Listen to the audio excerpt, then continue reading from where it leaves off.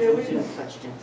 What's up? If we have a runaway, can you just mute everybody? They mute upon entry. So, I So, mean, but if we have people that unmute. yeah, if you tell me to mute, then I'll Just mute. have to, if I could just look at you and be like, yo. Sure, but that'll be on camera. Look at the idea. Yeah. But yeah, just let me know. All I'll right, be looking at you the whole time. this is gonna be. It's gonna be interesting. All right, streaming is running, just so you, On live. All right. Then like a fun trip. But he can still pick it up.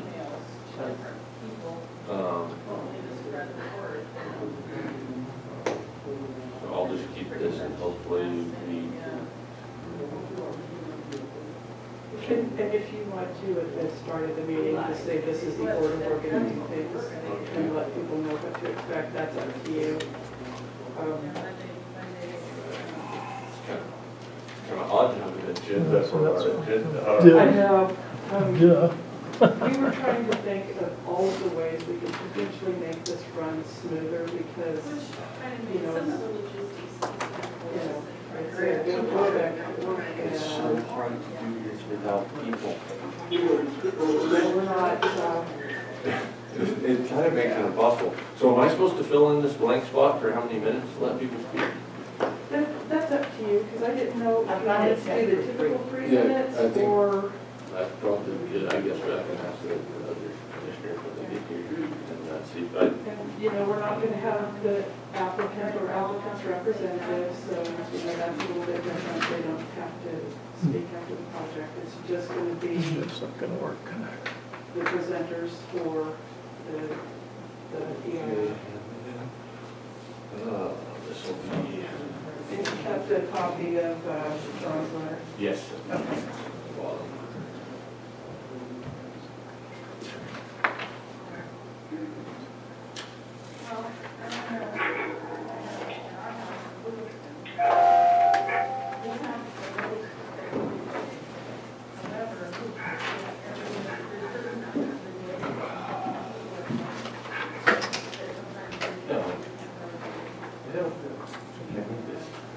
Okay, we'll take it.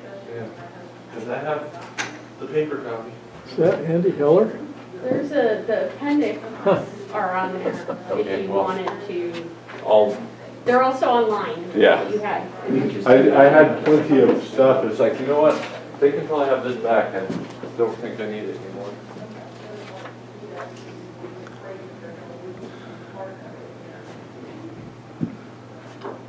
Is Debbie gonna take roll call or?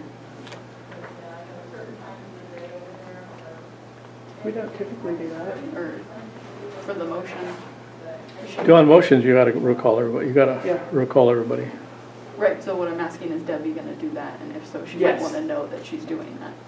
Yeah. Cause I don't, okay. Cause I think she thinks she's sitting right there. No, she's sitting right here. Oh, okay. Cool. Just wanna double check. I mean, we probably, since we put Graham over there, we can probably put her over here. Yeah. Yeah, I don't care. Heard from anybody else yet? Another commission. Well, we are starting at Hey. 6:15. Yeah, I know. And the guy, it's typical of the guy that comes in farthest gets there first. Which is kind of what you want, so.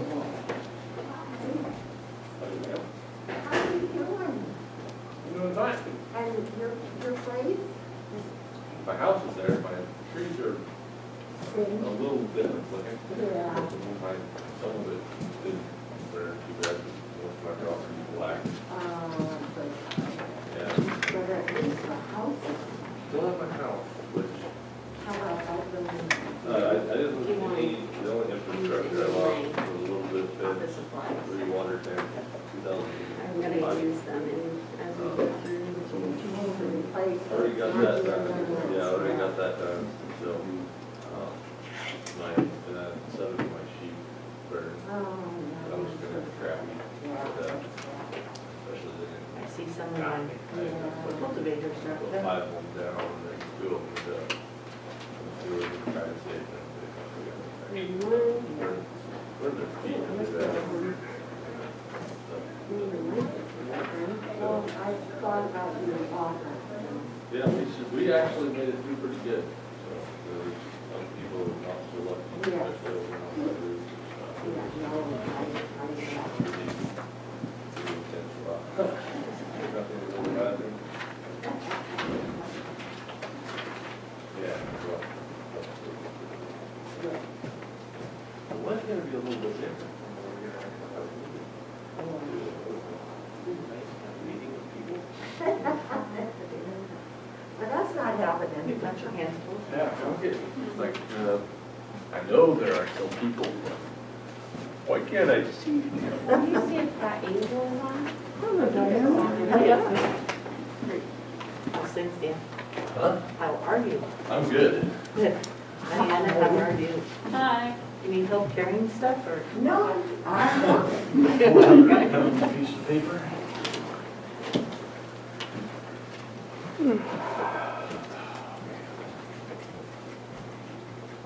Are you still on fires and stuff, Dan? I'm done with that. The fire's ended for me on the 12th. There's Richard. Fallen snags. Oh, I did run a cat for one day. I was a dozer boss for 14 days. I don't know. Engine captain for a few, whatever. It all blended together. Yeah. I was hired. Really? All those. That's interesting. He that's where he lives, or Care. lived, I don't know. You got a big chunk of land, so Your house is big as We're definitely interested in what's going on. Mobile? Structure is fine. The one Burned my who's property, first. but burned Daniel? David or Daniel? I think Daniel is it. two Okay, houses, it's a big Yes, 3 13 houses That's a lot. Right. in the But it valley. was not just during the A couple presentation. just out of the valley. Right. It was a lot worse. It was, You're answering. We were able to come to a conclusion on that at 7 on the cultivation side, because there's no those on the cultivation side here in the school. what did you come up with? Biggest loser in each category or each winner? No, overall. Overall. Yeah. The one on the outside. Probably, I don't know. We could Yeah, have the- tied I biggest seen losers. that guy today. Well, figure it out. Double tree. Yeah, I was trying, where is it? What would your Gonna be- preferred? So you say sweet treats like donut, cookie? It's up to them. Okay. They gotta do it. Give them a little freedom. I'm gonna get for end muffins. Oh, I would totally eat and those. and fig Newtons. Very nice. Daniel said he tried kombucha for the first time yesterday. And now he's addicted to it. Who has this?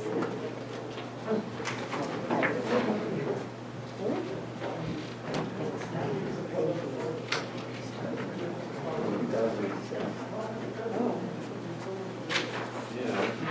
I like it, but I don't know if she wants So it. strange. I do want it. I never missed a meeting for a long time. I know.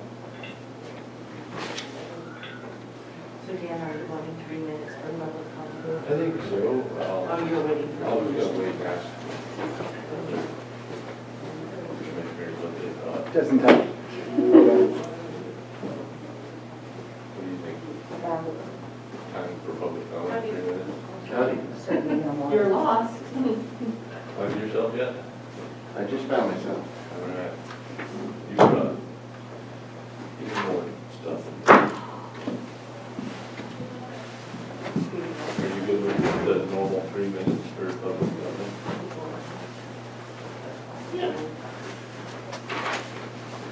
She's got any questions? We guess. Well, yeah.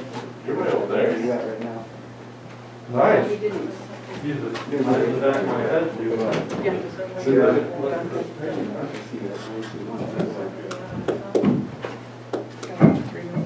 You can go over here if you want. I think it would be 6 You want to sit over there? Yeah. I'm here now. This after so Come on, far. Duncan.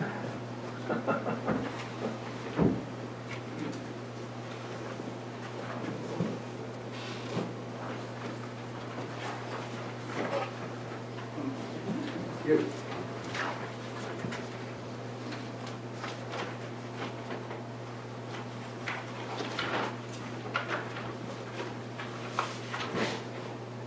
So Mary, if you want me to wipe it, like after I'm done, I'll do it for you. I was just thinking about detransitioning. I've got a wipe ready to pull back, broken in half, so you won't have to sit there and struggle. Thank you. Yeah, just pull it out. Yeah. Set a good example. I want to set a good example.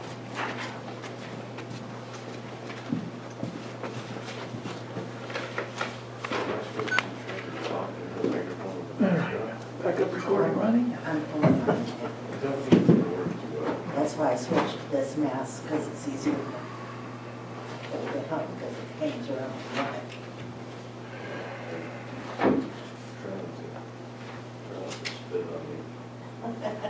Thank you.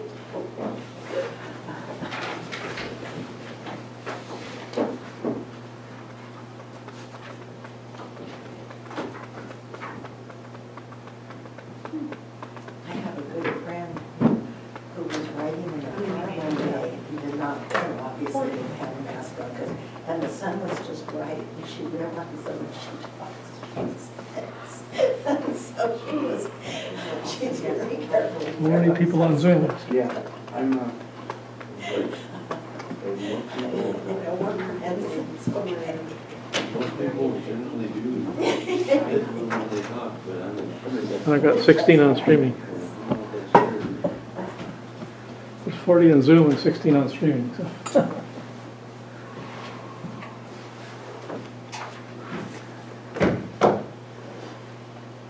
6:16.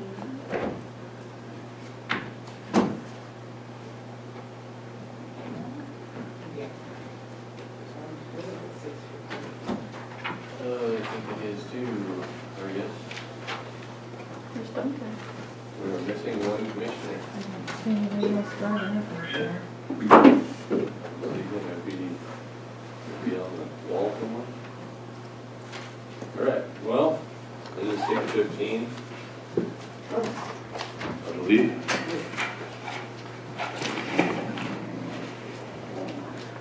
We will call the special meeting, November 19th special meeting of the Trinity County Planning Commission to order.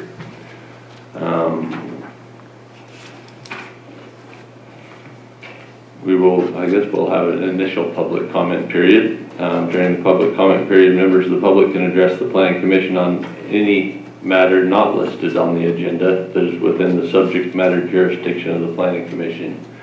Would anyone like to speak on any matter not listed on the agenda?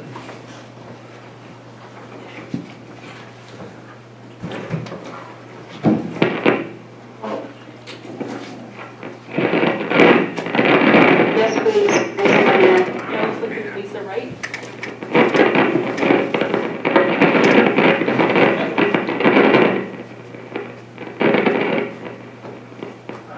Hello, may I speak? Yes, yes. Good evening, Lisa Wright from Lewiston.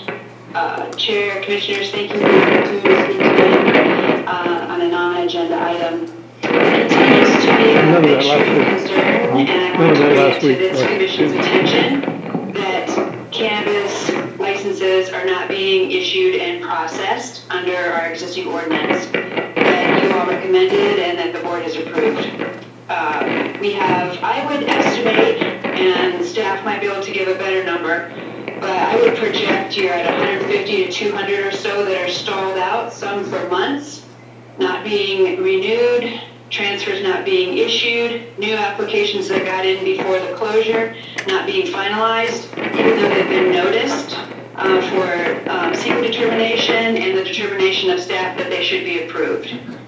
The only information, we've actually been told by staff, don't ask for updates anymore, which I think is totally inappropriate. And there is a complete paralysis that's going on currently with this administration. So I urge you as a commission to please take a closer look at the operations of the planning department, particularly the cannabis division, because this paralysis affects the economy as a whole. recently we passed a tax that you're not going to bear the fruits of because you won't have licensed cultivators. That's really, it's becoming that severe. People are going to not be able to continue with their state licenses or to receive their state licenses or be disqualified from their state application process when they're following absolutely all of the requirements by law and by Trinity County Code.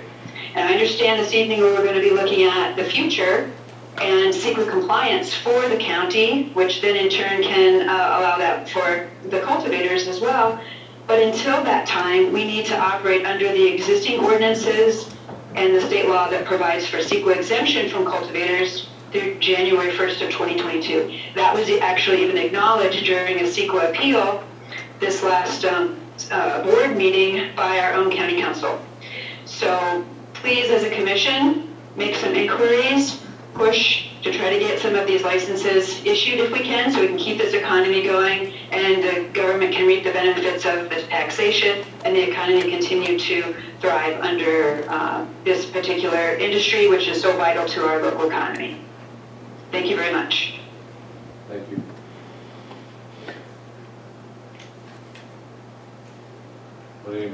Would anyone else care to speak in the initial public comment period?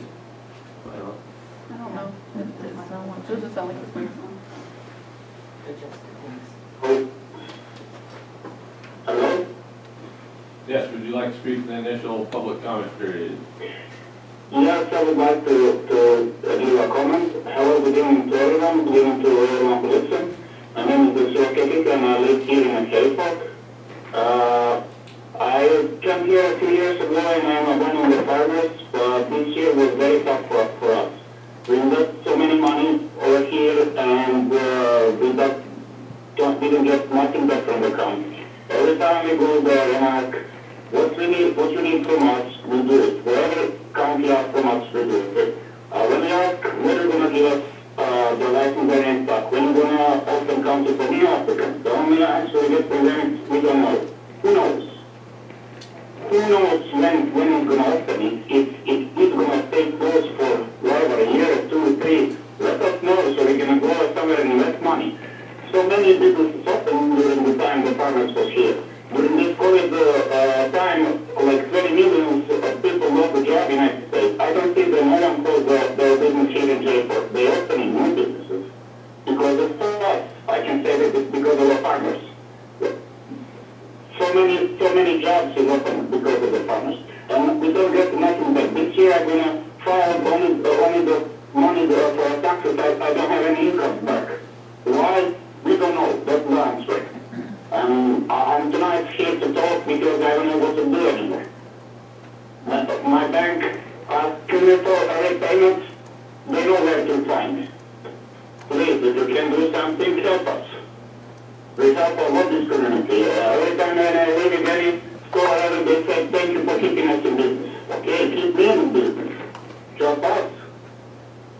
That's it. Thank you very much. That's for me. Thank you. I would like to say something on that, if I could. Chair, for On I it. want to ask them who they are for the record. Can you state your name and for the record, please? Bob Puga, P-U-G-A.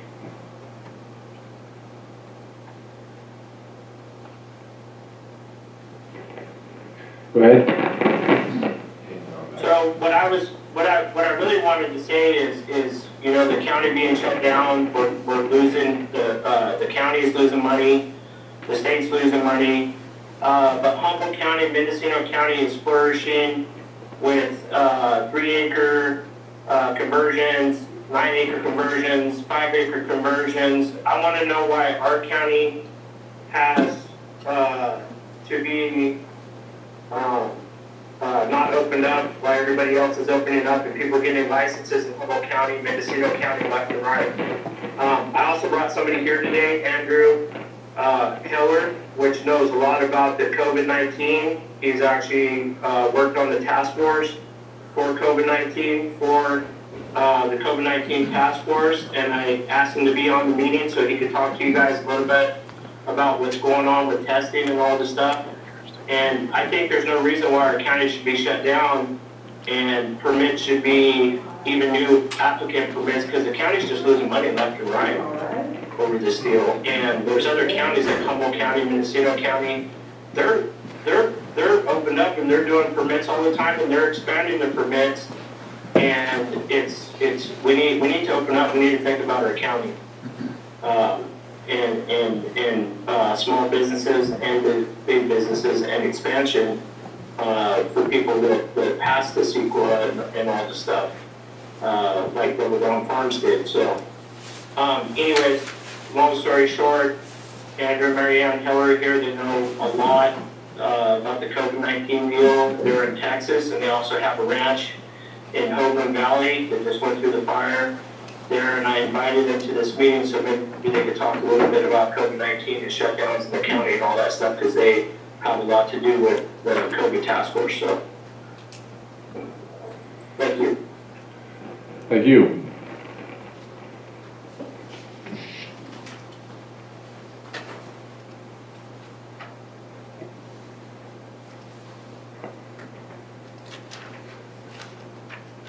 Any other public comment before we get to the agenda item?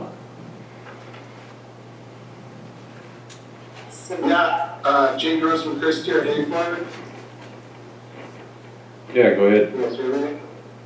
Hey, I guess part of my comment here is, you know, I'm by no means a specialist on any of this stuff, but I'm just logged in. I haven't heard what anybody else has said.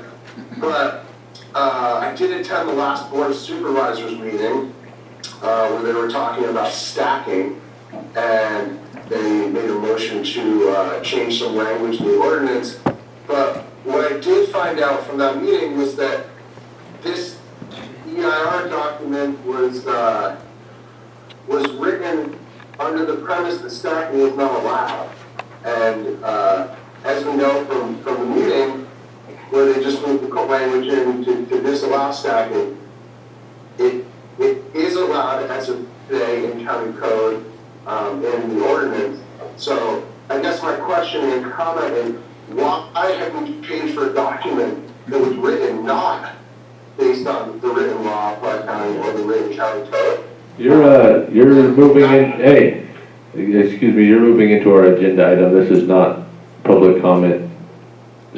This is public comment on issues that are not on the agenda at this point still. You're moving into our... I'm sorry, I didn't know where we were at. I guess my comment then would be, is there any sort of agenda to issue renewals from the planning department or issue any of the licenses that are pending? Is there anything on that agenda? Is there any of this been agenda to talk about, or are we just not going to have licenses?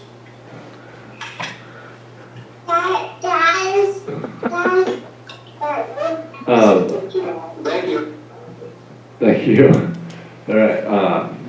We have had a lot of questions about issuing of licenses and renewals. I don't know if there's anybody from staff that could or would answer that question at this point, or if that's an issue for a later date. But it is something that we've heard a lot of already. So if anybody can, it would be nice to hear.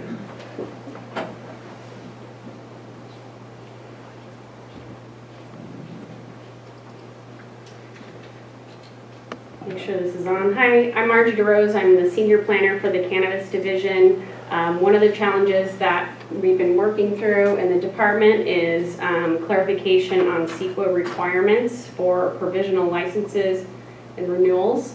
And we're hoping to get that defined for us very soon so we can establish a process to move all of these renewals and new applications forward to issuance. Thank you.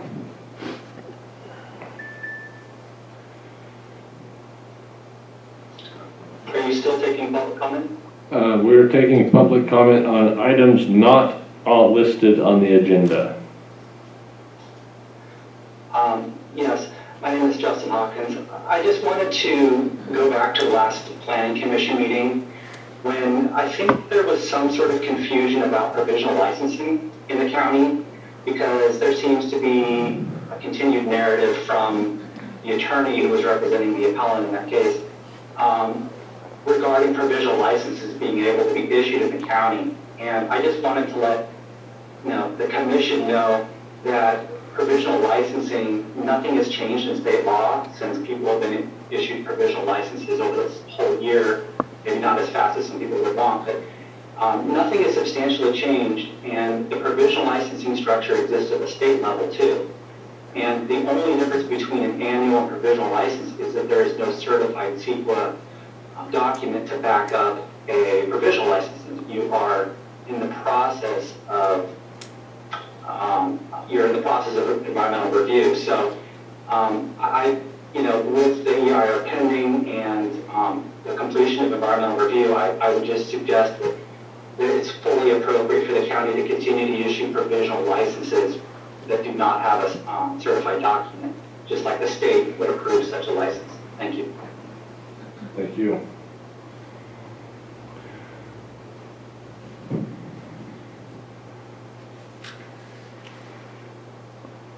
Any further public comment on agenda items or items not on the agenda? Thomas Dow, Hayfork. What are the likelihoods that we will see our licenses in 2021? Based on me, I sold my house, everything, came up here to do this, and I'm sitting here looking at an empty lot. So while I sit here, I also own property in Nevada County that has no problem issuing licenses right now. So I'm wondering why I'm investing in a county that's not going to accommodate me, my family needs, or the needs of my business, when there's other counties in the state that will allow me to do the exact same thing under different circumstances. And honestly, I'd rather be in Trinity. But I have to provide for my family like a lot of other people here do. And we all just want to know, when are we going to see our license?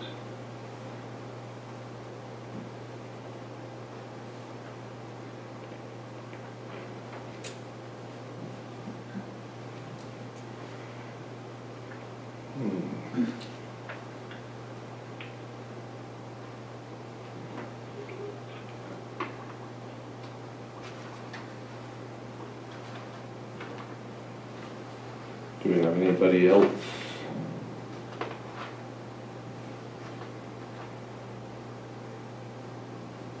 Didn't say anything to it, huh? I can't answer that question. So,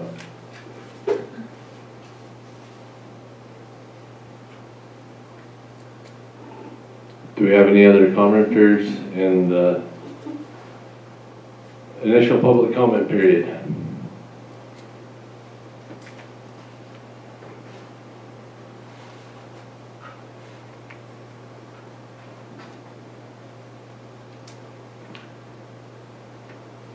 Hearing none, we will close public comment and move on to agenda item number 1. The Commercial Cannabis Program Final Environmental Impact Report and Ordinance Amendments.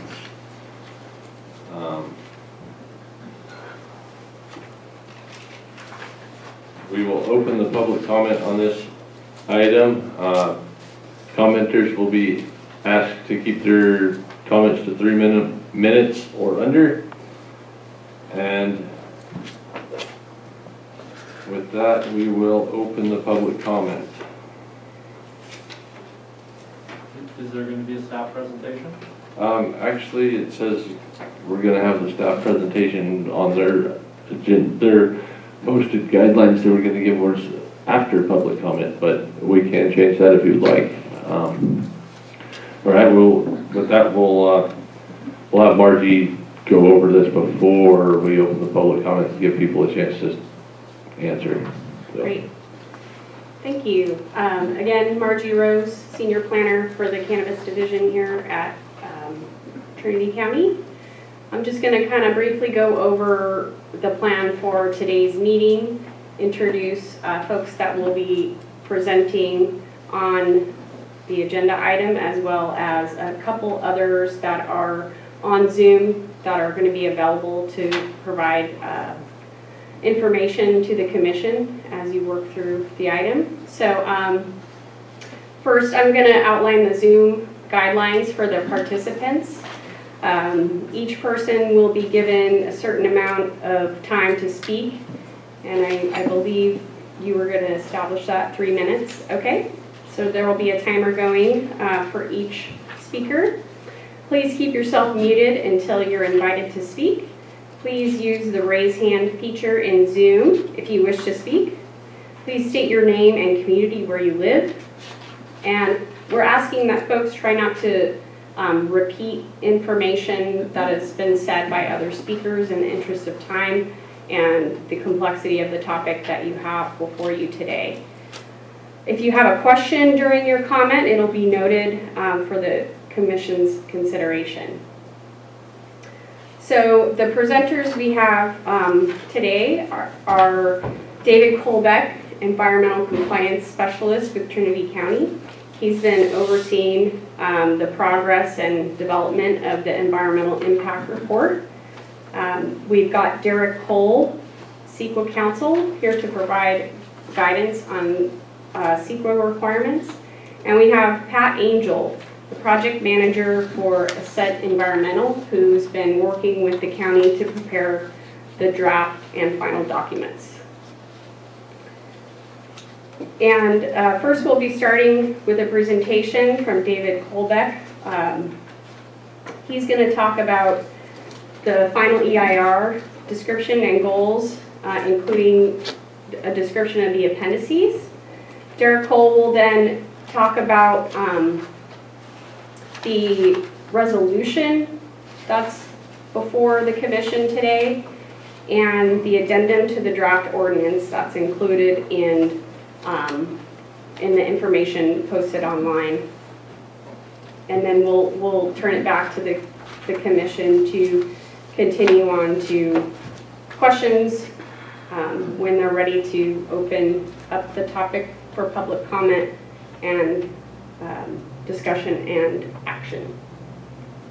So we're going to start off with David Colbeck's presentation.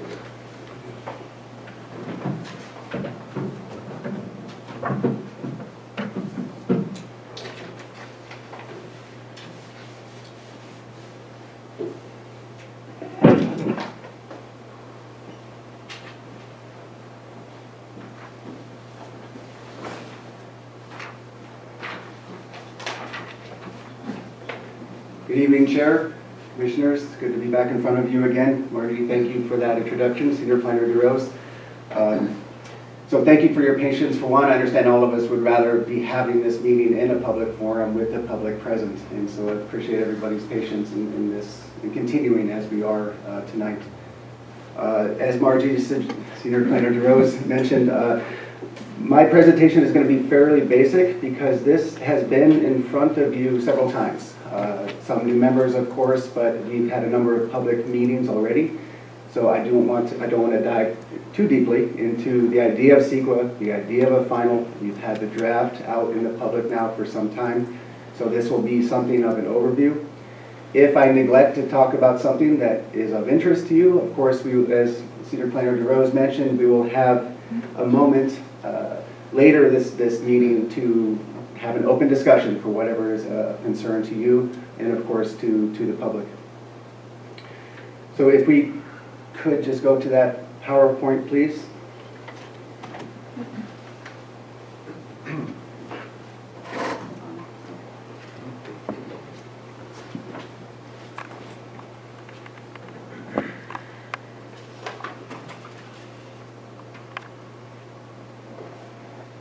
So typically, sure. The good to go sign? Excellent.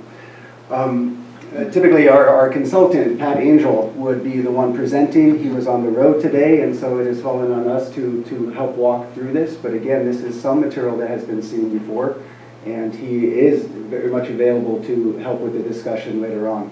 So I thank him for his fast driving today in order to excuse me, make it to this meeting. So again, of course, we all know, the agenda item here is the final EIR for the cannabis program. It was issued, I should say, or made public just last week. Not a lot of time to look at it, but it is, and it is a fairly large document, I understand. I do want to point out that, yes, a lot of the components in it have been available to the public for a year now or so. So this is where we are.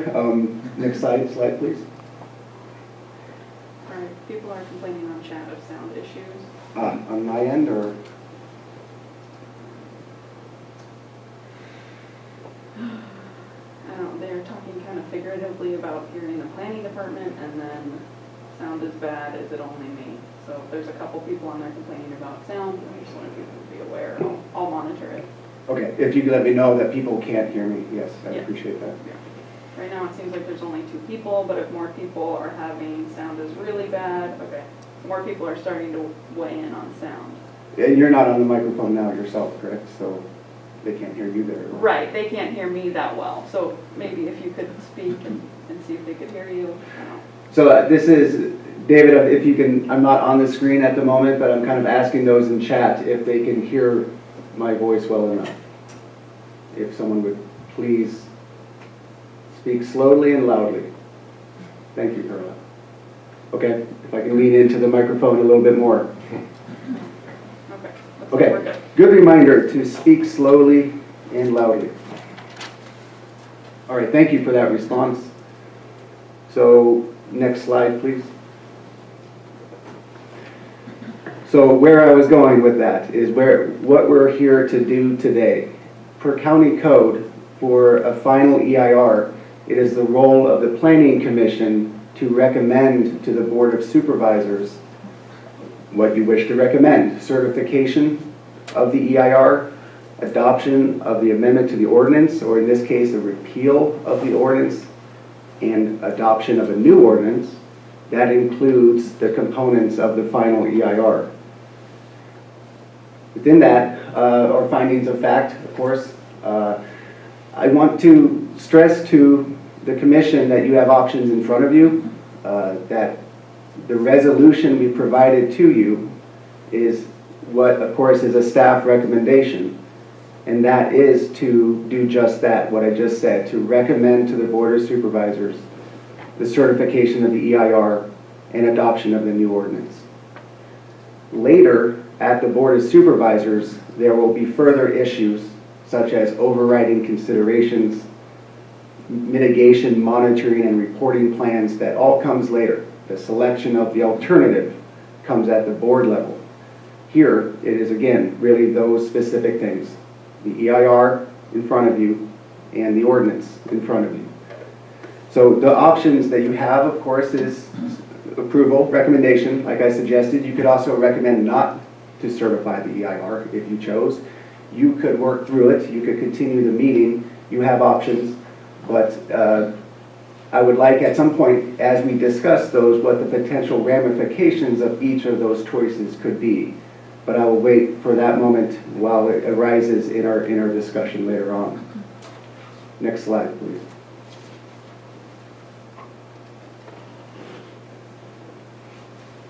So first is a very quick overview of the cannabis program. Of course, many of the audience and commissioners yourselves are very well aware of it. We are talking about Chapter 43, Title 17, Trinity County Municipal Code, regulating zoning. And specifically here, 17.43 is the cultivation part of the ordinance. Following that are other sections, A through F. And I'm highlighting this because that is specifically referred to in the ordinance in front of you. Where at some point we had talked about the idea of rolling all the ordinances into one big document. What principally has occurred here is that the cultivation, 17.43, has been amended. The other sections, A through F, are referenced and referred to. And I will leave that to Councilor Cole to speak to perhaps later on in terms of the details of that resolution. Next slide, please. So what is CEQA? Very basically, the California Environmental Quality Act. Its principal function is as a means for public disclosure, so that the public can be informed and aware, and any deciding body can be informed and aware of the environmental consequences or impacts or benefits of any particular project that it's applicable to. Again, public participation is essential, and I can highlight the means that we have gone through, the methods we have used in order to engage the public during this process for both the draft and the final EIR. To be specific, in terms of a final EIR, there is not a requirement that it is made available to the public. I know what that sounds like, but it is part of the process. We're here in these meetings between the commission and the supervisors. That is the forum for public engagement. That is the forum to have their voices heard. It's not the same as a draft EIR where there's a certain amount of time, 45 days, to solicit those responses. Purpose of CEQA, of course, is to identify any potential environmental impacts, to avoid them if possible, or mitigate them if not possible. That is the general function of CEQA. Next slide, please. Again, it's an informational document, and I'm going to breeze through this, analyzing environmental effects, in this case, of the cannabis program itself, not individual sites, but the program overall. Disclose information about the effects a proposed project could have on the environment, the mitigations that we've all been combing through, potential feasible alternatives to the project as it is currently described, and that again is the 4 alternatives that are listed in the draft EIR. Next slide, please. Of course, the public comment component, as well as state agency comment period, which we received 3 comments from state agencies. And it's a tricky note, but it's understanding that an EIR is not the project itself. An EIR is just a public document for disclosure. It's the ordinance that is the project.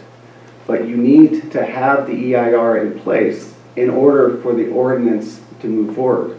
They're kind of part and parcel. This process has been a little bit backwards in terms of having a project first and then an EIR rolled out. In some ways, what we're doing is we are going to now forget about that existing ordinance for a moment, focus on the EIR, and then re-adopt, or not re-adopt, but adopt that new ordinance that incorporates the appropriate components. Interesting process, I know, but okay, we can leave that. Next slide, please. What an EIR does not do, it does not require mitigation for existing environmental conditions. It is only speaking to the effect of the program itself. It doesn't advocate for a project. It really is just disclosing information. It doesn't require denial due to significant environmental impacts. I referred earlier to the idea of overriding considerations. That is a finding that the board may adopt, but may not. It doesn't need to be discussed here unless you wish. And the EIR does not address economic and social issues, such as property values. It is particularly only trying to look at environmental impacts, environmental factors. Next slide, please. The process that we are now in started in December 2018 with a notice of preparation. We developed a draft EIR. Once that was complete, we did the notice of availability and completion that was part of the 45-day public review period. Since then, we have gone through a number of public meetings, all the way through February 11th of 2020 of this year. But that brought us to the final EIR, which was the direction of the board at the time, was to continue with the process to the final. Where in this final, we provided responses to the comments that we had received, both formally in that 45-day period, as well as comments we received afterward. But that red arrow in the bottom right of that slide indicates that now we are to the point of certification and a decision on the project, which is, again, why we're here tonight. Next slide, please. So I just actually rolled through that timeline there. That's up in front of you with the notice of preparation, the scoping meeting that we held. I don't need to go through that again, but leave it up there just for a moment for people to look at. I do want to highlight that we, under request from commission and supervisors, the board and supervisors Board of Supervisors and Planning Commission, was to make the extra effort to actually go out into the public and present the draft EIR to each district, which we were able to do over a couple-day period in June of, I believe that date is wrong. Let's see. Yeah, I believe that date is wrong, but it should be June 1922 of 2019. We also held 4 public meetings. Again, this was in front of the commission in Hayfork, as well as several supervisor meetings that were joint meetings, and ending in the February 11th. I do want to note that the notes from the February 11th, that was not exactly specifically on the EIR itself, but we did consider that a moment to receive public comment. I can't see quite the bottom of the screen there, but the final EIR is what that's saying. That was just released, like I mentioned last week, on November 11th. That's when it was available online. November 12th was when we actually started receiving the first hard copies, which are now in front of the commissioners. Next slide, please. I'm going a bit quicker again. Okay, I will try to slow it down.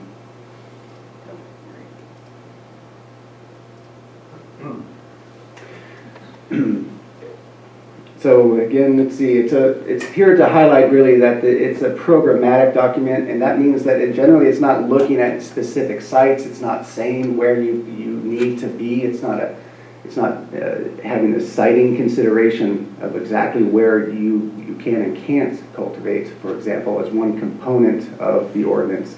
It's about the program and how to make the program, one, covered under environmental law, but also hopefully function better is the intent. And moving forward, it's a streamlining document that allows individuals to tier off of it that can lessen the burden on individual cultivators, for example, and provide an avenue forward that is more of a bedrock to the program. That being said, it's meant to streamline. There can be situations where individual cultivation sites, for example, need to go through further environmental review because they have unique circumstances on their particular parcel. That still remains on the table. That is something that will have to be decided on a case-by-case basis. Next slide, please.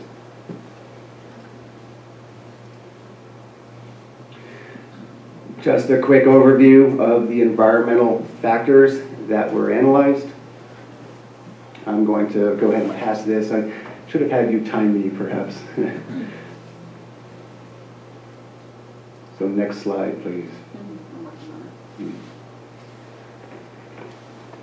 This is an overview, and we've seen this slide before, of the public comments that were received, 3 agencies, 2 interest groups, and 45 individuals. And again, those are all responded to in line by line almost, or point by point within the final EIR itself. Next slide, please.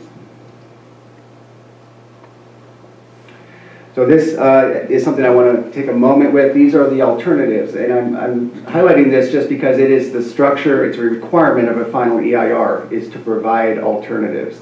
One alternative that must be provided is alternative 1, which is a no project alternative. I know there's been discussion of that in the past. An EIR is also required to provide an environmentally superior alternative. Those are the only requirements in statute, which is alternative 4.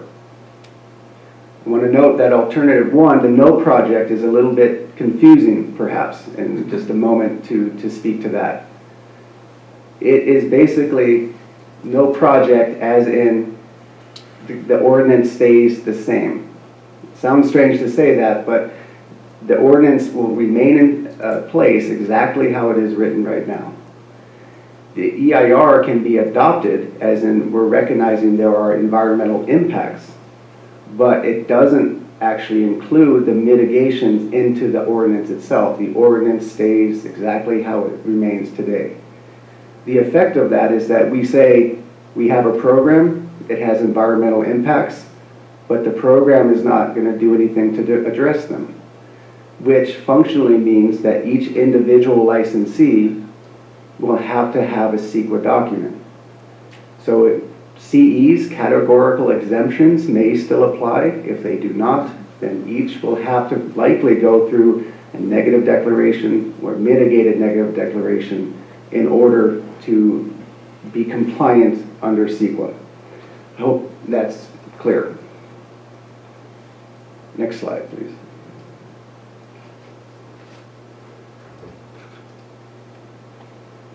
So this is the content of the final, which I've alluded to already, but just to highlight the different chapters.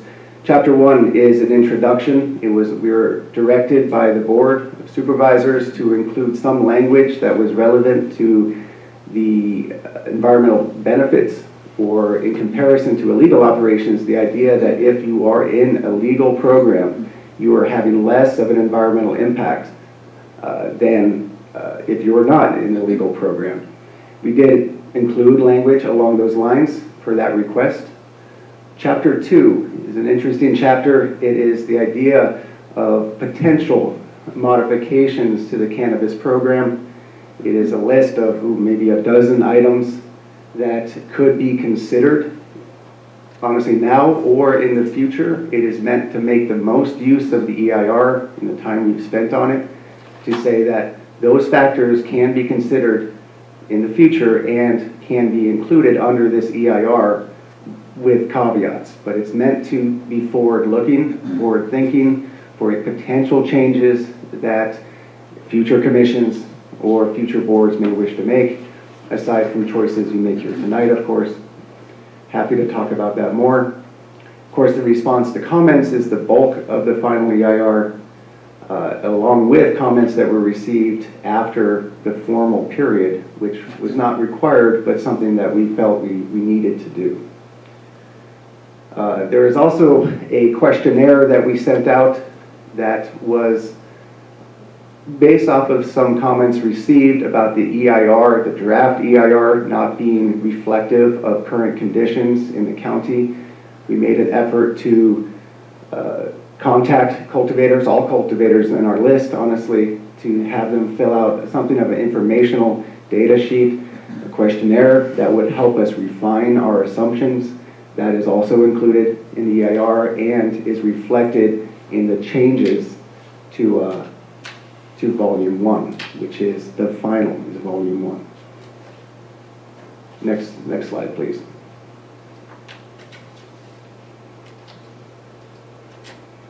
This is slightly awkward, I apologize, but this is the Chapter 2 I was just speaking to. This is the list that is included in that chapter of potential amendment, modifications. That's not worded entirely well at the top in the first bullet point, because they are not amendments right now, but they may be in the future. And so this is some of our thinking about how to, again, get the most out of the EIR, and I will leave that there for a moment. This can and will be discussed soon, I'm sure. Next slide, please. It's a 2-volume final, of course, so we chose to do that, which is not normal. Typically, you just leave the draft EIR alone and move straight to the final. We chose to actually reissue the draft EIR because we had a number of line item changes in it. So in reviewing Volume 2, it is very similar to the draft EIR, but we had struck through a number of language, a lot of verbiage. We had underlined new verbiage, and we felt that with a number of changes in trying to be responsive to comments, it was best to actually have those 2 volumes side by side for the sake of reading and reviewing. It's important to note that none of those edits that I just mentioned being highlighted in that Volume 2 are significant enough to require recirculation. which of course is a threshold in CEQA where changes are so dramatic that the public is not being well informed. We felt we did not hit that benchmark. Next slide, please. The appendices, very briefly. I know I'm going maybe a little bit long on this, trying to speak slowly. So very quickly is just notes from meetings. That is just for public information to see what we saw during those meetings. The questionnaire itself that I mentioned, we did not include the results. We did not include individual questionnaires just for the sake of privacy. And going through and redacting everything, we included what kinds of questions we were asking. I want to highlight Appendix C, which is essentially the environmental checklist, and that's something to focus on because that is how this EIR will be rolled out once it is adopted, once it is certified. It basically is the backbone of the requirement for anybody to tier off of the EIR. That is the intent. It is a checklist that goes through each environmental factor, that goes through each mitigation that is listed in both the ordinance and the final EIR, and so that any individual site can see how their site compares to the EIR to see what mitigations are required by, at that point, the ordinance and the EIR, and allows staff to review and quality control and check the information being provided. So while there may be 64 mitigations that are listed in the EIR, any individual site, whether it's existing, expanding, or new, will have something to say in that checklist. You can see where you stand after going through it. That is the intent. It's really where this thing becomes useful, honestly. And then some further attachments from certain comment letters. So I believe that's the last slide. I have additional slides that may be of interest later, and so perhaps Bella, if we could bring those up if required. But all right, I'd like to hand it over to Derek now with the intent of talking about the ordinance and the resolution itself. So thank you. Thank you. Good evening, commissioners. Can you all hear me? Yes. Good. Well, first and foremost, thank you to David. That was an extremely informative presentation, and I don't have a lot to add, but I will make a few points, and I want to spend some time talking about the ordinance piece and the ordinance that is before you. But before I do that, I'd like to make a pragmatic observation, and it builds off of something that David said, which is that the EIR that we're doing, that you're looking at, and the ordinance changes that you will be considering tonight, those will streamline the process. Those will allow staff to take that checklist that David mentions and allow us to, as staff, as council, as we process applications for existing licenses and for new licenses, to quickly work through that checklist and make sure all the mitigations are in place and to streamline the environmental review that must occur. And the sooner we have that in place, the faster we can address some of the log jams that the speakers spoke about this evening in public comment. And I want to make very clear to the Planning Commission that certifying this EIR and adopting this ordinance for this county are right now the two most mission critical items we can take to move the process forward. If we don't do these things, then a lot of the delays that you're talking about will continue into 2021 and beyond because of the fact that every license will need its own CEQA review. And so I just want to make very clear that if the council, if this county does not adopt this EIR and does not adopt this ordinance, the people who will suffer the most are the cultivators, both the existing cultivators and the ones who want to process new applications. And so I just, for the sake of the public who are on tonight and for the sake of the Planning Commission, what we are considering here is mission critical. in order to break the log jams and the delays. And I cannot overemphasize that. And if I didn't say that, I would be underemphasizing what needs to actually be stated. So I just want to make that practical concern or apparent to the planning commissioners. As far as what we have asked the planning commission to do tonight, we have written a resolution. And under the county code, the planning commission is the body that must make a recommendation to the board of supervisors as to whether to certify an environmental impact report. So under the county code, you serve as the technical and advisory body to the board. So one of the things that you are asked to do tonight is make a recommendation whether to certify this environmental impact report. The second item is under state law, and it's a state law called the Planning and Zoning Law. And that law governs the adoption of zoning ordinances. And the definition of a zoning ordinance includes any type of ordinance that will affect the use of land. And already our cannabis ordinances are codified in Title 17, which is the development title of the county code. And so what you are doing is adopting effectively a zoning ordinance as defined under the planning and zoning law.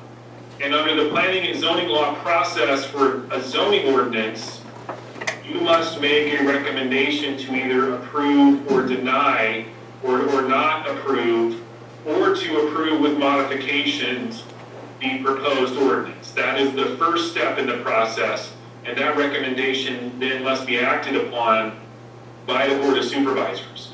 So what we have prepared for you is a very simple resolution that will give you the ability to recommend approval if that's the pleasure of the council, or if ultimately you feel that we shouldn't certify the EIR or we shouldn't adopt the ordinance, then you can recommend against approval, and then staff will take your recommendation to the Board of Supervisors, and then we will present that to the Board of Supervisors at a hearing in December. One thing the Planning Commission can do procedurally, if there are things you feel we should address, is give us a list of items. So, for instance, if you feel that there are certain items that should be included in this ordinance, and you would recommend the ordinance if those items were included, then you can let us know, we recommend the ordinance, but here's a punch list, a bullet list of things that we think we should add. And if we add these things, then we as a commission can make a recommendation to approve the ordinance. So I just want to let you all know that you can make those recommendations, but our preference as staff is to get the substance from you, get the bullet list, get the idea if you feel there are things we should add, and then we will add that and transmit your recommendation to the board. So we can address that after public comment, but just for the sake of process, so the public knows, is you're a recommending body. You're going to make a recommendation as to this EIR, and you're going to make a recommendation as to the ordinance, and you have the discretion to say, well, we'd like to add some things, and if that's the case, staff can facilitate that discussion, and we can help you add those things. But I do want to emphasize that if we do not adopt this ordinance, the county does not adopt this ordinance, it does not certify the EIR, the process that we have now is going to basically be incredibly slow. We're not going to be able to process applications, and for the new growers in particular, there was a discussion about when can we start processing new license applications, and I made a presentation to the Planning Commission in a previous appeal, but I do want to emphasize that we cannot process new applications without them doing their own entirely independent CEQA review. So they have to do an independent study, they have to go through the process, and they run up against the cumulative impacts problem, which is if you're going to put a new license in an existing watershed, now you've created a cumulative impact, and that would trigger the need for an EIR. So as a practical matter, then those who are wishing to pursue new licenses at this time they're the ones that actually benefit the most by this action, because we're effectively identifying the mitigation measures that would be incorporated into their applications, and then it gets to that checklist that David is talking about. So the folks who should support these actions the most are those who are new growers, because these actions allow us to speed that process up. But I cannot overemphasize the importance of certifying the CIR and adopting the ordinance. And so let me make a few comments about the ordinance, and then I'll stop and turn it over to the next staff member. The ordinance, first of all, I want to apologize to the Planning Commission and to the public. So there was a version of the ordinance that was posted last week. There are portions of chapter 17.43, which is our existing development title, that were outdated. These are not parts of 17.43 that we are changing. It's just that the cultivation ordinance has been somewhat of an iterative process with the Board of Supervisors. They have passed the original ordinance, and they have continued to add and amend it with extension ordinances. And so the original version did not capture what the code has codified as chapter 17.43. It did not capture all of the changes the board had made through the date of the ordinance that we're presenting to you.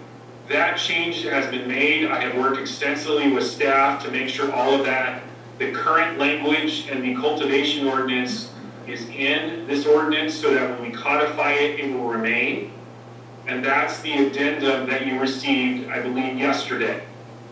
So, but I do want to make clear that we're not changing that language.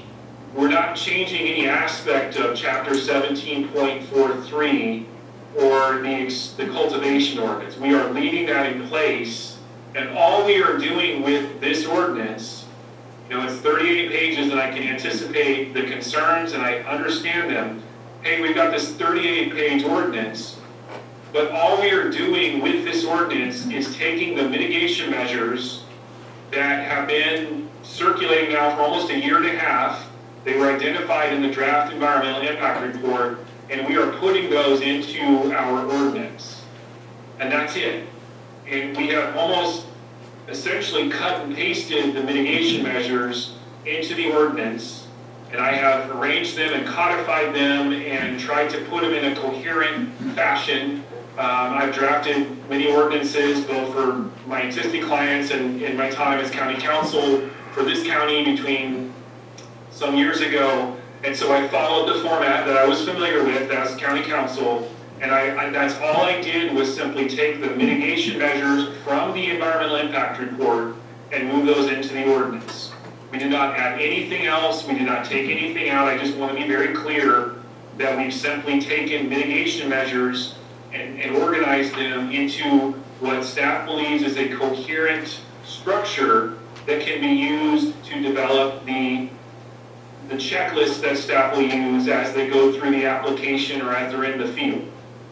And we've done that by creating a new chapter 17.43 capital G, which will go at the end of chapter 17.43 for that whole title. And that will add the mitigation measures that are common to all land uses. So manufacturing, cultivation, everything. The EIR in the mitigation measures has sort of two classes of mitigation measures. The vast majority in one class are applicable to all cannabis uses. And so we have taken those and put those in chapter 17.43. And then there are some that were applicable only to cultivation. So we have taken those and put those into 17.43. And I realize my mistake. Those applicable to all cannabis uses are in 17.43G. And then what we've done is we've amended 17.43 with those few cannabis mitigation measures that are applicable only to cultivation. And that's the organization. And then we've added one section to each of the chapters, 17A through 17F, or 1743A through 1743F. And we've added a section in the middle of each chapter to say you have to satisfy the mitigation measures in the common mitigation measures section or chapter, which is 17.43G. That's how the organization works. I'm happy to answer questions. I know when you look at it, it's a 38 or 39 page document, and believe me, I can understand the view that we're adding all kinds of new things, and you know, believe me, are we adding things, taking things out, what's in there? But I want to be very clear that all that is in there are mitigation measures that have been on the street for almost a year and a half. And so the action we're taking tonight is simply putting those mitigation measures into our organic law, into our county code. And that's what that will intend. So I will stop there and turn it over to the next staff member. And obviously I'm happy to answer any questions about these points or any other legal points. Thank you. All right. Bringing it back to the commission. Commissioners, do you have any questions for staff or for the presenters?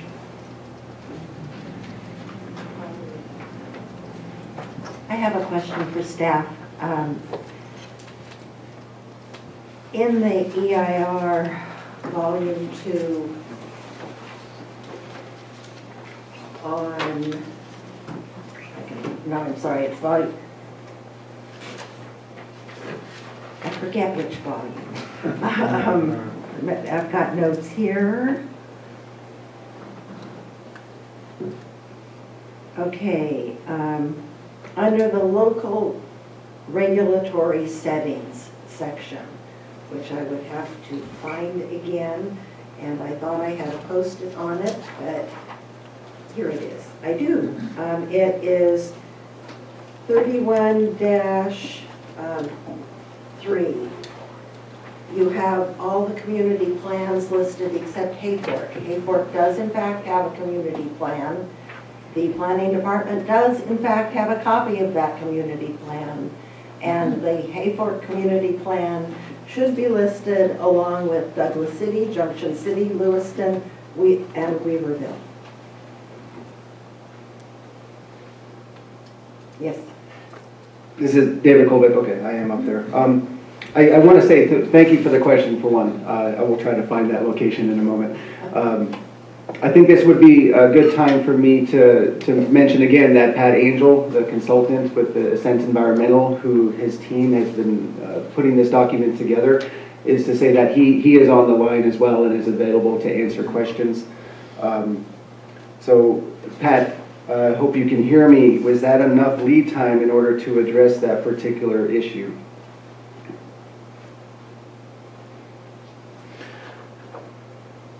Well, let me first understand what the question was.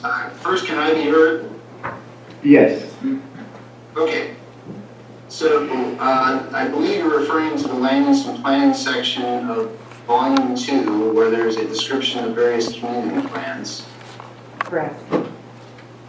And I wasn't sure which one you were making reference to. I think you mentioned Hayfork. Hayfork is not listed. Under local, it's under the section that is regulatory settings. You have federal and state, you turn the page and you've got local, and on the next page it has a list of the local communities with community plans, and Hayfork is not present. So to clarify that, if I could, each section, each factor that is analyzed and impacts are provided has a regulatory setting in it. So it is, I'm searching for what particular chapter or section it is 31-3 Section 3.11 of Volume 2. I see. Okay. Okay. Thank you. No, she's correct. I would have to do a little research on why that's not listed. There may have been reasons why it didn't provide maybe a descriptive discussion of or policy guidance in regards to land use. But I would need to dig a little further. Okay, because I would just like to say that Hayfork's community plan is no older than anybody else's community plan, and should should certainly be a part of the document. If you give me some time, I can look that up while there's other discussion Thank you. and get back to you tonight. Thank you. Thank you, David. Any other questions of staff? Yeah, I have a question. I have a question about the historic districts. It mentions section 3.5, the archaeological and historical and tribal cultural resources.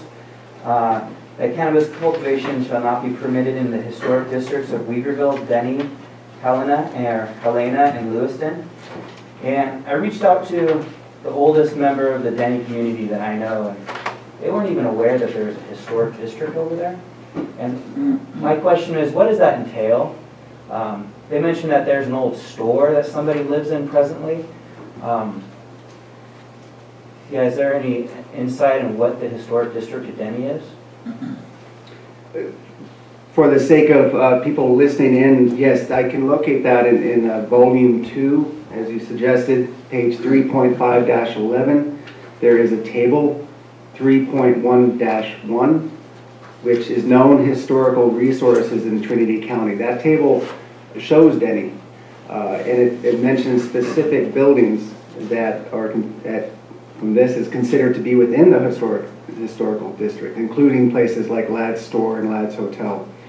It also lists, what sort of structure they are. As of interest to CEQA is the National Register of Historic Places, or California Historical Register. These particular locations in Denny that are called out are not on that list, but they are considered to be eligible but not formally listed, evaluated as eligible. And some are listed, I believe there's 18 specific locations in that table, and 5 of those are considered to be locally important. So the question here is really, what is the impact to it? And so this document is saying is that, of course, CEQA has a concern for historic locations, archaeology, tribal resources, cultural resources, so those would be considered cultural resources. And so if this program, in terms of commercial cannabis operation, were to impact those locations, then there's a concern it's potentially significant.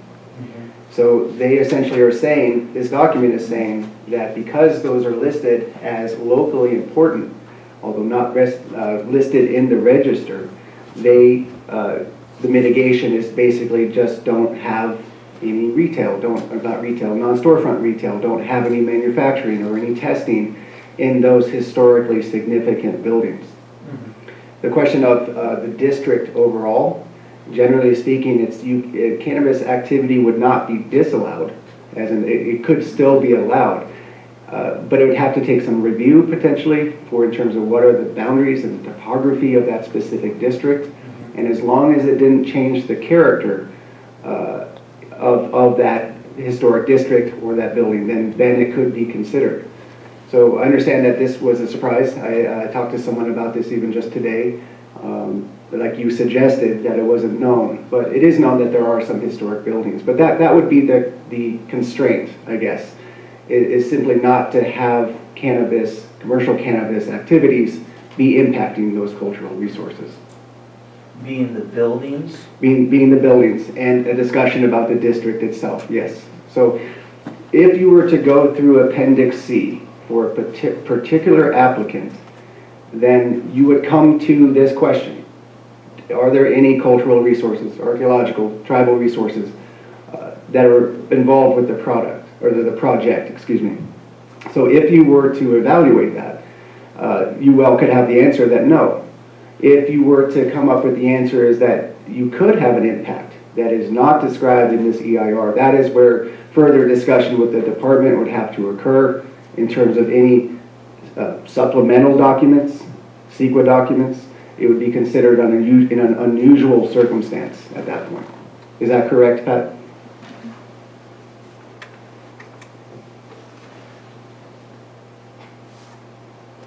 Sorry about that, I didn't realize I was on mute again. In the case of Denny, it's designated potentially eligible. It's not a actual designated historic district.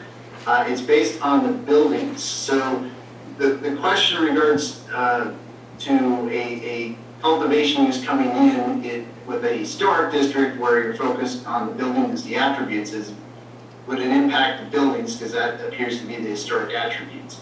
If it doesn't, then you don't have an issue here. Now, there can be some clarification added to this mitigation measure, because that's frankly the key, is not to result in impacting the contributing factors. And it appears from the materials I looked up on Denny, it's the buildings that make it potentially eligible. But it's not been formally designated by the state or any federal entity as an actual historic district. It's just identified as eligible. Thank you. I hope that helped, or maybe it confused matters further. Yeah. Any, I have a couple of questions.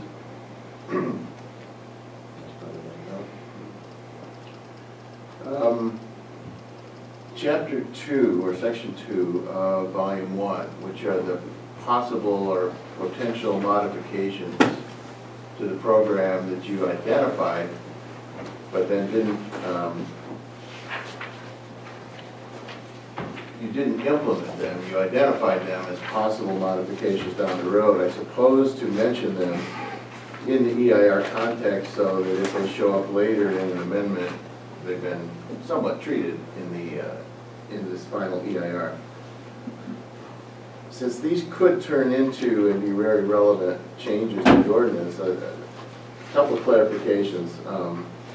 The opt-outs, which are 2.1.1, commercial cannabis opt-out areas, there's a reference to how one might be created. The last paragraph of that section above environmental analysis talks about creating one with a resolution of the board, or whether it's an ordinance. I'm not sure any of that's relevant to the EIR, how the board actually creates them. It's sort of an administrative thing. My belief is that an actual opt-out would have to be implemented as an ordinance, as a land use ordinance. But the process of how you go about getting an opt-out on their agenda could be a resolution. So that, if that's the distinction there. And I'm going to come back to a theme multiple times having to do with density. The cumulative effects of density or concentration of licenses in any geographical area. And I think one of the mitigations is the opt-out. So I think it's important to get that clear, that if a process is implemented, this EIR does anticipate opt-outs as a mitigating measure. Okay, the next comment I have is 2.1.4 on stacking. By appearing in this chapter 2, I take the inference that stacking is not part of the program. It's being considered as a modification to the program. Is that an accurate inference? Yes, and it is. This EIR is based off of the previous existing 16 cannabis ordinances and amendments. And so included that, there was some hang up, of course, the public is aware of in Ordinance 315-843 of language. But the EIR is principally built off of those pre-existing ordinances, regardless of any recent board activity. But that being said, the EIR itself is fairly silent on the issue of stacking itself, because this programmatic EIR doesn't really say where a cultivation site, for example, is going to be located in the county. It just says if it is located somewhere in the county, if it is a license that's active on the ground, then it needs to follow these mitigations that are applicable in order to reduce environmental impact. So it is, while it is built off of an ordinance that principally doesn't include stacking, it really doesn't say much to it except for in chapter 2.1.4, like you mentioned. Which brings me back to density. So clearly stacking licenses on a single parcel increases the density on that parcel of the activity, right? notion of the concentration or the density of licenses in any one area is not really treated in the EIR as a concept, at least I haven't found it. And for instance, were it to be considered as something that could be mitigated, and stacking might trigger such a study, you might mitigate it in a way that says so many square feet of cannabis canopy per unit of area would be reasonable. I'm getting a little ahead of myself here, but I'll point to recent appeals of license issuances, which were very much based on an issue having to do with density. The complaint of one recently that turned out to be moot, the appeal, was specifically that this next license breaks the camel's back. It's one too many. And that, I think, is the public saying there is a density or a concentration issue to be dealt with. Somewhere in this document, it actually points out that most licenses are in the areas where the larger population is in the county. I mean, the grows are concentrated around where people live because we put it in rural residential, I think. And I would like to see Chapter 2 add the notion of addressing density issues in a variety of ways. Zoning is one, opt-outs is one, the amount of canopy cover per unit of area, maybe 2 type 2s per quarter section. I mean, I'm making that totally up, but something like that I think would be something I'd like to see addressed in Section 2. That, kind of a roll-up or an omnibus discussion of the impact, the cumulative effect of grows that might be mitigated in the density context. Are you, just a question for you, are you asking a question or are you starting the commission discussion? That's a good point. I was actually just going to bring that up. There's quite a lot in there, Commissioner McHugh. So. I did say I was getting ahead of myself. Yeah. All right, I'll reserve that. I'll come back to that. Okay. Is there something specifically you're asking me to answer now, though? No, I think you answered my question on stacking. Okay. Let's see if there's others for questions. I think that's all my questions then at this time. I do have another question. We had a discussion yesterday and we touched on this in our discussion, the one that I had with you yesterday, but I'm going to ask it here. Let me take this off. I'm going to ask it here so that it's part of the record, and that is retail, storefront retail, where the public can walk in and buy a cannabis product.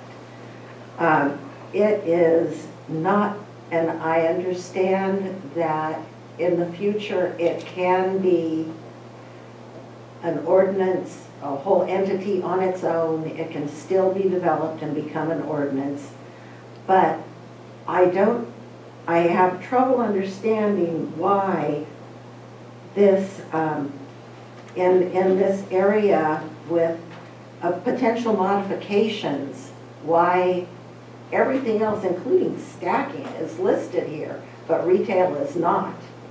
I also am still having difficulty understanding why it's not listed in Table 2.3 under Development Assumptions, where there are assumptions as to how the program is going to develop in the future. Obviously, retail is one thing that is going to develop in the future. It seems to me that that should be listed under developmental assumptions. And I just have a difficult time understanding the reasoning. So the question is, why was retail, storefront retail, not included in this EIR? Okay, I understand. I'm going to defer to Pat and Derek, if I could. Do you gentlemen have something to add to this?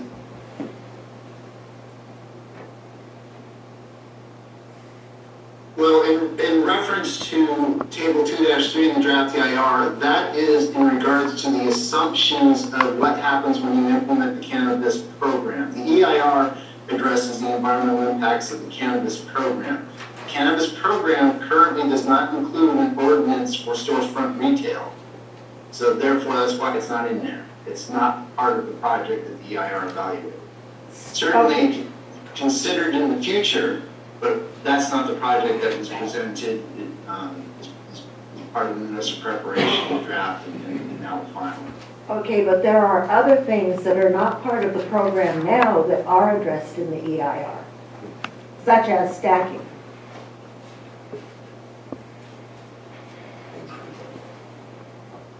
As I think was mentioned in David's presentation, stacking was identified as a possible modification to the ordinance to be considered at this point. And what Chapter 2 does in the final EIR says, should you consider such an edit, does that trigger an impact that the EIR doesn't look at right now? And storefront retail was not one of the items identified by staff as part of this list of possible changes at this point. And I'll defer to staff for any further discussion on consideration of storefront. I find that pretty incredible because we've been discussing retail for off and on for at least a year and discussing it quite considerably for what, the last 6, 7, 8 months? So I find that pretty incredible. I would add, Commissioner and members of the commission, that, you know, ultimately where the board defines the scope of the project. I mean, staff worked on formulating the project description, but and we presented that, but the board has had through, you know, its workshops and its meetings given staff some additional direction to consider some additional matters. And so that's what we're responding to. You know, certainly storefront is something that can be looked at, but from a legal standpoint, it's really going to be a separate project that we can't work into this process that we're in now. But that doesn't change that it's a perfectly valid thing to look at and something that should be looked at. It's just we would have to essentially treat this as an entirely new facet of the project, and that will slow us down, possibly trigger, you know, recirculation and other things that just really are not good for us at this time. Okay, so in order to have storefront, would we have to have a whole separate EIR for storefront? Or is it something because it would be perhaps in an existing building that might not trigger?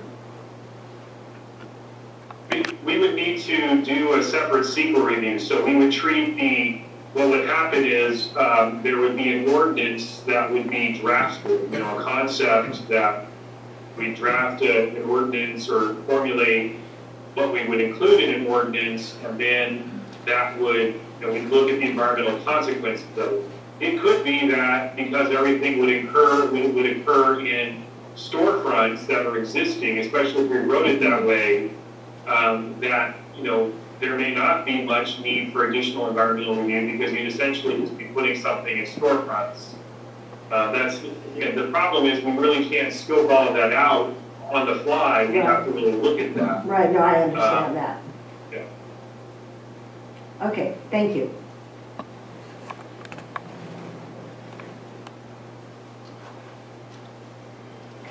Any further questions for staff? Yeah, I have one more question.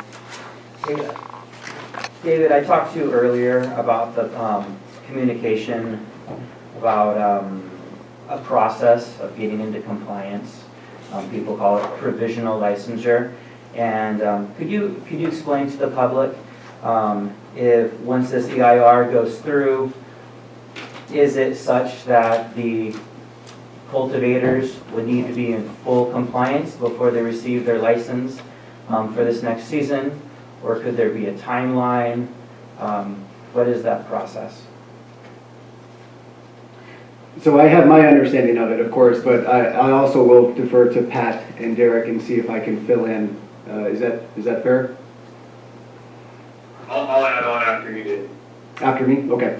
So my understanding or my interpretation of how this would actually roll out would be along the lines of as a license is needing to be renewed, which in this county there are annual licenses that are issued, And there's kind of a rolling series of them that are throughout the year. My understanding is that when a license is up for renewal, after this ordinance is in place, whenever that may occur, and the EIR is included, then at that point, then each license would need to be preparing the checklist in order to get their new license. So in some cases, that may be fairly easy. And I'm not trying to be overly optimistic by any means, but I'm understanding there will be a learning curve here, of course.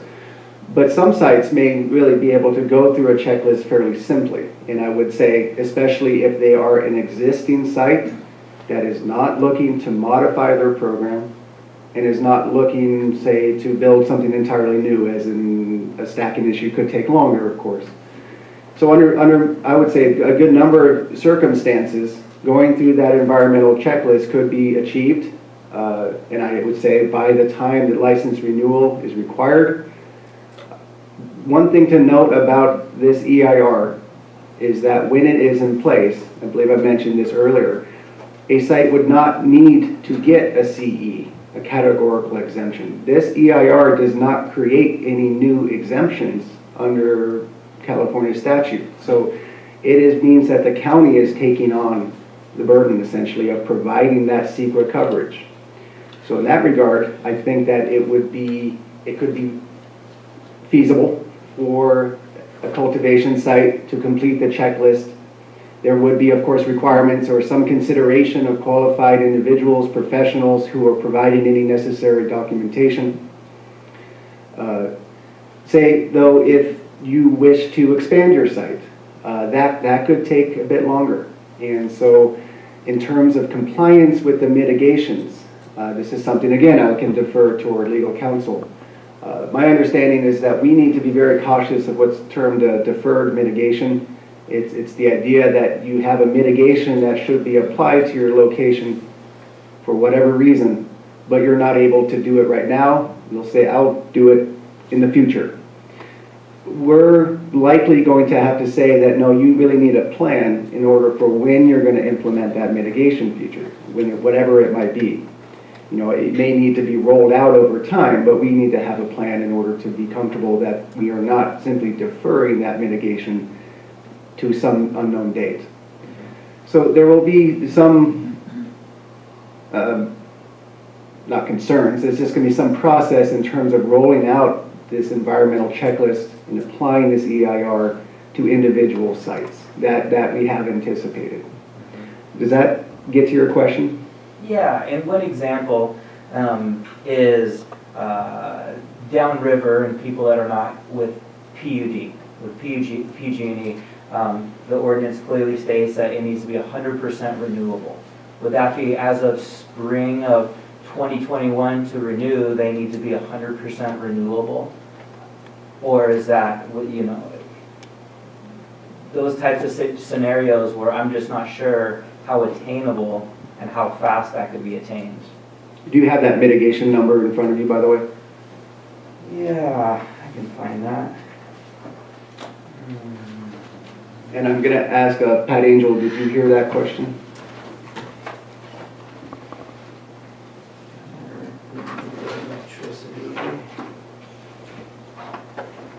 Yeah, it's Yes, I did. I know there's provisions in the state licensing that come into effect, I believe, in 2023 regarding renewables. And I'm just checking the EIR on the mitigation. It's not part of the energy discussion. It might be in the greenhouse gases. So it's mitigation measure 3.8-1D.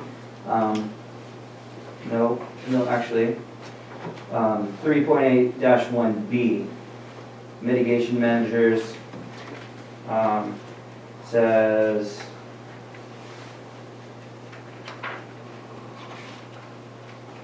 all electricity sources used by commercial cannabis cultivation, manufacturing, microbusiness, non-storefront, retail, testing, nurseries, distribution shall be from renewable sources by conforming to one of the following standards.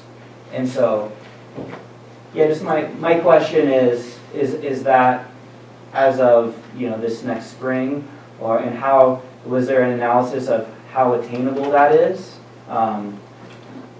Yeah, That's my question. Well, the mitigation actually lists several options on how you get there. It doesn't necessarily require you to get it from the grid. You could get it from solar. You could use some sort of on-site. You could use offset credits or some combination. Yes. But but you're correct. Once the EIR, once the ordinance is adopted, these mitigation measures are incorporated into the ordinance, and the ordinance is in effect, these become the standards that all licenses then get applied to. But that's the general requirement. You're correct. Would come into play at that point because it's effective. As I mentioned before, and I'd have to look it up, but I believe the state licensing program has a similar provision that comes into effect in 2023. But I need to relook at that. It's been a while. And so therefore, is there a necessity for the farmers to come into compliance before that 2023 date that the state would regulate or mandate that?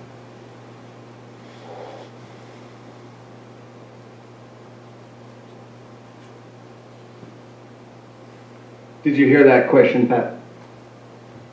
Yeah, but I need to look it up right now. I need a little time to take a look at what the state reg was. I just don't remember it off the top of my head.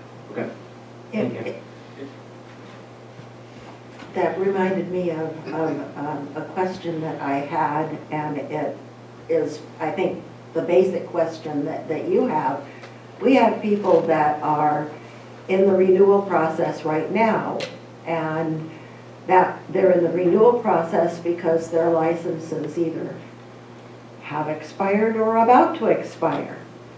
And when this is adopted, if their license is due to expire, say, a week from today, and this is adopted by the board tomorrow, then obviously that's going to be 6 days where they have to come into compliance, and that's probably not going to be possible. And so is there some type of time period once this goes into effect where that people will have to do their checklist, and if there are any mitigations that need to be done, complete those mitigations?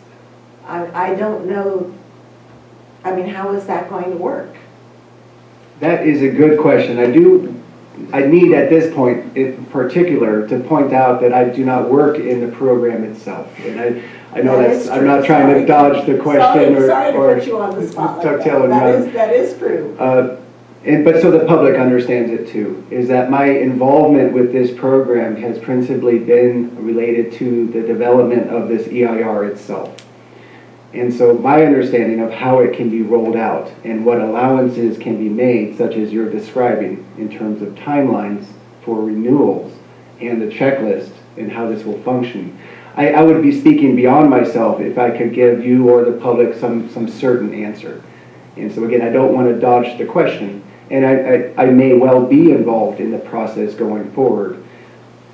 That being said, I would like to assume that there would be a grace period, that there would be some understanding about the situation you just described of immediate renewal. There would need to be consideration for renewals that have not occurred over this past season, perhaps. But again, I cannot speak to how that has played out.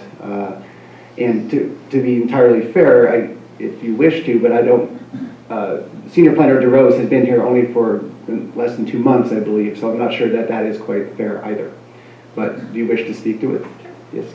Well, maybe I would like to speak to it. So the standard, just the legalese, the standard would be that once we adopt the new ordinance and that ordinance takes effect, that those standards would apply. So going forward in 2021, existing and new licenses would be expected to meet all of the mitigations that are set forth in this ordinance. That's the very purpose for which we're conducting this review. So going forward, once we've adopted the new ordinance, once we've certified the EIR, then we would apply those standards going forward. I do think that the staff and council, those of us in the program, understand that you can't go from 0 to 60 in seconds flat. That just doesn't happen. So we would put together a program to phase that in, but I just, that's something we haven't done at this point because we can only do so much. Right now,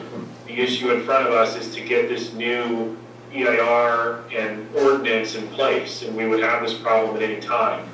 I do want to address the issue of provisional licenses because I know that's something that came up, and that was a question. So just so it's clear, state law does not expressly say that local governments, like cities and counties, can have a provisional licensing program. The statute, which was originally is in the Business and Professions Code of our California codes, where the cannabis ordinance or statutes are codified, that was added initially by what we call the trailer bill, SB 94, from a few years ago, and then more recently SB 97. What it says is that the quote-unquote licensing authorities may issue provisional licenses. The definition of a license authority in state law in the code only applies to state agencies. And so the California statutes do not, and I want to be very clear, they do not expressly authorize local governments, like the county, to have provisional licenses. Now, our view is that we should do our best to conform our practice to be complementary to the state, and so we have written into our own ordinance the provisional license concept, but we're relying effectively on an implied authority, the idea that, well, if the legislature said that the state can do this, and this is an important aspect of state compliance, and the local government and the state licenses work together, then, you know, our view is that there is authority. But that position has not been tested, and I, want to be very clear that there are arguments to be made against that position. The idea that because the legislature expressly only authorized state agencies, the argument can be made that that necessarily excludes local governments from having them. I'm not suggesting I would agree with that argument, but I can tell you that having litigated many cases in many forums in the state, including CEQA cases, that's an argument that might resonate with the court. And so the reality is provisional licenses, staff is looking at that, how we're going to implement this ordinance, how quickly we're going to require compliance with it, what we're going to do with provisional licenses. But I think our position is that those are practices that have a finite time frame, and that those are going to be, we're going to be looking to ending those, because the idea is that those provisional authorities were to allow people to get up and running. The program was being implemented rapidly after the Proposition 64 initiative some years ago, but we're now a few years into our own program. And so we've got to get to a point where we achieve full compliance with the ordinance as it's written, and that's the goal. So other than that, we really don't have an answer because it's something that we need to still evaluate. And as I said, we're doing one step at a time. And right now we have to put the programmatic approvals, the certification of the EIR and the new ordinance in place before we can address that. But it is definitely an issue we will address. Okay, just wanted to make certain. And just regarding provisional licenses, I find it interesting that on page 4 of the ordinance, you say that if basically that Trinity County Code and all other relevant laws and regulations have been complied with, the applicant shall be provided a provisional license that may be used as evidence of local compliance for the purposes of business and professional code, etc. And that's on page 4 under application, and it's number capital G. Yes, and that's part of our existing ordinance, so we're not changing that here. That will remain. We have not touched that, so that does remain. And as I said, that when we put that into the ordinance, the idea was we're getting a program up and running, we're getting a local program, the state is still getting its program, And so there was certainly a rational basis for us to include that. And we will continue to apply that going forward, but, you know, the time frame on that is shortening. And, you know, we can't tell you when it will end, but at some point, the practice of provisional licensing has to end. And because the nature is, you know, the very nature of what we're doing, adopting an environmental impact report and then adopting an ordinance based on that environmental impact report, is to have a full and functioning program that implements all of the environmental mitigation. And if we're going to be approving, you know, licenses but not requiring them to implement the full scope of mitigation, we're going to run into some potential problems if we start getting legal challenges. And I'm not going to express an opinion one way or another on this impact or that impact, but as was discussed earlier, when you start deferring mitigation in CEQA world, you run into some problems, and there are court cases and what we call case law that deal with that very issue. And you know, our preference would not be for it not to be an issue, and to in the ideal world, we would discontinue that practice altogether, but if we can't do that immediately, we would do it very shortly. Okay, thank you. I have one follow-up. And just to follow up on the question about the connection regarding the state requirements, the state has a, in their licensing program, they identify basically compliance with the state renewable energy provisions, which is all part of the greenhouse gas reduction plans of the state. Those go into effect January 1, 2023. So if the commission was interested, you certainly could tie that particular mitigation measure, 3.8-1B, to the timing of that state reg. You know, there would be some, you know, there would be some logic, because you're basically tying a similar approach of dealing with renewable energies and greenhouse gases to a state standard in a cannabis program. So that's one suggested edit you could make to that mitigation measure if you're concerned about providing for a gradual rollout. Thank you for that. And so just for clarity also, I'm assuming there's a percentage of the existing cultivators that will not be able to jump through all the hoops initially this year, possibly. They will not lose their place in line. They will not lose their license if they're not able to comply within, you know, the next season. What if it, for instance, what if it takes them a year? Will they still be able, would they need to renew their license? Do they lose their license? Their place to have a license? Could you give me some clarity for that? Typically, when you're transitioning from the policies you have established in a program to a new policy, and the changes are pretty big, so incorporating all these mitigation measures as part of the program, you would essentially develop a transition plan that would sort of outline the expectations and timing for transition from, you know, one policy to the new policy, and a lot of that information would be hammered out as part of that plan. Okay, thank you. Yeah, that helps. And unfortunately, I do have one more question. But this is for the ordinance, and so who do I ask that of?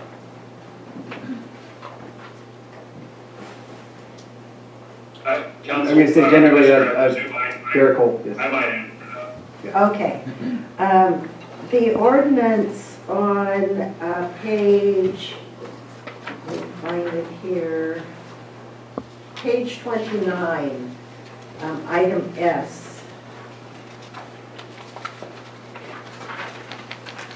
Under historic buildings and structures, again, this pertains to storefront. Item 1, under S, historic buildings and structures, says cannabis operations shall not be permitted within the historic districts of Weaverville, Denny, Helena, and Lewiston. Would that be an argument that would be used against putting any retail sales in those areas? Or would it be better worded by spelling out the nursery, manufacturing, cultivation, etc., and not mentioning retail, to leave an opening for retail to go, especially in Weaverville, to go into the Weaverville Historic District, because it might be applicable there, because it would bring in a lot of foot traffic. But right now, that applies only to existing cannabis land uses, so that prohibition would only apply to the types of cannabis land uses that are permitted as set forth in chapters 17.43A through F of the county code. Okay, So right now, if that is included in the ordinance, and I will say that's a mitigation measure, so that's taken from the mitigation measures in the environmental impact report, that would only apply to the existing land uses that are part of the cannabis program. So if we're drafting an ordinance for storefront retail, or any type of use that's not covered by this, then we could certainly draft around that. We could, we could modify that, or we could provide special provisions that allow, storefront retail to be in those areas as long as they conform to all of the requirements of those areas. So that you're not, I guess what I'm trying to say is you're not boxing the county into any particular position on that by adopting the ordinance with that language in it. Okay, thank you.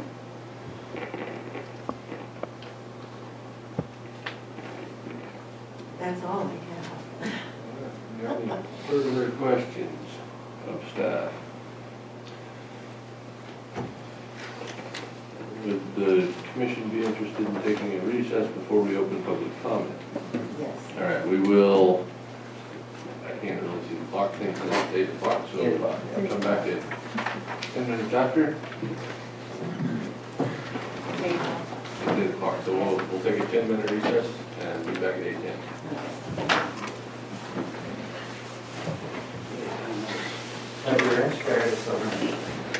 Is your live stream still going to be on? This is black. Your live stream still going to be on? What the clerks are doing is they're typing up a little thing that says they're in recess and throwing it up on the Zoom. A Word document. Just throwing it up here. Okay, I really don't. Well, it's like 30 hours to get here. Really? I came over early too, because I went to the Department of Motor Vehicles and found out that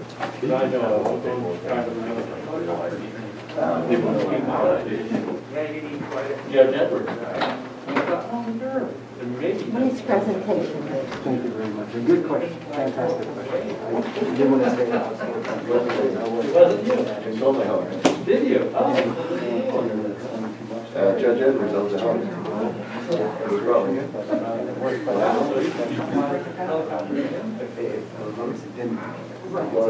could try to take another stab at it. And blood here is fine, those are a long, bloody story. I think he bought a project. Ah. I think it's fine now. So, thank you for thinking of me. I should have invited you over for coffee. I was sure it was you flying around. No, I saw it. A little sad, but trying to do things. Hopefully you got enough use out of it. Oh, yeah, I flew for 8 years, so it was good fun. So I think mainly an answer will develop as we go. I hope it does. But of course, get back to where you need to. Good question.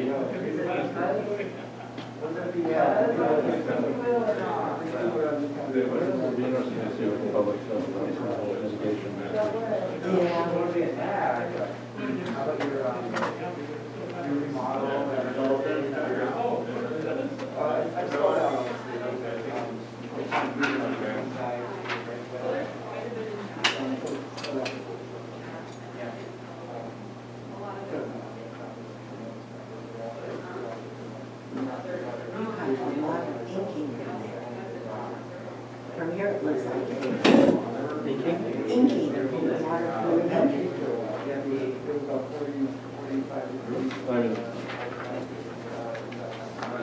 That's interesting. I don't think mine looked like that. It's got a few little pieces I've written down a little bit here, but. Oh, okay, it's, I said, kill myself. It's not inky, it's just like the header is gold. Okay, I did not get it. Dullness. Yeah, I don't know how people use that, so I guess. Good, how are you? Control. I'm feeling much more energy than last time. Yeah. I mean, they gotta be planned, they're gonna demonstrate whether or not it's gonna have an impact on anybody, and then how they're gonna mitigate for it. I mean, there's, not that it isn't a good idea.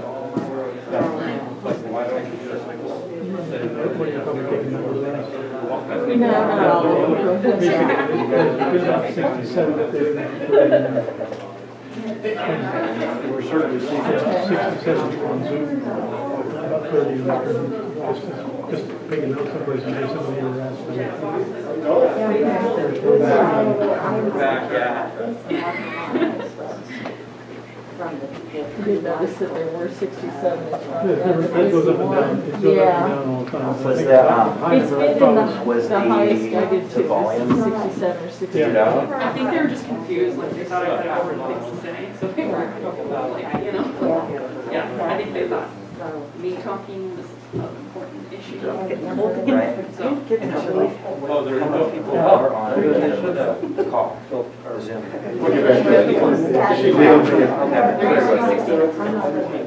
Yeah.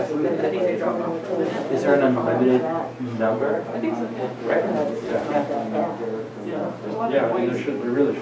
Communication, people talking back and forth or making the peanut gallery. Yeah. But I mean, they want you to. Yeah, you can just ignore when they're making fun of us, throwing axes.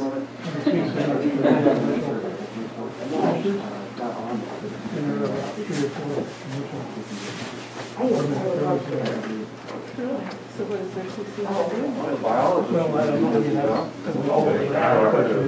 How do you look at that kind of stuff? Absolutely not. That is There's something around. Crystal, you know about that? Well, I told her to get her act together, but. If they have to go through all these, I mean, maybe there's places they can just say, well, it's time, I think you should use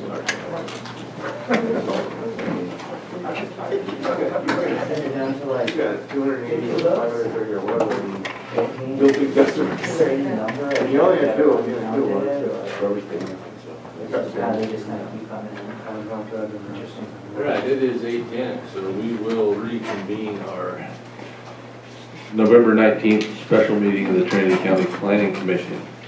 All right, before we open the public comment, Commissioner Stewart would like to re-ask a question that she now has an answer to.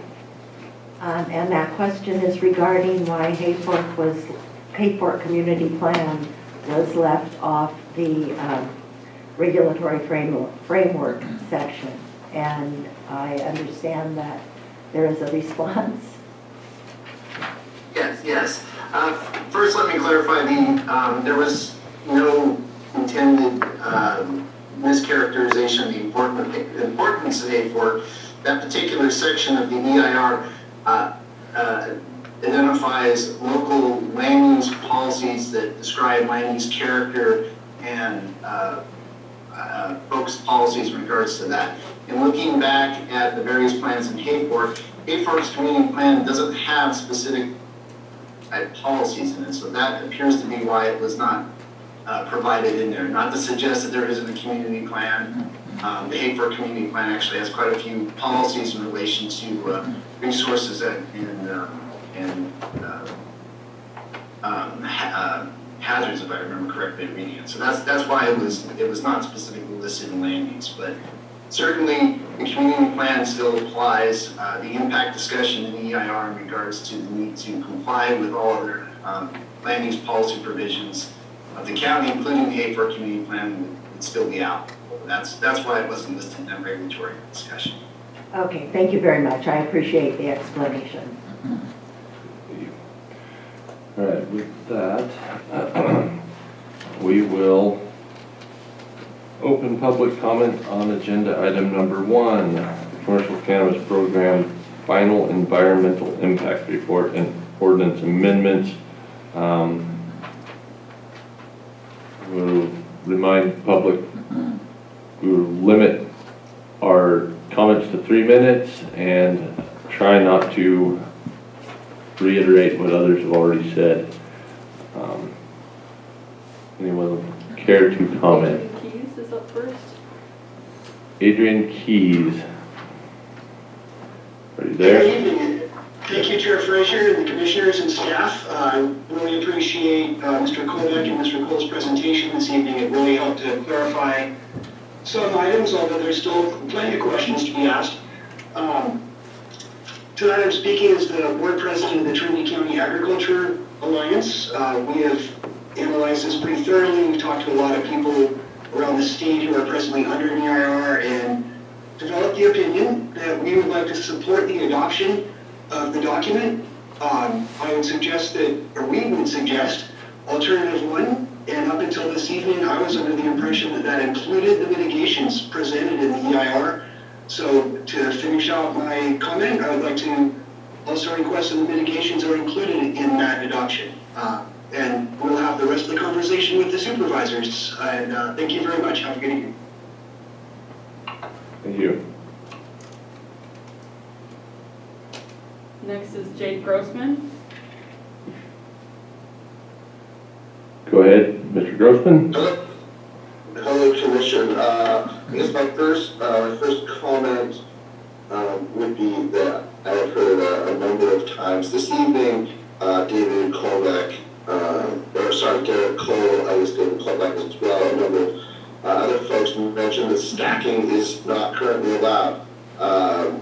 Anybody who's at the last Board of Supervisors meeting knows that stacking currently by county code and by this ordinance does allow for stacking.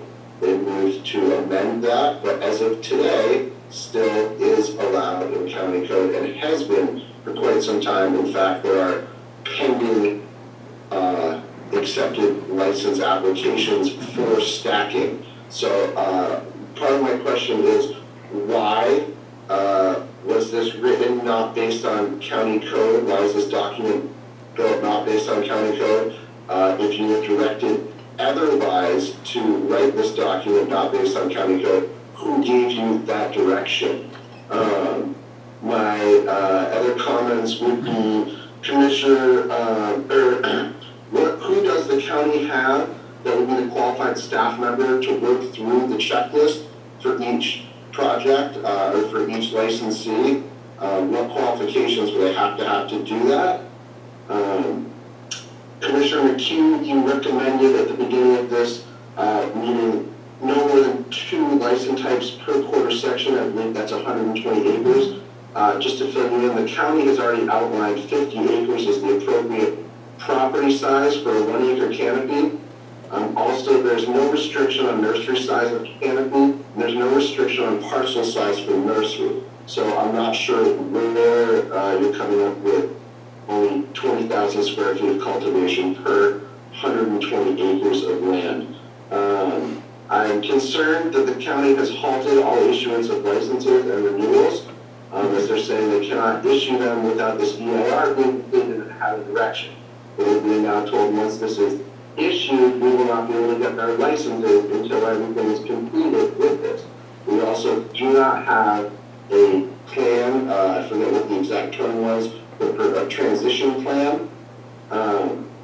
My other question is, as we've seen with grading permits, there's a time limit. If you do not hear back on your grading permit in X number of days, it is deemed complete and approved, and you can move forward with your project.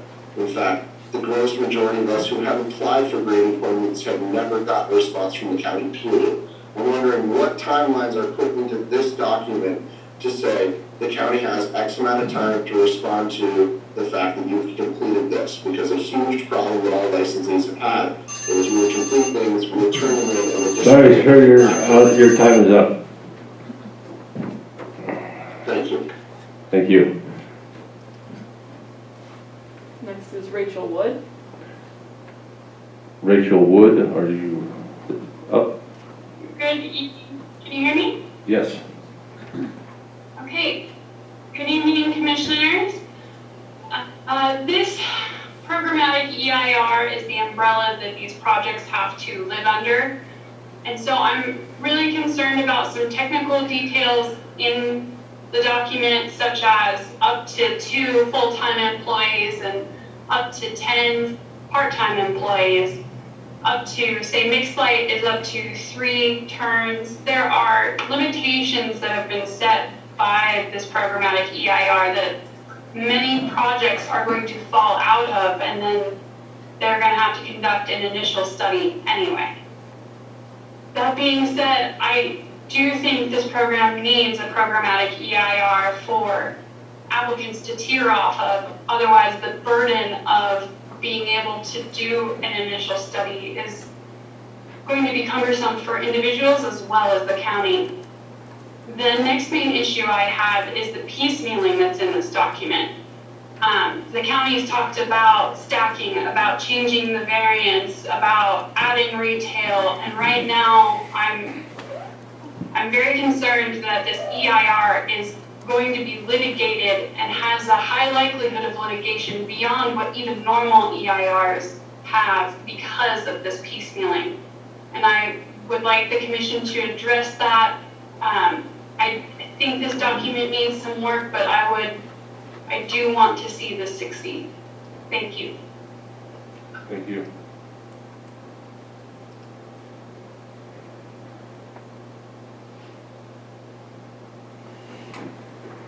There's no one else with their hand raised. I'm going to prompt them again.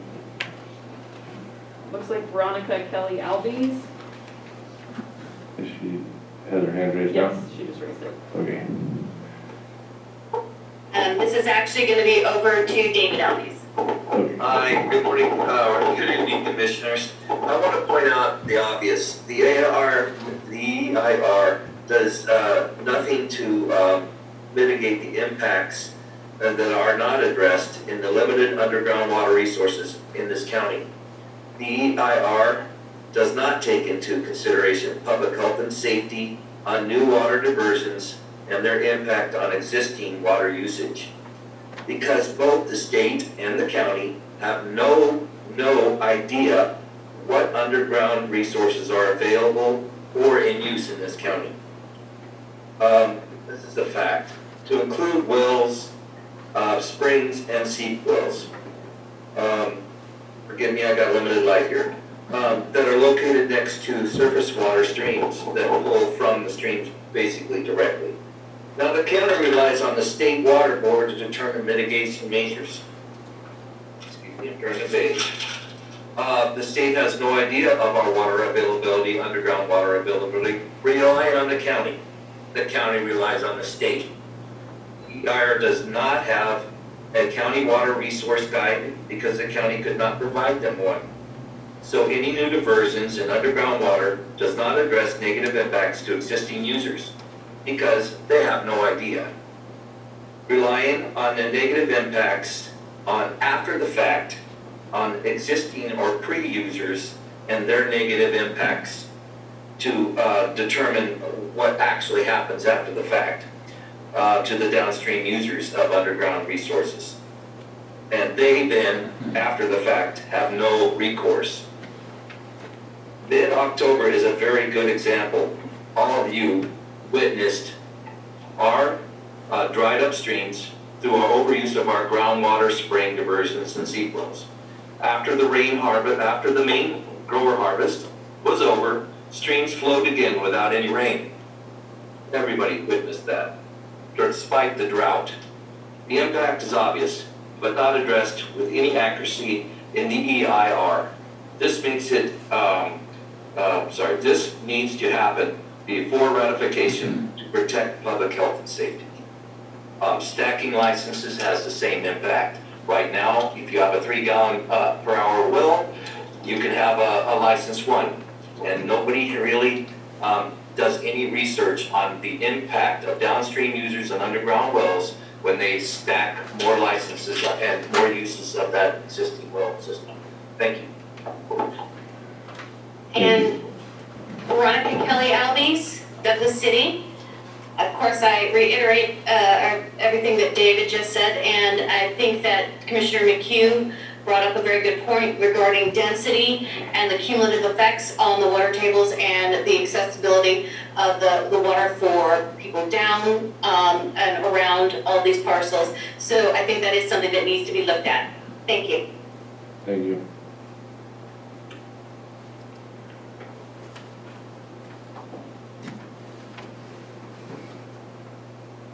Would anyone else like to address the commission on agenda item number 1? Audrey Tarbell. Audrey? Go ahead. Hello, Commission. This is actually Ryan Tarbell speaking from Hayfork, a licensed cultivator. I would like to ask for some clarification from County Council what Project 1, Alternative 1 actually entails, because as many other people probably on this call this evening, we were under the impression that Alternative 1 did include mitigation measures. So could staff please speak to that briefly?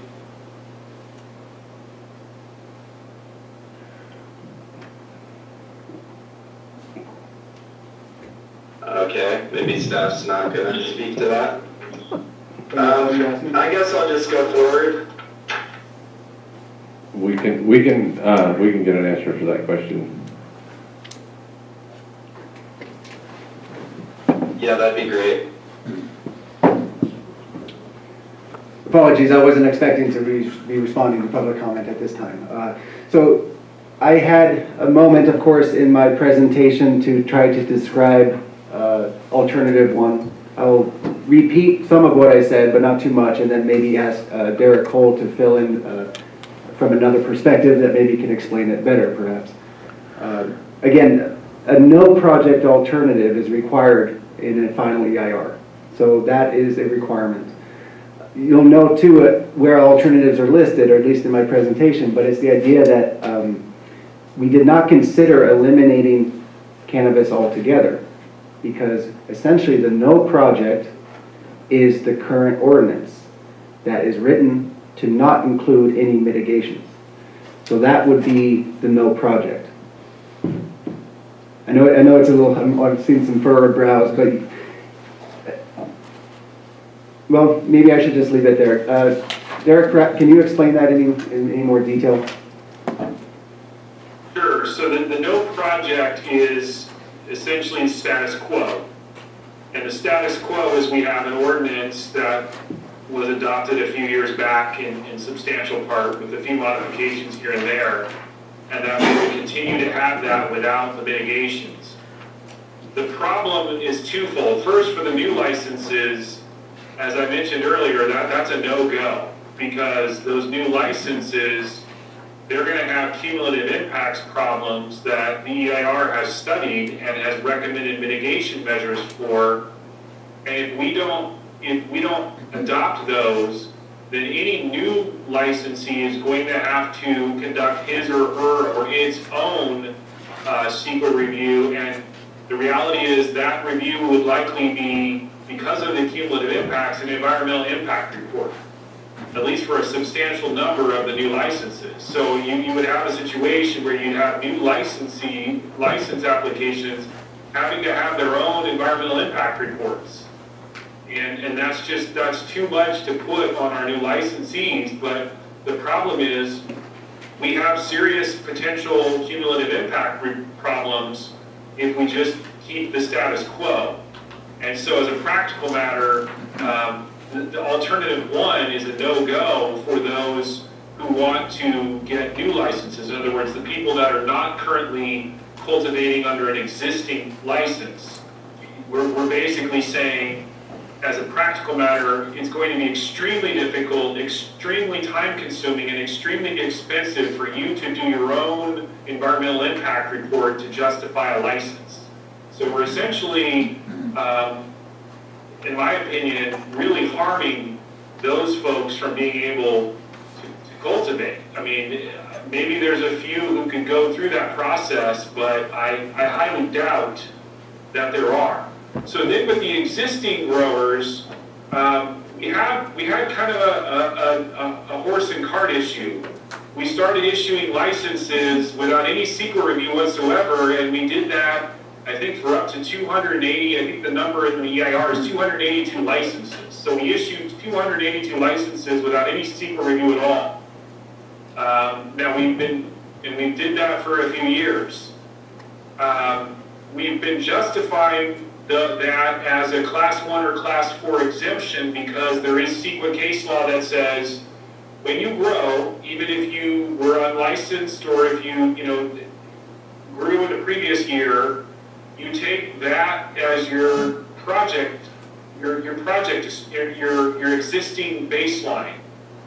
And so if all you do is nothing more than what you did previously, then you're effectively within the baseline of what you did before. There's no difference between the project and the baseline. And so if you're an existing grower and you do exactly the same thing you've done in the years past, you don't cultivate any new land, you don't add any new structures, you don't add any significant aspect onto your cultivation, then, you know, we can justify that in some cases as a class 1 or a class 4 exemption, which are basically existing facilities and existing land disturbance. But the problem there is, if you want to expand in any way, if you want to cultivate new land or you want to add new facilities to your existing operation, you're going to have to also do your own CEQA analysis and possibly EIR, because now you're going to be expanding your impacts on roads, you're going to be expanding your impacts on watersheds and water bodies. And so you're essentially cabining those folks who are existing growers to doing nothing more than they're doing now for years into the future.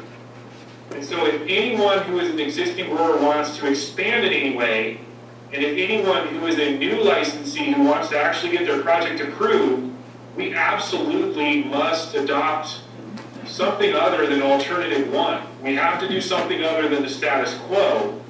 And that's why that option 1, while we have to analyze it, CEQA requires us to analyze a no project alternative, but it's just simply not feasible. It's not realistic, and the people that it hurts are basically every grower, either an existing grower or every prospective grower.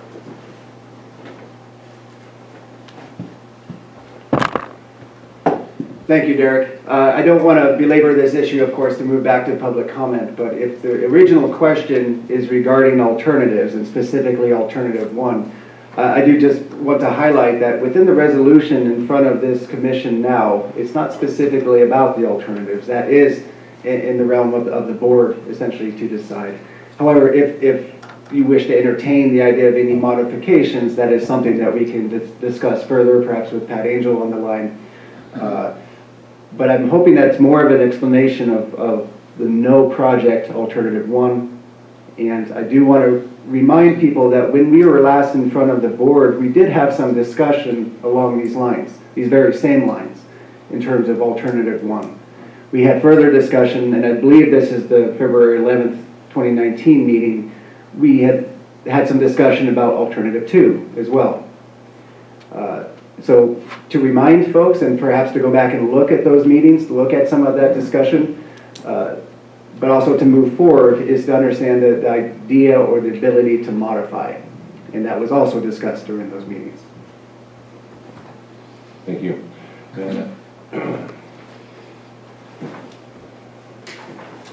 Okay, well, we will. Ryan, did you have any further questions?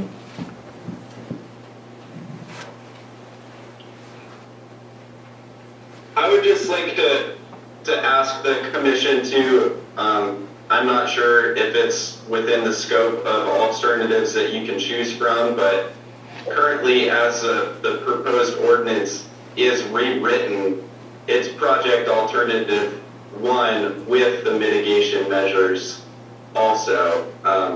So I would urge the planning commission to look further into that alternative. And if I do have some time left on my public comment, I do have a few other things to say.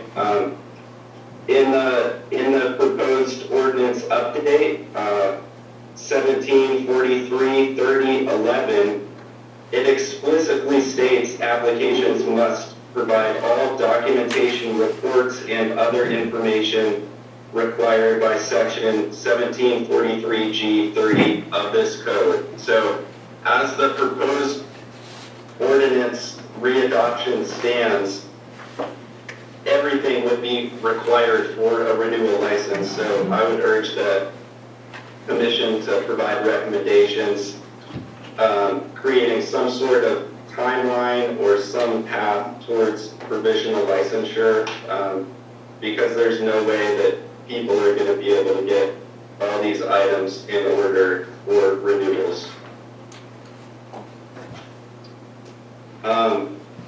Mitigation measure 3.14-3, that's under transportation and traffic, provides site access free of hazards due to geometric roadway design. So this mitigation measure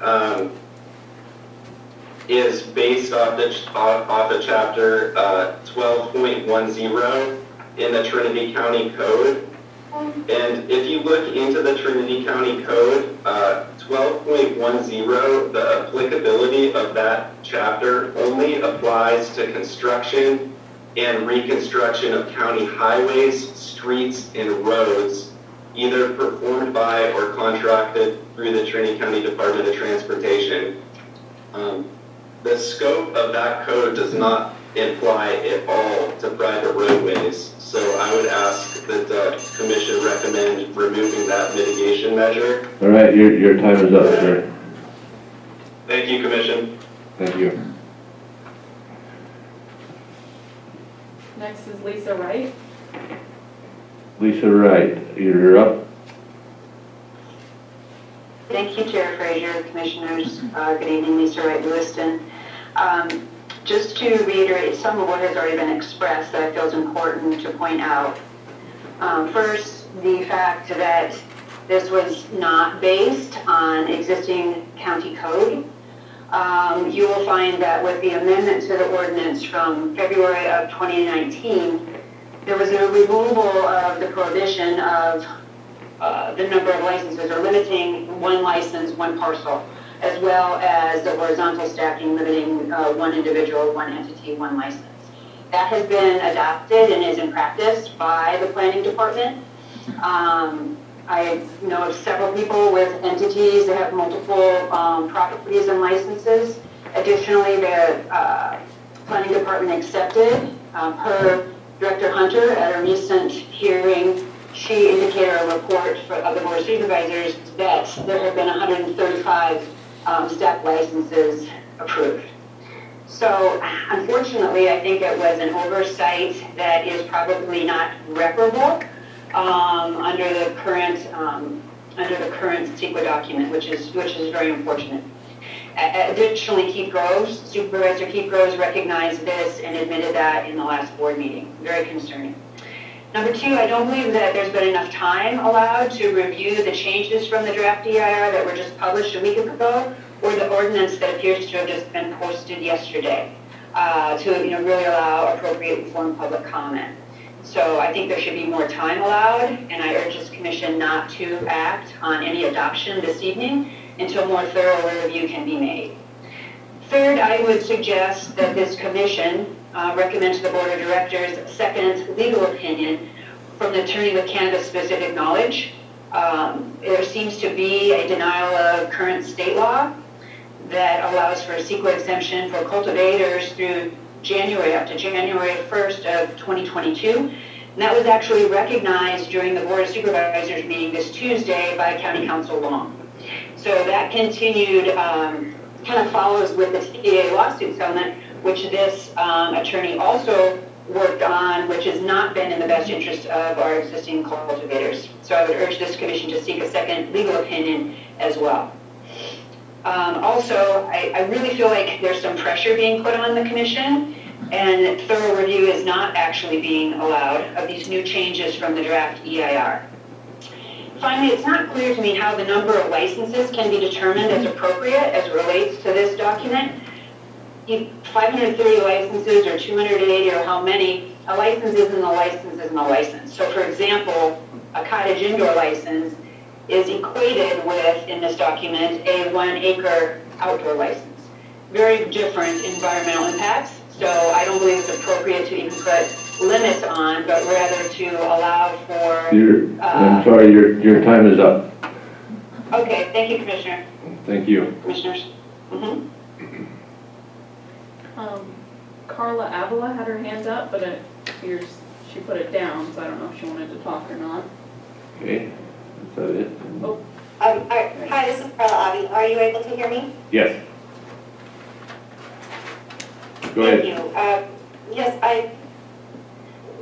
I don't want to repeat too many of the concerns that have already been expressed, but I do want to briefly say that there is a definitely dire concern for how the transition of this, how the transitional plan or grace period or phasing in will realistically work for this process. And I think a lot of people are very concerned about how can we keep the program at the maximum amount of participation and still implement the application of the EIR, its checklist, its mitigations, and the streamlining process to as many licensees as possible, because that seems to be the most environmentally beneficial option, if it is an option. And finally, the devil is in the details, and I do have some concerns about some of the mitigations needing modification.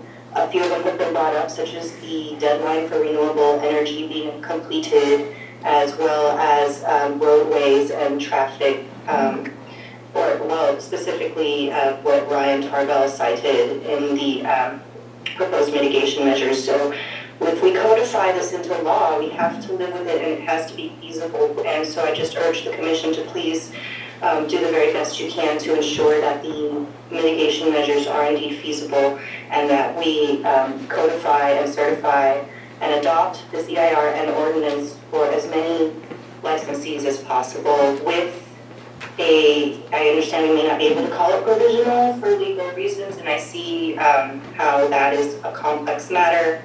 However, I do think there needs to be obviously a clear and feasible transition period for applicants that are already participating in the program, especially not necessarily talking about new development that hasn't happened yet, but the realistic fact of that we're flying the plane, that we're building the plane while we're flying it. So thank you. I urge the commission to please just really consider these matters very carefully as we move forward, but I would like to see this move forward.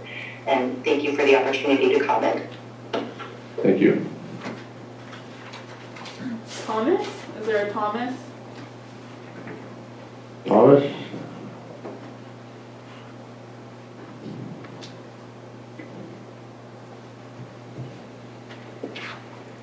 Thomas, you can speak now. Thomas, are you ready to speak? Not Tom Polanco, Thomas. Can you hear me? Yes.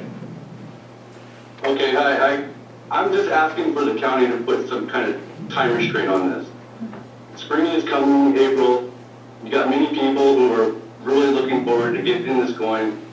Like, expedite this, please. This is what you guys are here for. Whatever you got to do to get this done, let's get it done. Let's get the counties the money to fund these programs, to fund the CEQA, to fund all the environmental research, all the concerns. What are we worried about a storefront for? What do we need a storefront for if we don't even have any wheat to put in it? Okay, let's figure out how to get the wheat growing before we figure out how to sell it. And that's a whole other issue to worry about. But for now, let's figure out how to get everybody to work legally and get you guys to obtain some money from us so that we can do this stress-free and really put this county forward and let's make this county a model.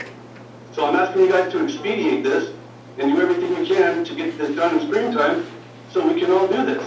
This is what the voters wanted. This is what Prop 64 is about. The people of California have spoken. Now let's listen to them and do what we need to do for them.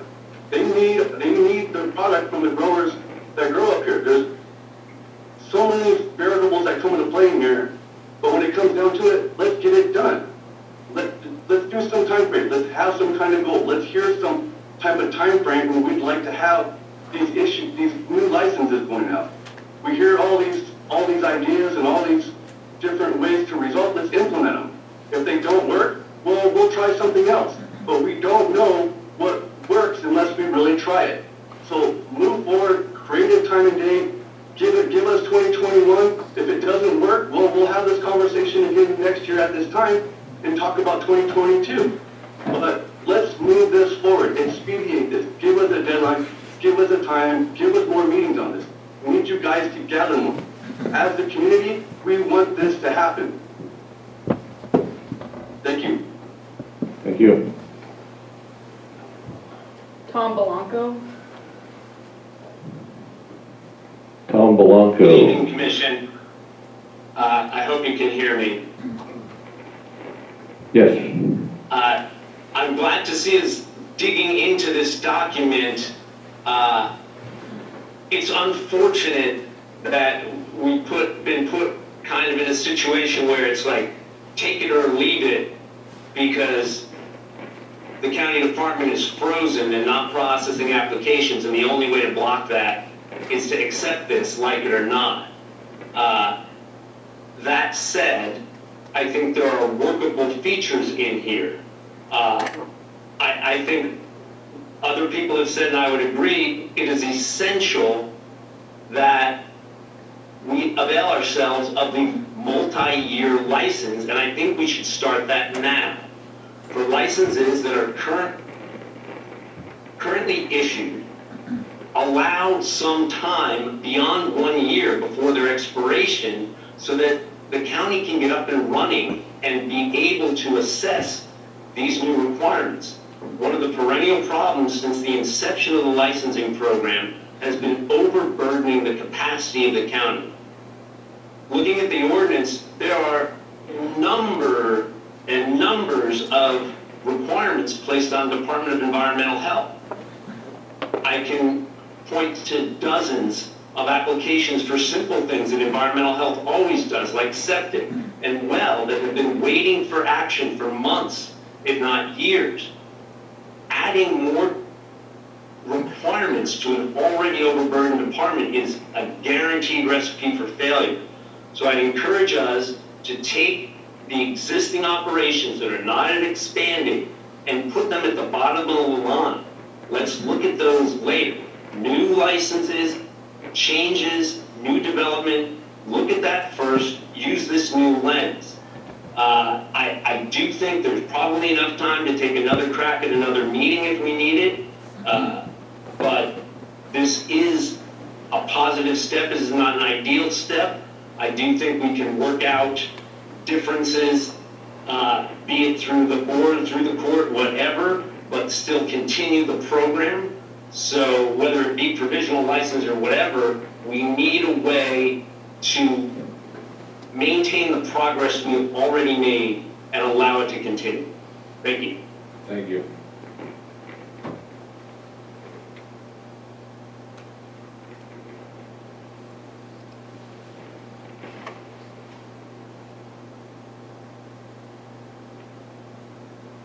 Anna? Good evening, Commissioners. Can you hear me okay? Yes. Thank you so much.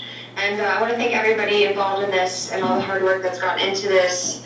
CEQA review and the need for it is not something to ignore. However, it is something to take very seriously and something that we need to do the right way the first time. How long have we been waiting for this is just an example of how important it is to do this the correct way. I do want to touch base on provisional licensing and this, quote, transition time that's been talked about. It has been never more dire to have a functioning program with the recent Measure G passing and potential funds additional to our current cannabis fund that's used very often, potentially more funds that can be used in the general fund for other resources throughout our county. Cannabis is offering this as an opportunity. However, this opportunity cannot be achieved if we don't have licenses issued and people being able to function and run their businesses. This is a seasonal industry. There is a time when licenses need to be issued. I can speak from my professional point of view to tell you that well over 100 licenses, just on my end, have not been issued and are still pending new and renewal. In our current ordinance, which this EIR is based off of, there is section number 2 that's right above the signature lines of our ordinance. And it cites Business and Professions Code 26055, section H.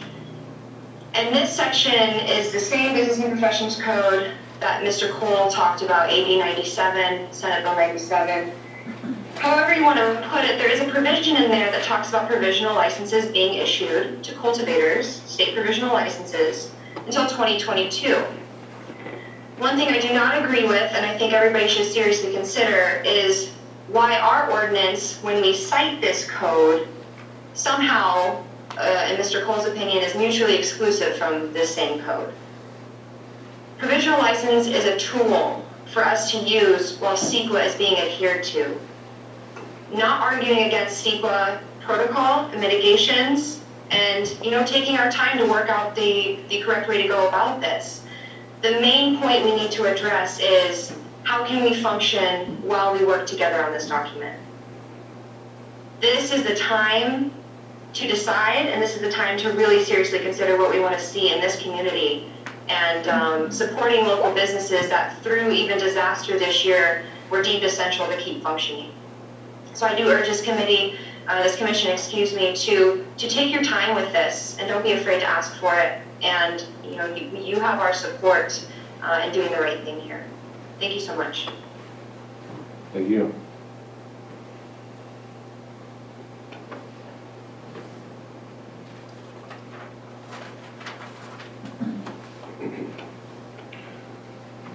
Is there anyone else that wishes to speak in the public comment?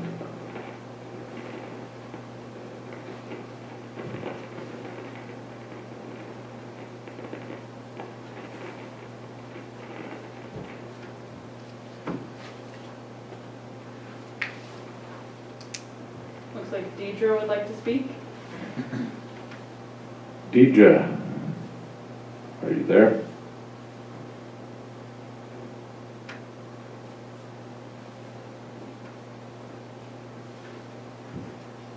Hi, thanks for having me.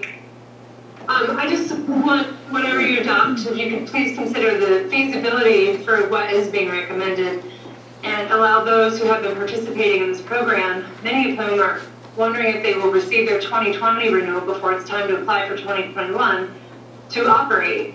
This transition is really important, and with this EIR, we're maybe finally getting the rules that we need to abide by. So please consider that time for transition and the feasibility of what you decide to recommend, how that could be adopted and implemented. Thank you. Thank you. James Fitzgerald. Hello, can you hear me? Yes. Thank you. I wanted to say that I would recommend commission off the staff's recommendation. It's a huge opportunity, and we've gotten this far. I just want to reiterate that most other counties, every single cannabis license goes to use. You're kind of cutting out on us. Oh, sorry. You may want to ask them to call in for audio. I paused. You might have to call in for audio.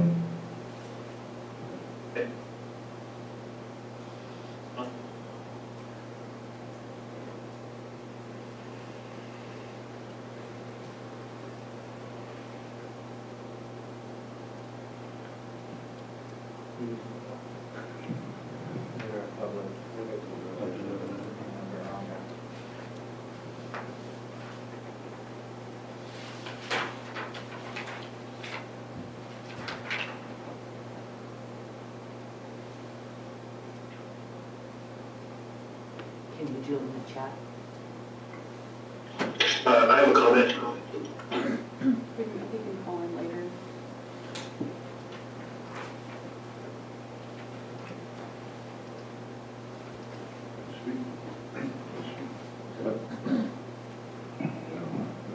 Yeah, that was John Brown. No. Go ahead, Brower.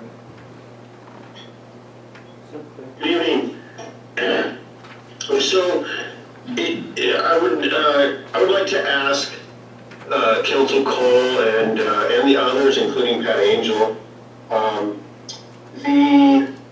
there must be some way to incorporate the existing program with the existing license cap without excluding the benefits of this program in the priority watersheds, and without using unfeasible mitigation measures for odor. I'm talking about the different project alternatives, 1, 2, 3, and 4. And it's still a little unclear there must be some mechanism to do this, so how do we put together or modify project alternatives to essentially be the existing project and continue to spread the environmental benefits of the project, but include the mitigations that do get chosen and modified, hopefully to become more feasible or as feasible as possible by our planning commission here tonight. How do we get those mitigations into project number 1, or how do we modify one of the other project alternatives to accomplish that goal?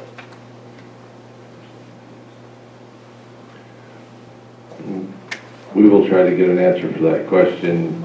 Probably not right this moment. It'll be we'll answer that in our commission discussion section. Okay.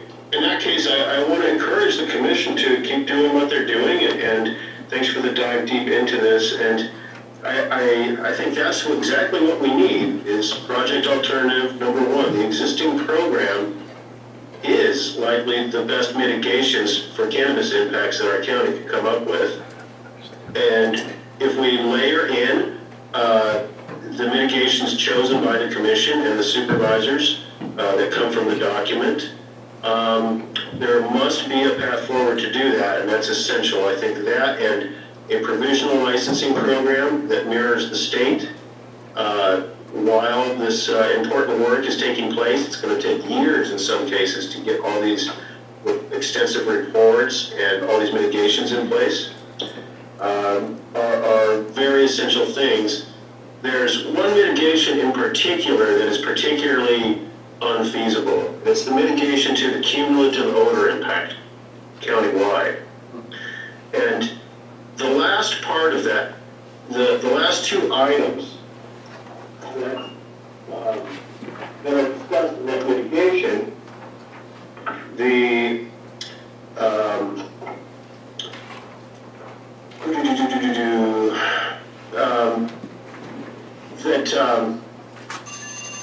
the county would basically Sorry, sir, your time's up. Thank you. But a deeper dive into those odor mitigations is very important. Thank you. The last 2 are infeasible. Thank you. Thank you.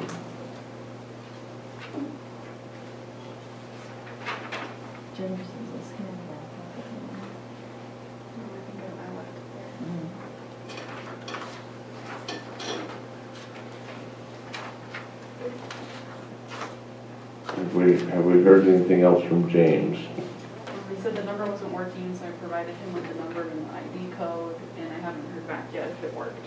Okay. Someone else seems like they might be interested, but they haven't said if they. No, you don't have anybody showing right now? No, there's no one showing them. They're kind of slowly trickling in, it's not just all of a sudden.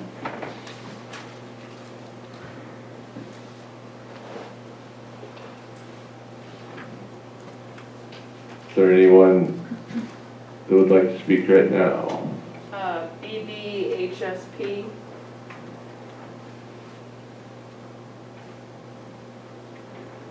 Yes, thanks. This is Steve Lyon from Junction City. I'm going to be blunt that I think this is a terrible EIR, but we have to have an EIR or the project gets shut down completely.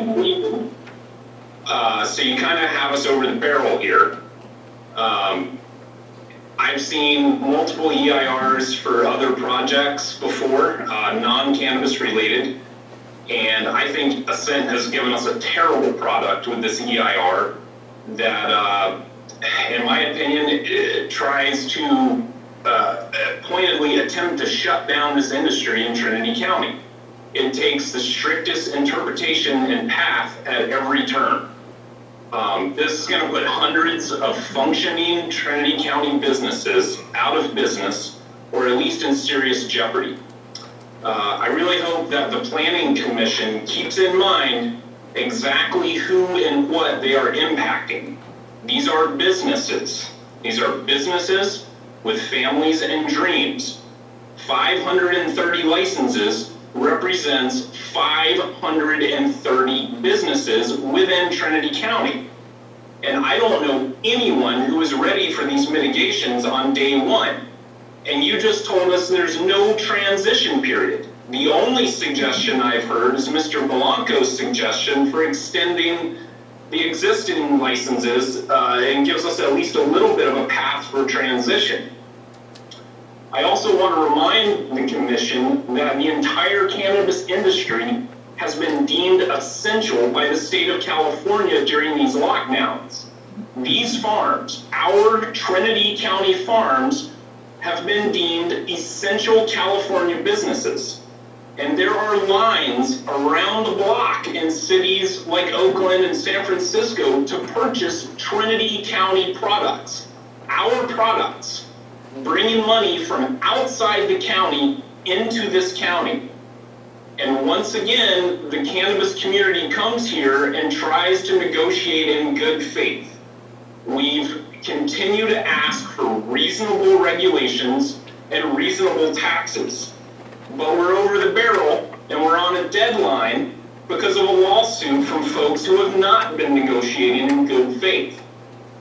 We told you that we would support a fair tax, and that's exactly what we did. We drafted, we advocated, and we passed by a 70 to 30 margin to tax ourselves.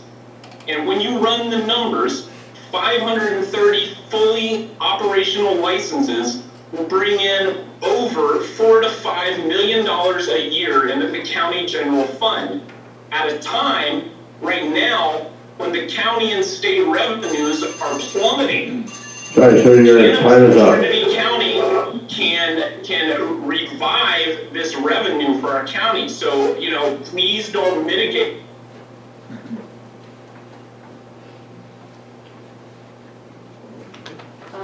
Next is James Fitzgerald again. All right, James, you're on. Hello, can you hear me? Yes. Okay, sorry about that. Anyway, I just wanted to say that I recommend that the council, the committee, approves it as recommended by staff. I think it's a huge step forward, and the mitigations are completely reasonable. They follow state guidelines and can be implemented, I think, without much of a hiccup. I think there does need to be a transition period. And just for perspective, like a lot of other counties, they require use permits for every single grow, which basically means every single licensee is applying for their own C-Corp. And so Trinity has a unique opportunity to allow existing and new growers to get in the program. And so it's a huge thing. It's not, we look at the state as a whole, it's a very unique setup. And so I'm fully in support of it, and I think you're doing a really good job. Thank you.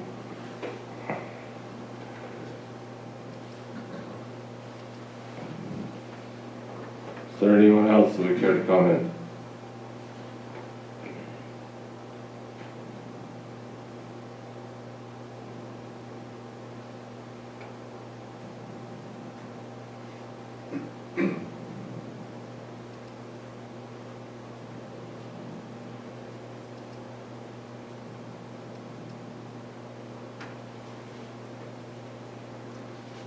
All right. Seeing none. Oh, there's someone. Oh, I think that might be Justin Hawkins. Hello, good evening, Commission. This is Justin. yes. Well, I would have to say that, this process has obviously been going on for a long time. And so I'm not going to belabor a lot of the other points or reiterate things that have already been said, but I guess what I wanted to maybe mention was, having read the CEQA guidelines, there's a section 15003, called policies. And within policies, subsection I says, quote, CEQA does not require technical perfection in an EIR, but rather adequacy, completeness, and a good faith effort at full disclosure.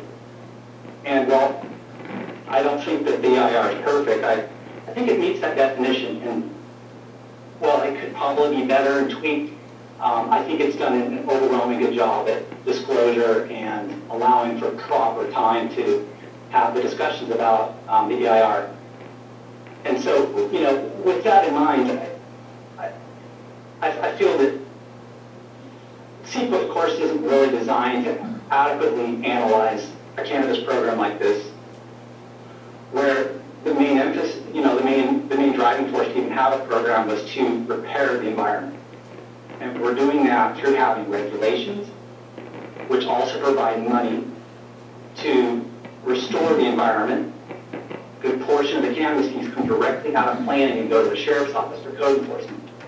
And we've been told that that's not supposed to be part of the analysis here tonight, but it's a huge benefit that's provided to the community, and it reduces cumulative impacts.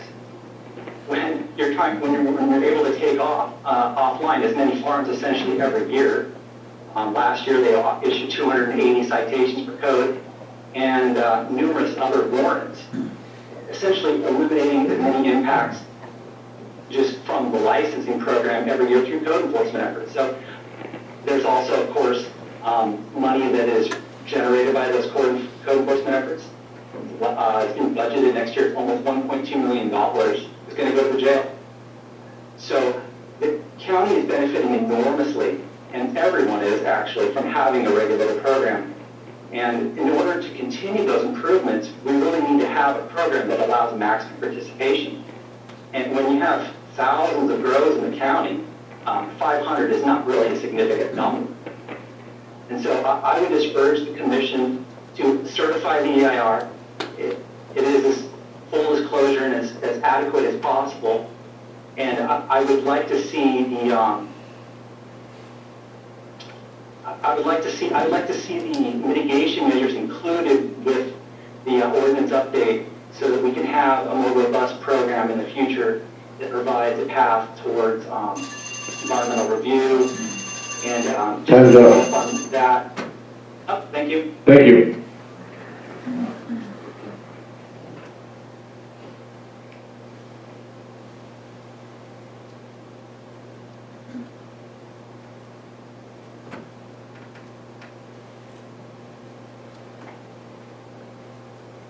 Anyone else care to address the commission on agenda item number 1?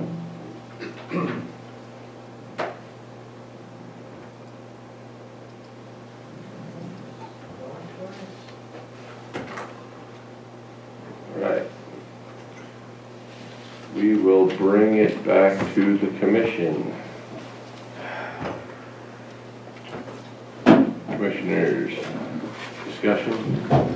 Questions?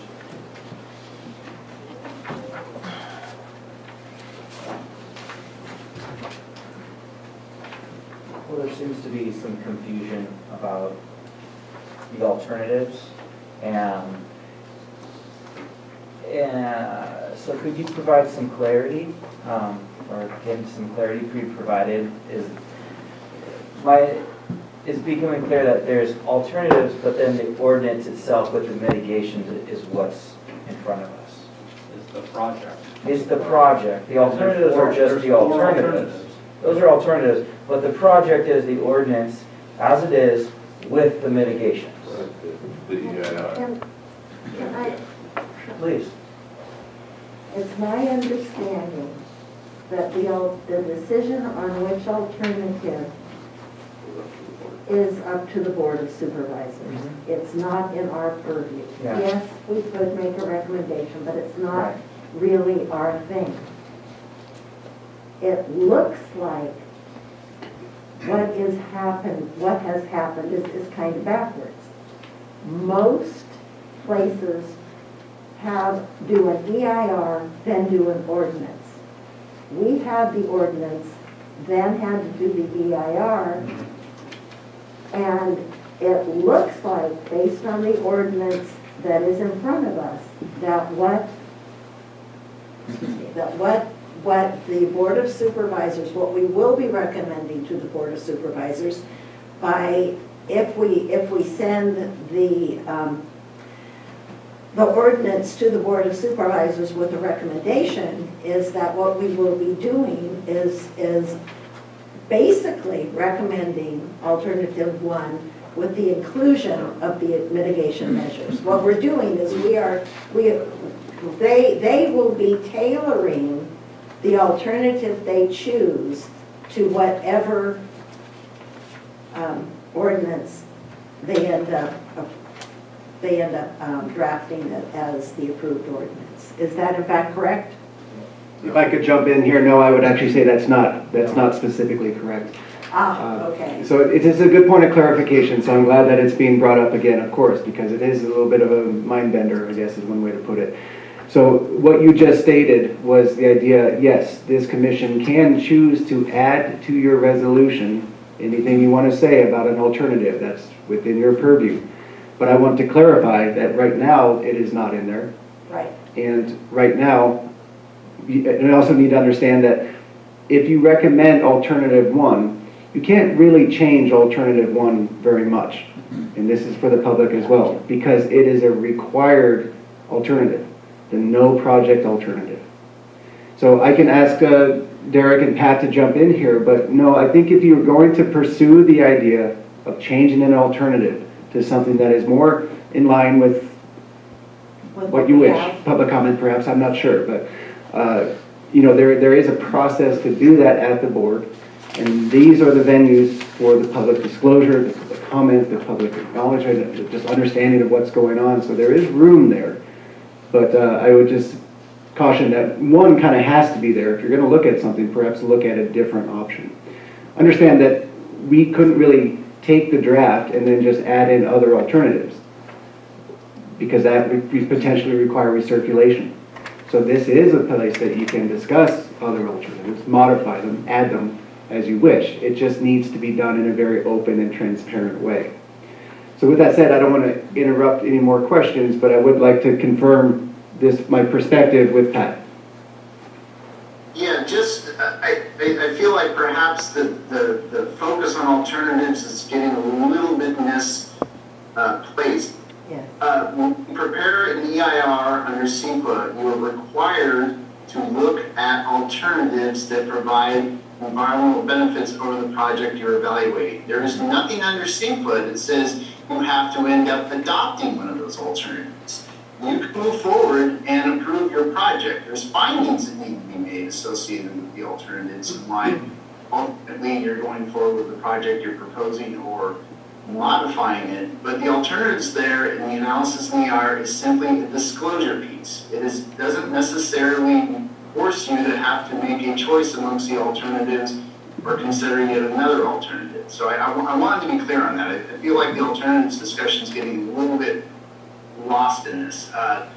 Much of what's been said about alternative 1 plus mitigation measures being the project, essentially that is the case. The proposed cannabis program that the EIR evaluated also did look at expansion of the designated area as well, and that's a slight modification from the existing program. But just to be clear, that the function of those alternatives is a disclosure piece about looking at ways to minimizing or avoiding environmental impacts. Mitigation measures is one way, alternatives to your project is another, but ultimately what you wish to recommend for the board it doesn't have to be driven by that process. It can be driven by other factors.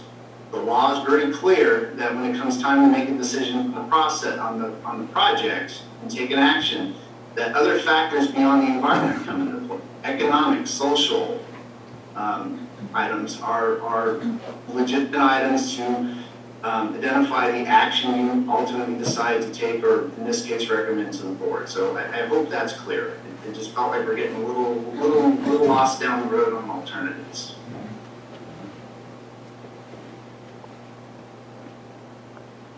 Thank you.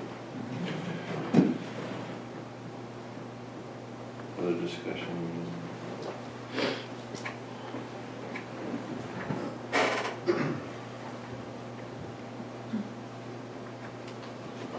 I can continue my discussion if that's at this point. If you so desire. Well, I mean, it seems like one of the more important things we need to grapple with is whether we're going to review the mitigations in detail. We've heard comments that some parts are infeasible and maybe should be removed. So normally how the commission has approached an ordinance or something is we've gone through often line by line and tried to grapple with whether this is appropriate. And then, you know, obviously beyond that, there's our own interpretation of what would be required under a transition plan. That's going to be what will make or break this. And the number of requirements that cultivators, that licensees are going to have to go through is a lot. And some of them are requiring like groundwater studies or roadway analysis and design or odor control plans. I mean, some of those things are, depending on how it's interpreted, could make it essentially impossible for someone to get a permit. And I think we should talk about that stuff. I mean, and I understand the necessity of moving forward as quickly as possible. I'm prepared to go tonight and go through all the mitigation measures, and there's only really maybe 4 or 5 that we need to grapple with. But I don't see how we could recommend, without talking about some of those in detail, how we could make a recommendation to the Board of Supervisors. So, I guess I'd like to hear what other commissioners think about that and how we are going to decide on the process we need to follow to try to get to a conclusion either tonight or at another meeting in short order. I was just also assuming that we would do that. We would go through, whichever ones of us had specific ones, you know, go through aesthetics, and from aesthetics move on to the next one, and if anybody had an issue, discuss that and thrash it out. That's what I was prepared to do. Now, in terms of the EIR itself, the whole document, my questions about the document, not the mitigation measures, but the rest of the document have been answered. So I don't have anything with that. It's just the mitigation measures. Yeah, I'm prepared, and I had the assumption that the mitigation measures were going to be gone through. I too see that there are certain mitigations that would be exceptionally challenging to address, and we should be open for discussion. Okay, my next question along this line is, how long do we want to go with this meeting? 9:20 now. So if we jump into mitigation measures line by line, how far do we want to go? Do we want to try to have a cutoff time and start planning for future meetings to deal with it at a certain time, or do we want to try to grind this out? I would like I would like to see it finished. I don't think, I notice a lot of sticky notes on Commissioner McHugh's. I didn't see yours. I don't have a ton of them, but I certainly would like to hear what other people have to say. I think we should go through the mitigations. A lot of that was gone through during the draft days. Yes. And what's in the mitigations that's changed is underlined or struck through. Yep. We can focus on what's changed, or other ones that jump out that are warranting a second look at this point. Right. Any ideas we come up there for changes, any other ideas that little big things might lead to discussion before staff. And I think the big one would be a transition plan. Instead of us making that up, I do think it would be wise to recommend something to the board to give them a starting point on a reasonable transition plan. But I'd like staff to take a swing at outlining what it makes sense, given some of the subjects that come up, like staffing levels, you know, any other ideas. So if we were to continue this, staff could go have some homework on mitigation measures we'd like to see changed, ordinance changes, if any, that pop up, anything else in the document, and then we reconvene, go over the changes and finish it. I don't see it go much beyond that, but that would make sense to me, is that we get through it tonight so that there's a short list of stuff staff could look at for the next meeting.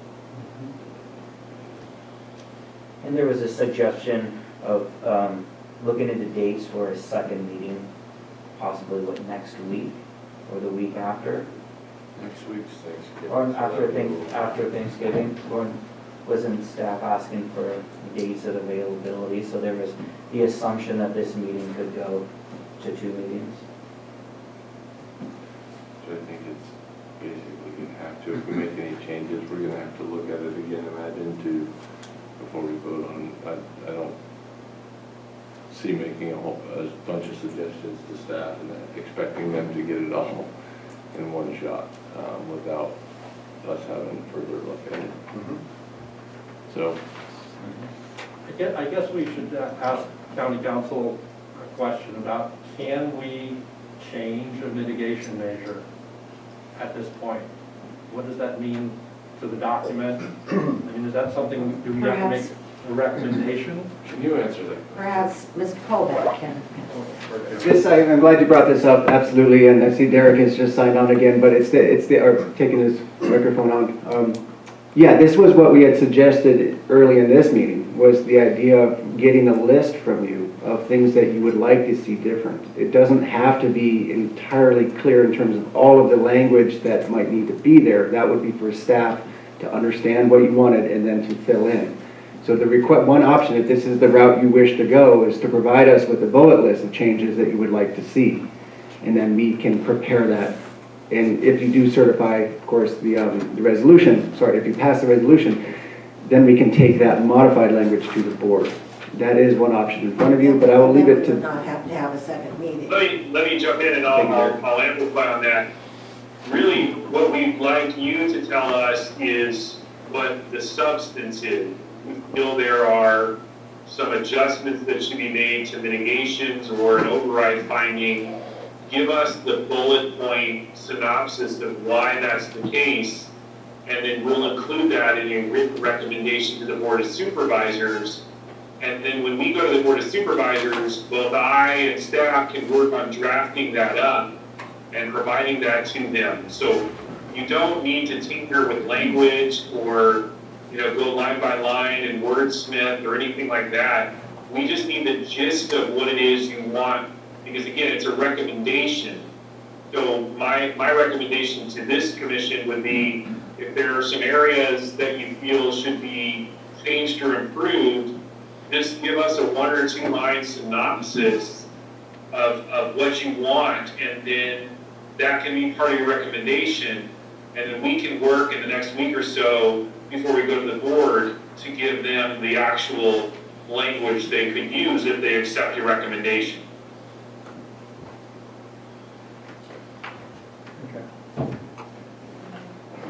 Do it. So how does it work if the document identifies a potentially significant impact and develops a mitigation measure to mitigate that impact, and we change it in some ways, does that change the analysis or require a reanalysis in the document by the document's authors to address that change? Well, if you're, let me ask you a question. Is really at this point, the technical review has determined what the mitigation, the range of mitigations are. I mean, we relied on Pat and his team to give us the technical review, and they prepared these EIRs for other counties. They're very conversant with these. So really, at this point, the question is it feasible? If our feeling based on the testimony you heard tonight is that some of these mitigation measures are not feasible because you've listened to our local growers and they've raised legitimate concerns about their ability to comply, then that's something we could work into an override finding. And we would develop the evidence to support that finding, and then that could be something that's addressed in the statement of overriding considerations that we do, and then we can maybe make an amendment or a strikeout of some aspect of the ordinance. So I guess my recommendation to the Planning Commission is if you feel like maybe if you go through these mitigations, these 4 or 5 that you mentioned, and your concern is that they're not feasible for our local growers here, then let's talk about why that's the case, and then maybe the recommendation could be to consider these as bases for override considerations. And I see Pat wants to jump in, so I'll let him jump in. Yeah, and I was just going to add on to what Derek said. Obviously, that's what Derek suggests is one scenario.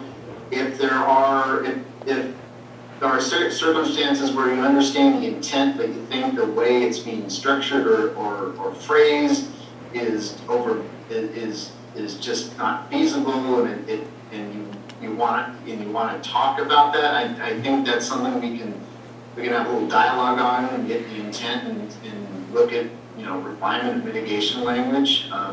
That's certainly a possibility too. So I don't, just to add on to Derek, I don't think it necessarily has to be, well, I don't think it's feasible, let's just get rid of it. If there's ones you go, well, I see where the measure's going, but I really don't like the way it's written. Can we tweak it in a way that you think would work a little better? That's a discussion we can have, and you suggested guidance on how this can be improved.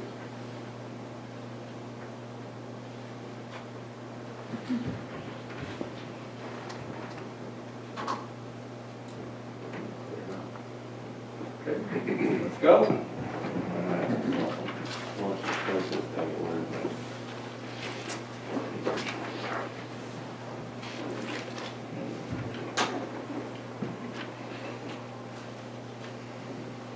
Good to capture.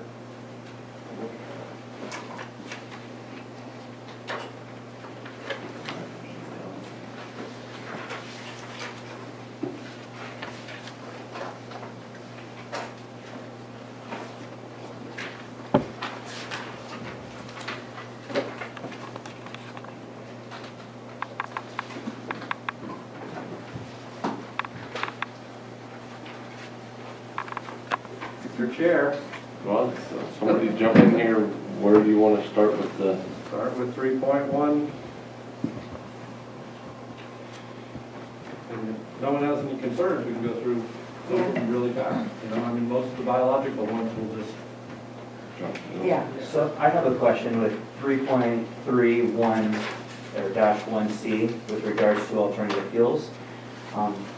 With one of the inputs, it says renewable diesel fuel shall be used in diesel-powered construction equipment, and then what was changed, if commercially available and in reasonable proximity.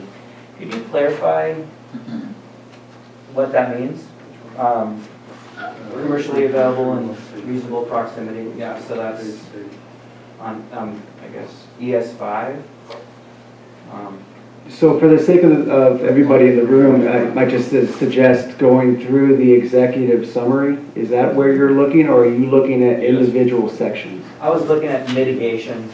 Mitigations within the executive summary. So it's ES. Executive summary. Exactly. ES is the page number. That's executive summary. And this particular one is ES8. Is that correct? Yes, thank you. And we're looking in volume 2 of the final EIR that shows the changes to the draft. Yes. Correct. Okay. So to repeat that question, it was mitigation measure 3.3-1C, alternative fuels, and you're questioning the addition of commercially available within the reasonable proximity. Yeah, what is reasonable proximity? So one thing to keep in mind, I don't want to be long-winded here, but it's the idea of mitigation measures needing to be feasible. So when this mitigation first came out, it was a recognition that it was an appropriate measure, but we also recognize that RD diesel is not always available, and especially in different parts of the county. So this is meant to understand that within reasonable proximity is that you're not having to drive 3 hours to get diesel, that you're not having to get enough that you can continue to operate and have to store it somewhere for who knows how long. So it was just trying to modify it to say that it still needs to be reasonable. Understand that mitigation is principally related, I believe, if I'm not mistaken, to newer construction, diesel-powered construction equipment. So generally that's bigger construction equipment, not something smaller that would be using diesel. So keep in mind that would be in circumstances that would principally apply to the expansion of a site or the development of a new site. Okay.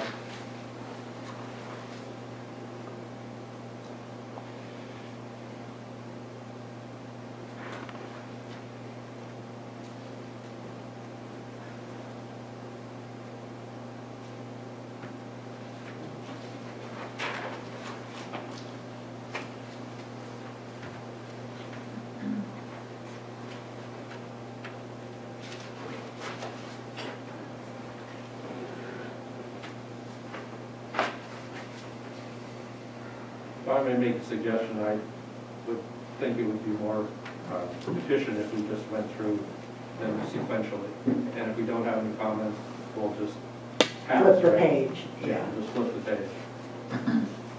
So, I mean, we can jump around, but it seems like that's going to be more confusing. Yeah. At least for me. Certainly. So would we be addressing via the executive summary impacts and mitigation measures, or? That's what I'm looking at. I mean, so we just started ES5, which is 3.1 aesthetics, and does anyone have any concerns about screening? Yeah. I mean, the one concern I have is that there is a potential, if a site is located considerably vertically below a scenic roadway, that you would need some pretty tall screening to comply with this. And there's the potential that could block the sunlight from reaching your plants. I mean, say you need 30 or 40 foot trees which there are probably lots of places where the road's up on the hill and you're looking down into a valley or something. You know, maybe that's too much detail. I don't know. Maybe people will apply it reasonably, but there is a concern that if you're have to rely on vegetation screening to completely mitigate the aesthetic impact of your grow, that in some circumstances that can be infeasible.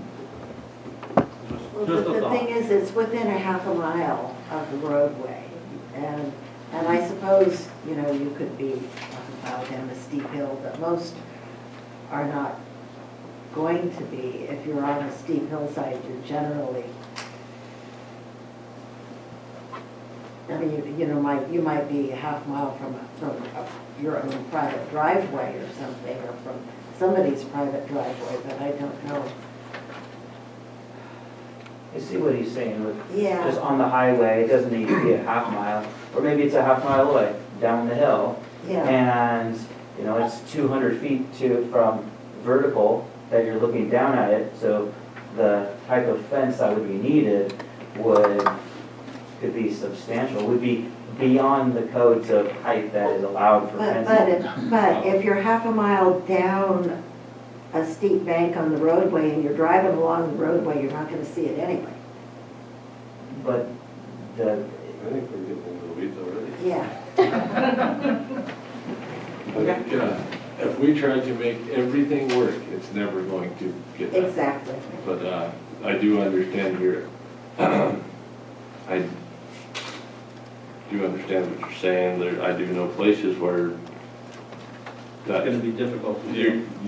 But most of those places that you would see would not be within a half a mile. They're within the view shed, but they're actually Physically miles farther away. Yeah, But I mean, we could go forever and never be able to. If no one thinks there are any changes needed to that, then we'll I don't think so. So how about the next one? 3.11B, maintain cultivation parcel. This is a really stringent condition for most of the parcels in Trinity County that don't comply with this. Yeah, I mean, and our parcel is one of them. We have lots of things around that you would not be able to, I mean, they want a spick and span site that it can't be there for what, 2 weeks? Maybe that, oh yeah, for a period greater than 2 weeks.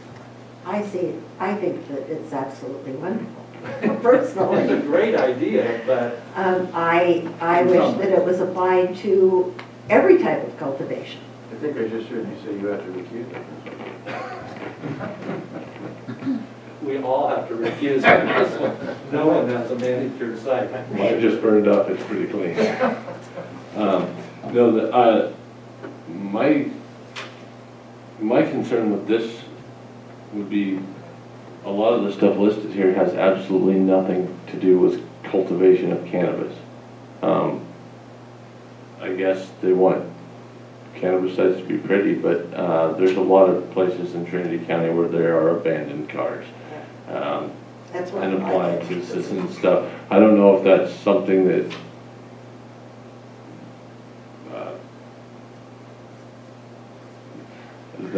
I don't know how the dead cars affecting aesthetics can be put off on the cultivator unless they put the car there during cultivation. You know, this mitigation measure is also part of fire prevention, so they refer to maintaining a parcel to mitigate or increase fire hazards. So it has multi-purposes.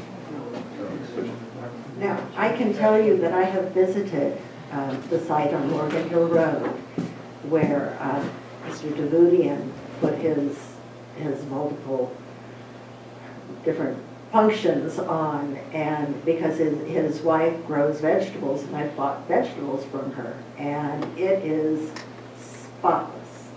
I mean, there's no trash anywhere, and her gardens are weeded, and I mean, it's spotless. It's not impossible to do.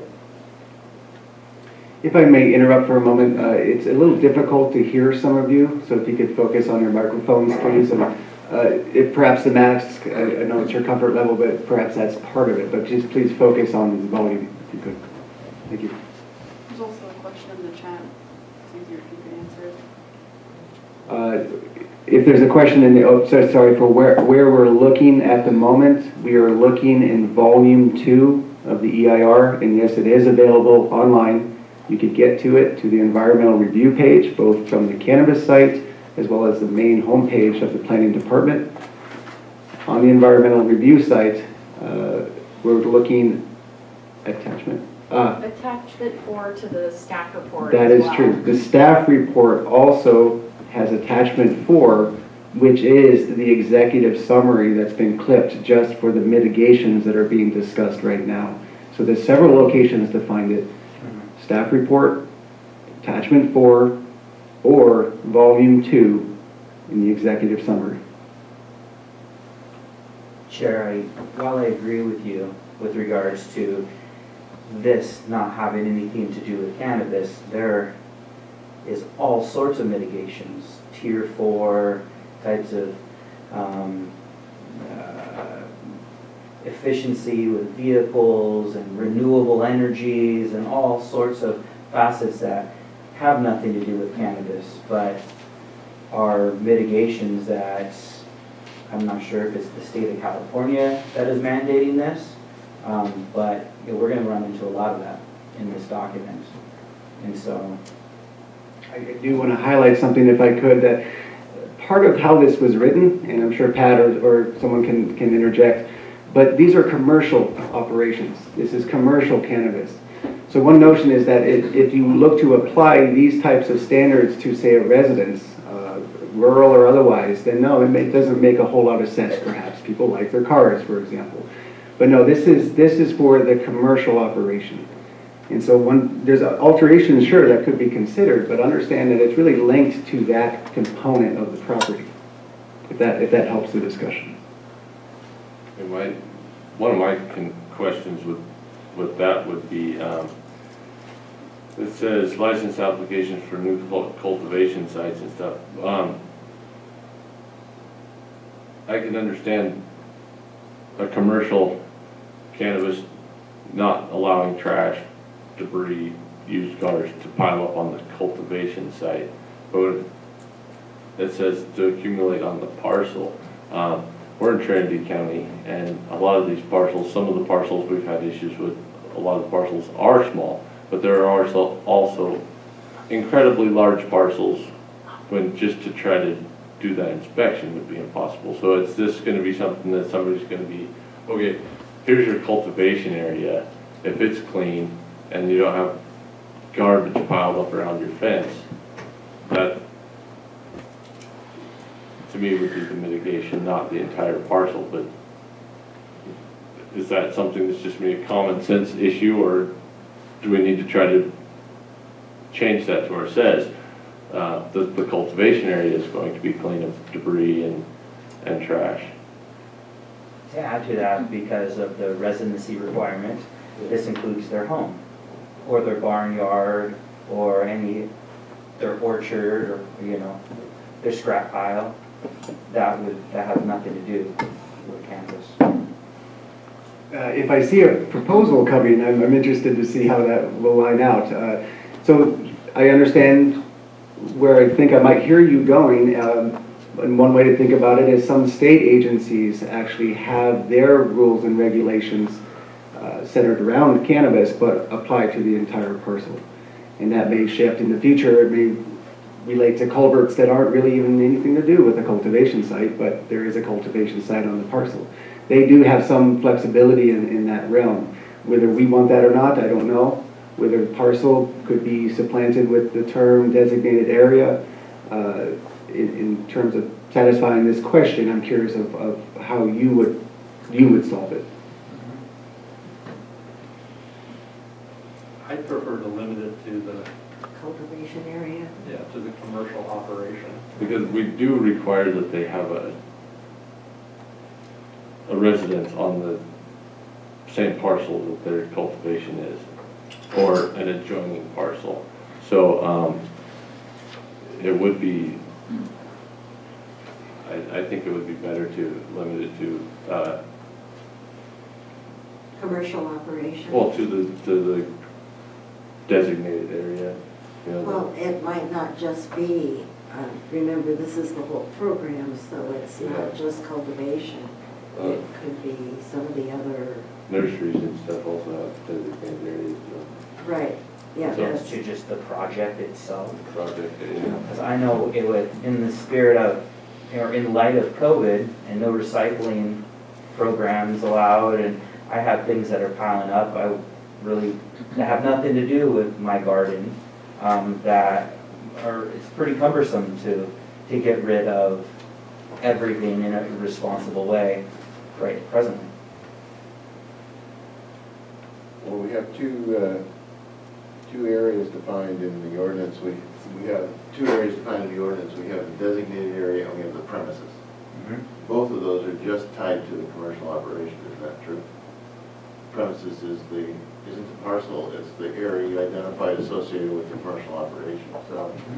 So if we To clarify, you do have to submit plans to the state that include the entire parcel of where that grow or that operation, whatever type, is located on that parcel. So in some ways of thinking about it, it's the entire unit of, it's the entire APN, or it's that only that site where the canopy touches. I'm not sure.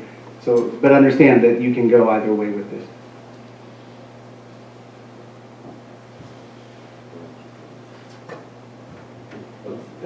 What's our definition of premises?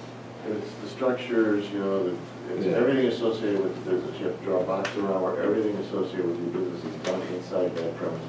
Part of which is the designated area where the growing occurs and the stuff associated with the growing immediately, but otherwise it's the entire. Yeah, so I'm. So say premises instead of parcel? That's a defined term in the ordinance. The designated structures and land specified in the application. Sounds good. I'll vote for premises. Strike parcel and put premises. I would go for that. Okay.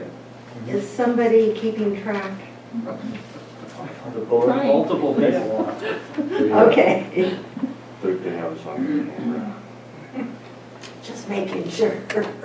Right, so we have not made it very far. I don't think there's anything with fencing the cultivation site, the next major. I don't have concern about that one. We have debated fencing. I'm not sure, it doesn't say it in this mitigation, so it might be addressed later on, but it mentions that the fencing must be native fencing, and Is it vegetation? Native vegetation, that's in mitigation 3.11. It's in native vegetation, okay. I mean, and I agree with not having invasive species, but I mean, using cypress or mimosas rather than black oak and Douglas fir, I mean, is that something that the county wants to regulate? What type of ornamental trees that they use to block their view of the greenhouse?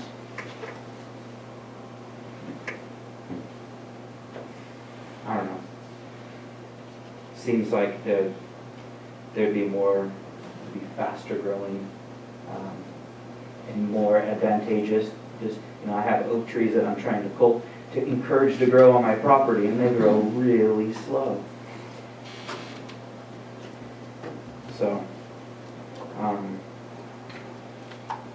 if we could, what does this say? Okay, maybe I'm just blind, but I don't see where it says native vegetation. It's underlined in 3.1-1A. It's the underlined phrase. 1-1A. Oh, up in 1A. It's in the screening, it's not in the fencing. I was looking at the wrong yeah. spot. I was as well. Okay, yeah, and it's underlined. It says with locally appropriate native vegetation. Okay. I mean, maybe recommend the board just remove that portion of it. I mean, it goes without saying, you can't use invasive species. Commission, make a quick comment on this. First, this is associated with revegetation. When you look at the mitigation measure, and this specifically came from a comment from California Department of Fish and Wildlife. Okay. So just to give you some perspective on the genesis of this edit, this was a comment they made on the draft EIR. We don't agree with them all the time. I don't agree with that. I know, but I'm letting you know the source of where it came from. But it was focused on the revegetation piece. The way I read it, when it talks about retention of trees or other vegetation doesn't say native. But it does say revegetation with native, which I understand Cal Fish and Wildlife's point in regards to that. If you're revegetating a site that's been disturbed, it makes sense that they would want to see native vegetation used in that case. So I just wanted to make that point clear on the genesis of this edit. Okay, but this is, I understand the difference. It's because down here, under fencing, it just says a vegetative fence. So you don't have to use, for your vegetative fence, you don't have to use native vegetation. But if you're trying to screen something for a scenic roadway, you don't want to use cypress to screen up from a scenic roadway. You want to do something that's going to blend in. And so you want it to be locally appropriate native vegetation. Well, all right. Well, it doesn't We'll have use to be. manzanitas and oaks then, and let it take 30 years. But, you know, that's what they want. Yeah. But I mean, that makes sense to me because it's a scenic area and you want it to fit in with the scenic area. And there's not a lot of places that applies to. There aren't that many scenic roads. Right. But the vegetative fence, you can use whatever you want, so long as it's vegetative. Okay.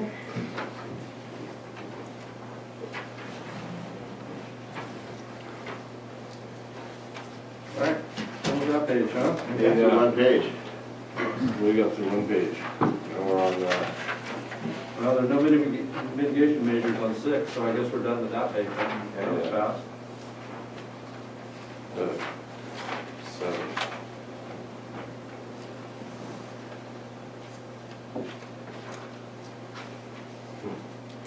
Yeah, that's, you know, the prohibition of burning vegetation. I mean, living in the Pacific Northwest, burning the debris at the right time of year is part of life up here.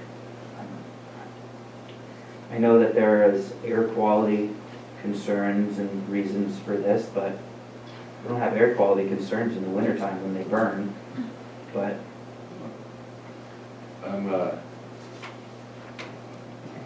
I agree with that statement. I'm not a big fan of prohibiting the burning of vegetation that's been cleared, especially after the last 2 months of watching vegetation that's been cleared and piled be burned. It's a good idea to get rid of that unless they're, and the only way to do it here is through burning in the burn season. I mean, I guess in a commercial setting, you could require them to bring in a drum grinder or a chipper. Chip piles and grinding piles also burn very well. So I'm not a fan of prohibiting burning.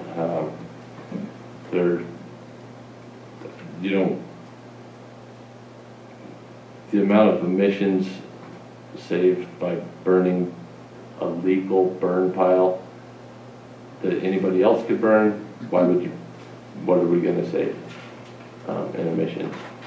So, I mean, you're only allowed to burn dry, locally grown woody materials anyway, so. in the timber industry, after a logging operation isn't burning what is done? Slash. It's what's supposed to be done, but it isn't. I mean, It just sits. they just let it sit? Okay, but that's what's supposed to be done, that's the legal, It's hard to get permitted. Oh, wow, okay. So, mostly it's just piled or locked and scattered, which, I mean, I guess you could do that, then we get into fire later on, so. If I could interject just for a moment, I'm hoping that Pat or Derek could fill in just for your information. I think it's important moving forward, if you look at the significance before mitigation for this particular impact, it is significant, it's the S right there. Significance after mitigation is still significant and unavoidable. So I'm hoping Pat, Derek, someone could speak to what that means in terms of significant and unavoidable in relation to mitigations. So if there's, what flexibility exists with the mitigations that are listed here? Well, ultimately, the county has the ability to make findings on the feasibility of mitigation measures, and in circumstances where there's a significant unavoidable, adopt statement of overrides on those impacts that cannot be mitigated. State law doesn't, as part of CEQA, does require you to still look at every possible way you can feasibly mitigate an impact. You just need to define and substantiate how you got to feasible mitigation measures. So the suggestion on taking out this mitigation measure is not necessarily, I'm not saying it's a bad idea, but we just need to substantiate why the commission came to this conclusion. And I can understand from the discussion on the thought process here. We just need to document the county's ultimate determination on this. Should you make this recommendation and the board take it forward?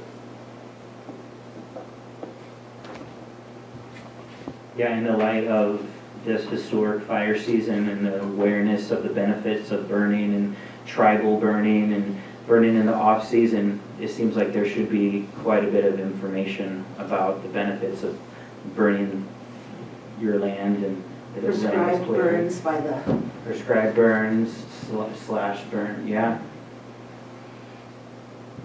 So, if we put that in there, you know, ask that to be removed, and that would be something that staff could provide that information if there's any. Yes, what I'm hearing you say, and we will go back to the record both in video and in our notes, but what I'm hearing you say is really for fire control, fire danger, fire risk, is the idea of you should be able to clean up your site with this tool, and that is burning. So I'm hearing that, but again, if you want to express more detail, that may help us later. But I think for this item, I understand where you're going. Yeah. Okay. Yeah, I mean, the question would be whether the trade-off between using some alternative method to deal with your waste, which would be haul it away, basically. You'd either haul it away or you'd chip it with internal combustion engine, or you tub grind it with an internal combustion engine. So you're getting emissions either way. And if you chip it or do something like that, then it's, as you said, it still will burn. It's still fire. If it's spread out and mulched in, it won't. And that's a great option when it's feasible, but to allow the option of grinding it, chipping it, or burning it, rather than just, you know, prohibiting burning altogether would be, seems like that would be advantageous to the farmers and to our environment. So I wasn't really going to bring this up, but since we're talking about air quality, and the reason these mitigations are there is because of the unavoidable impacts that the document has ascertained for air quality. And some of the assumptions in the document are bordering on the ludicrous. So, you know, it says the construction of new individual cultivation operations would last approximately 7 months at each cultivation site. The heavy-duty off-road equipment would be used for approximately 22 weeks at each single new cultivation site. So I don't know how much, I mean, it doesn't make any sense to me at all. I mean, we wouldn't have enough contractors to build a couple of sites a year if it took 22 weeks of heavy equipment to do each one. So, you know, these assumptions are incredibly conservative. And I think that's something we need to take into account. You know, we shouldn't require the document to be changed because these assumptions are bordering on ridiculous, but, you know, for some of these conditions that are the mitigations that come out of that analysis, it's,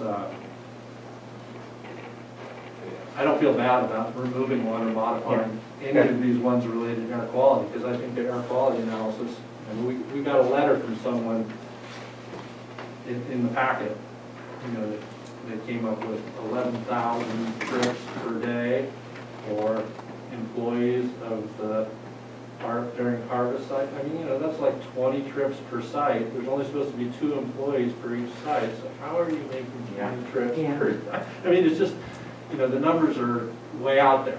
So anyway, that's sort of an editorial aside. Right. But it makes me feel that some of this stuff, even the next one, it's like how many contractors in Trinity County have tier 3 or tier 4 equipment? I don't know the details of how that works, but I'm guessing most of the equipment here doesn't meet any of the requirements. Now, there's a section in there that says, you know, the best available equipment. So you've got it out for the next one. It doesn't have to. But. So also the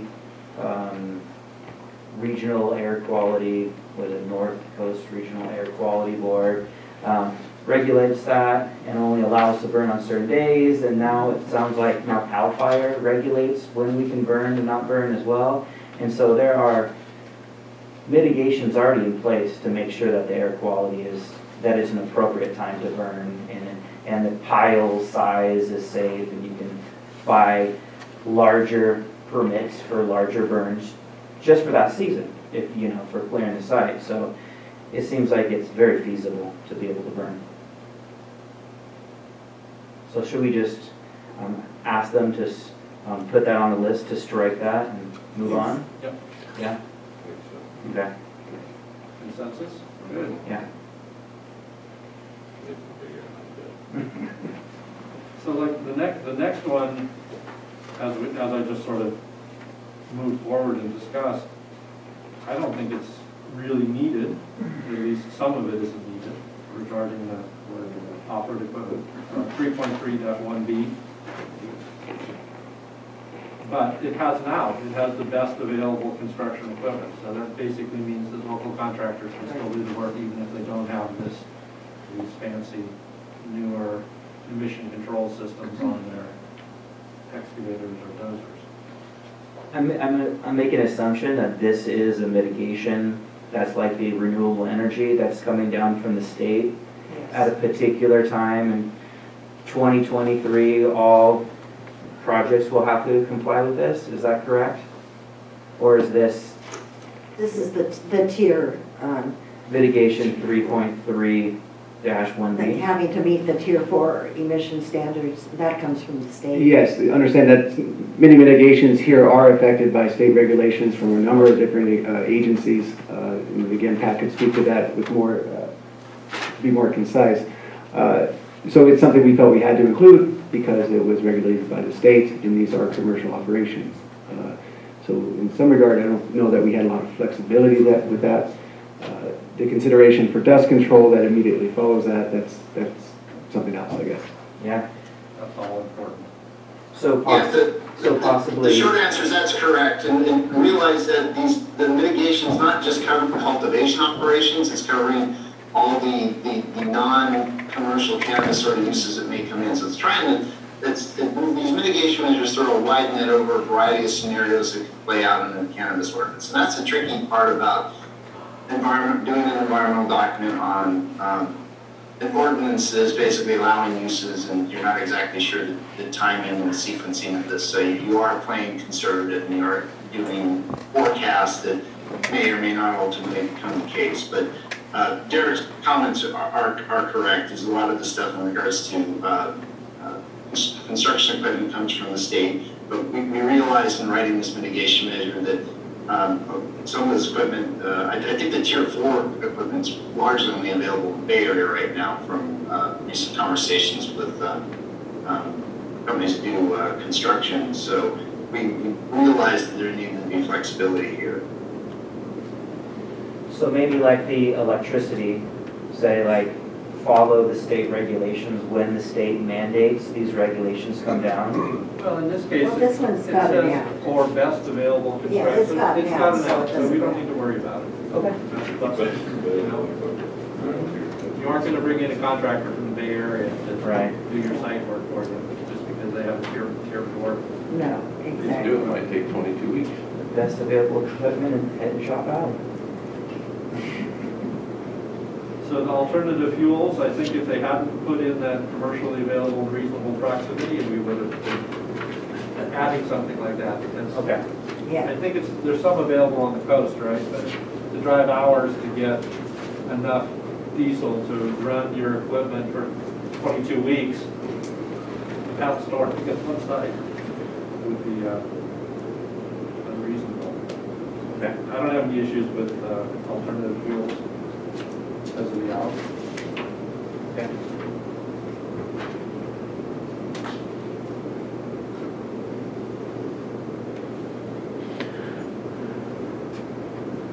Like the next one, limit the use of fossil fuel powered outdoor power equipment.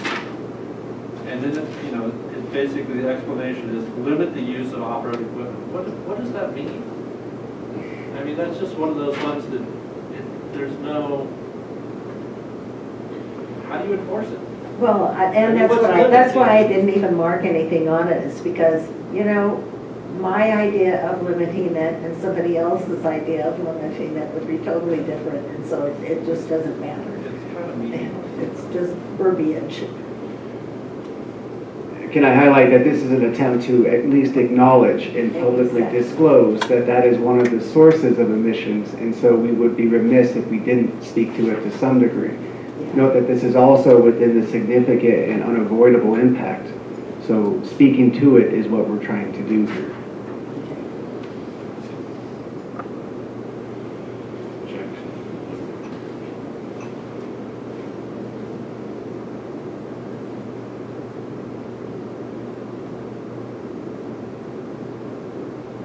So 3.3-2B, it's pretty much the same thing. It gives you alternatives if the Tier 4 equipment is not available. So I don't see the issue with that. Now we get on to the top one. Significant and unavoidable. So basically, 3.3-3 implements an odor control plan for each site. They have to develop a plan, describe the activities, they've got to determine the distance to sensitive receptors.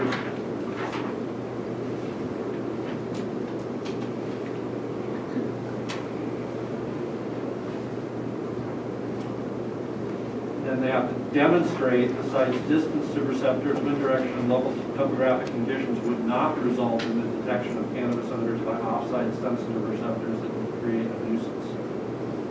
So that's probably impossible. Yeah, how would, right there. how could they demonstrate that? Yeah. So where did that one come from?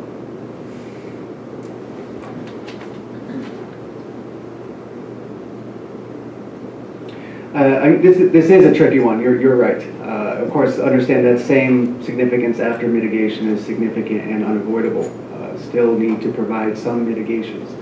I know there were a number of comments that were made about this particular issue, and the problem with trying to define objectionable odor, something that is by nature subjective. So nuisance, though, there is a nuisance code, of course. So this is something for you to think about. Something needs to be said, yes. How can it be defined? There's some ways that you can go, although many jurisdictions have not really figured this out themselves. If Pat is still available, I would like him to speak to the idea of nasal rangers, the idea of how do you actually, nasal rangers are just equipment that are used to test the air for whatever odor you might have. That's what they're called. So Pat, there you are. Will you please step on this one? Sure. There's multiple jurisdictions who have tried to address, as part of their cannabis regulations, odor standards or ways to mitigate odor, but they've tried tackling in a variety of ways. They've tried setbacks, they've tried these nasal rangers where they use a numeric standard, and so it's a pretty elaborate sort of process and very staff intensive. And some have gone as far as just simply saying, well, we're just not going to allow outdoor cannabis cultivation. We're going to allow it to only be indoor or mixed light within a structure with filtration. I will tell you the science on this, what Derek David just said is accurate. We can quantify. It can't be quantified the amount of odor concentration in regards to clean air. There's lots of ways to study that, but similar to noise, what is a offensive odor to one person isn't necessarily an offensive odor to another, and their sensitivity and their personal biases to cannabis, whether they're for or against it, also play into their consideration on whether or not it's a nuisance. Much of the technical studies we have seen and been involved with have identified that, for example, setbacks of 500 feet from a outdoor cannabis operation does provide a noticeable change in nuisance issues. Then when you go 1,000 feet, it gets a little better, and then after that, it largely drops off the scale. It's just, it becomes background noise. We scoured so many different documentations and so many different approaches on how to deal with odor. Odor is an atmospheric effect too. Calm conditions with slight winds seem to generate the greatest odor issues. So we try to develop a mitigation measure to acknowledge the fact that there are some times where we're going to have odor impacts, and certainly comments that the draft AR received. Many people did complain about odor issues from cannabis. So the concept was, well, is there a way we can develop some sort of odor plan, acknowledging the fact that in some cases we just can't completely avoid the impact, but at least address it as best we can, and provide options to cannabis cultivators on best practices known so far and how to address it. Many of the items listed in this mitigation measure are intended to be suggestions of possible ways of addressing it. It isn't supposed to, you know, tell them exactly how to address odor, and in some cases, some sites may be far enough away from sensitive receptors that you don't have an issue and they don't have to do anything. It's all going to depend on their location and the location to the nearest population. So yeah, this is a sticky topic and a difficult one for agencies to navigate. And I've seen it in 5 different jurisdictions on this item. You know, in my neighborhood, I have 1, 2, 3 different licensed farms, and then there is a half dozen different residents who don't have commercial farms who have their 6 alma plants. Our neighborhood would smell like skunk if we had a commercial license or not. And being that, how many farms are in our county? 5,000 illegal explicit grows. The smell of skunk, the smell of cannabis in the fall is going to proliferate in our county, you know, whether the commercial farmers have mitigations or not. And I don't know if that was taken into consideration with the baseline smell within our community that permeates everywhere. You know, one thing that I notice here is it's on the underlying part on this first bullet point is as appropriate for each cannabis use. Now, if that actually was for each cannabis site, then that would make this a little bit more feasible, because as appropriate for each cannabis site, some sites it may not be appropriate to do any of this. Some sites you have no neighbors. Yeah, exactly. Some sites. What's that site? Some sites are, you know, if you've got close neighbors that might be impacted, maybe you have to do more.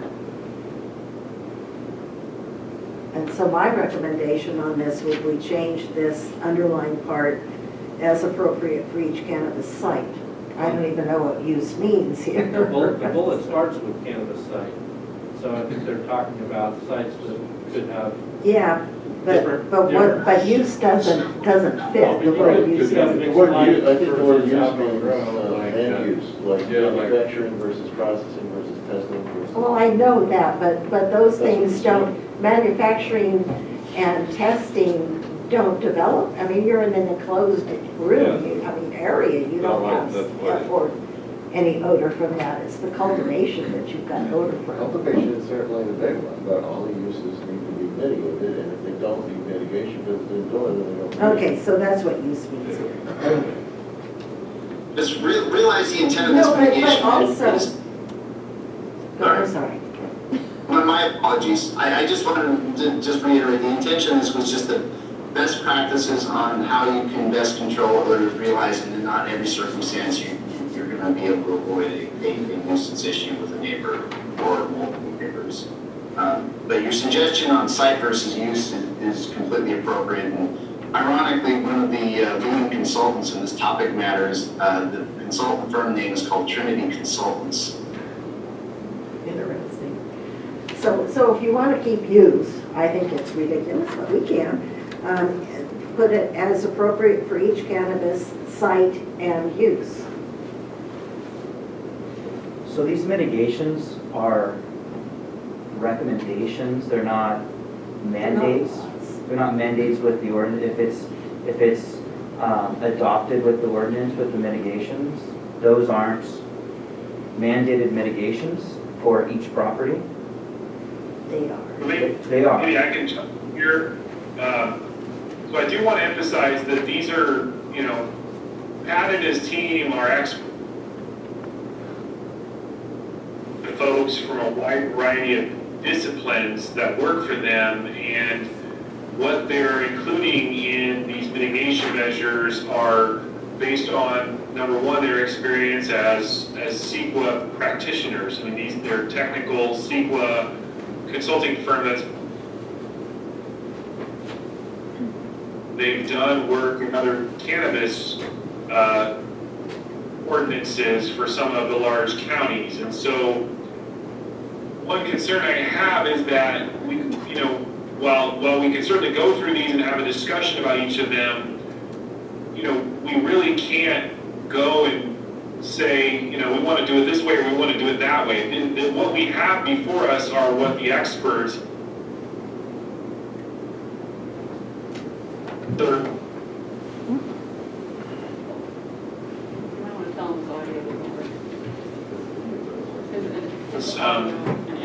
we can look at an override finding, but we've kind of started to go through each of these, and I do want to caution the commission that certainly have a discussion that you want to have about any mitigation measure, but I don't want us to get into an exercise of rewriting the mitigation measures. If we think it's infeasible, then let's talk about it being infeasible and what the evidence is.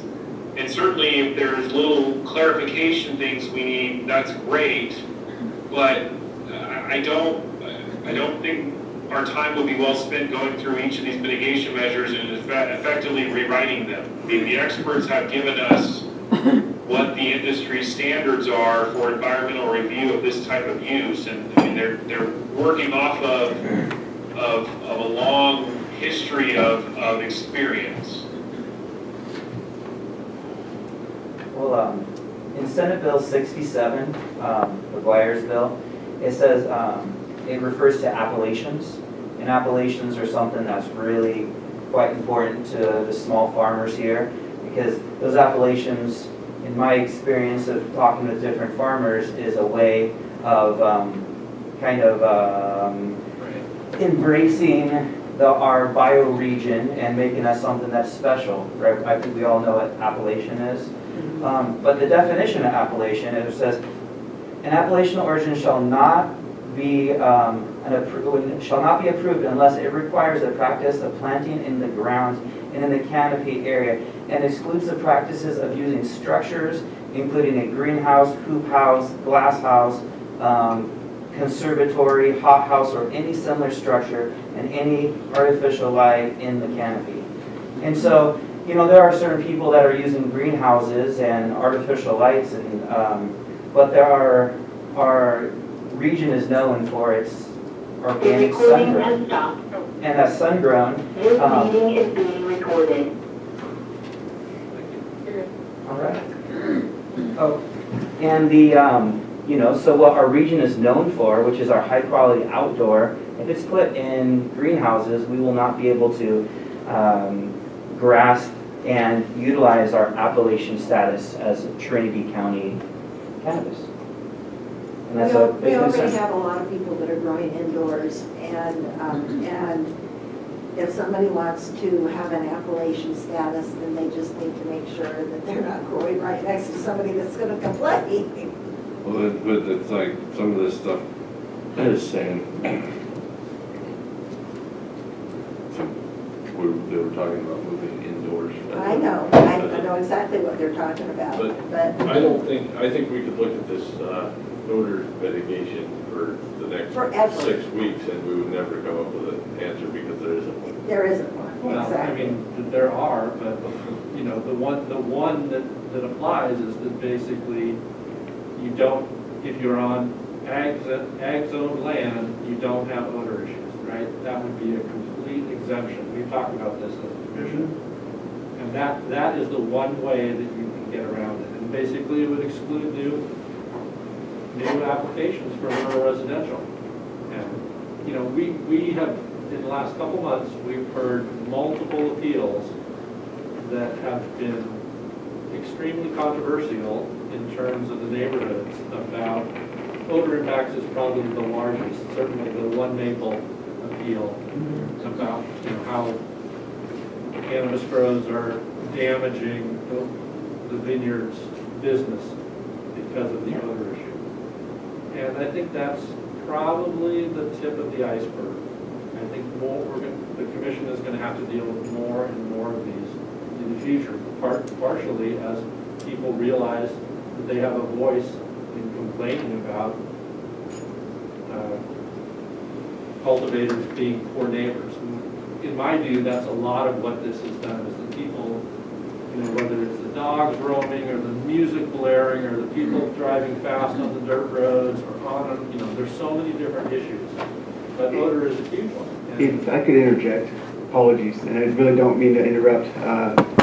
But this issue honestly was discussed in front of the board back in February, where the decision was made either to recirculate this document based off of a different project description that could have included different zoning restrictions, such as what you're suggesting, for odor specifically. At that point, though, staff was given direction to continue with the EIR, with the existing project description, and that is what you see in front of you here. So as this debate is absolutely good, I want to highlight the fact that it's about 10:20 now, and there are 64 mitigations in this document. 13 of those are actually kind of pointing at each other, but there's a good number of them here. And so you've landed on a really difficult issue, and maybe there are solutions in terms of changing the project description, but that is not within the purview of what we have available to us now, unless this resolution that I hope we get to were to recommend to the board just that, to not recommend certification of this EIR for those reasons. You have your options in front of you. I just want to highlight what time it is right now and where we are in this discussion. Can I make a suggestion, Mr. Chairman? Most certainly can. Can I suggest that each of us that has unfeasible, rather than going through them and finding new things as we're going along, if we have a mitigation measure that is, we start with Graham and have Graham give us all his mitigation measures that are, you said you only had 4 or 5, and we look at those, and then we go to Mr. McHugh and Commissioner McHugh, and we do the same thing. I personally have none that I don't think are infeasible, and then, you know, do the rest of us, rather than going through page by page. Well, I think it'll be more efficient to actually do it this way. But we're going to go through the biological section. It's going to be done, right? Okay. There's like 20 of them in there. So with regards to the odor, could we just make a recommendation, you know, on our list to the board that we're still not really comfortable with all the mitigations, and maybe that needs to be discussed further? And like kind of put that in their lab to... I think that the biggest issue with the odor is the SU over on that edge. I mean, it's like, it's significant and unavoidable, and there's nothing. Yeah, there's not really any. Well, the one thing that can be done about it is what Graham just alluded to, which is a zoning change, which comes back to my subject of density. I won't go up on that again, but the density of the grows is a contributor here. There's a statement in here that says one grow is the same as many grows in terms of odor, which I think is ludicrous. But the zoning, again, to the One Maple example, if there were a density angle to that, because you have existing grows, but if you have n grows, and that's the limit, and the n plus 1 grow triggers an appeal, we start to get a hint on density being the issue. And one way to get at density is zoning. Yeah, but we're not doing that right now. We're trying to go through the dam mitigation measures, and we're not trying to do a zoning ordinance. And we can make a recommendation to the board that they look at zoning for odor control, and then move on. They're going to send it back to us. This is something that the planning commission will need to deal with in the future. And that's fine, because I won't be here. Neither will I, so. We could just Well, I will. categorize So it as a. I just wanted to get on the record that I think there are a number of, and I'm not going to stop this process anymore. I'm saying there are a number of density-oriented mitigations that would make a heck of a lot more sense if they were done in a zoning context. Like you're telling us we can't do that until the board either changes the project or we start another project to go into zoning changes, which is an ordinance, and that's secret.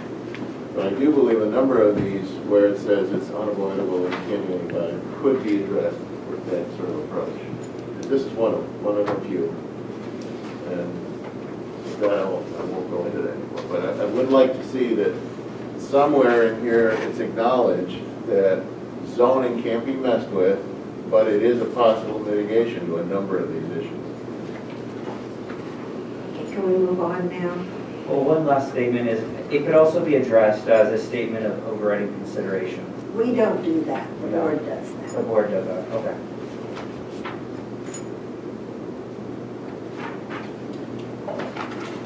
So we're leaving this one, and we're going on to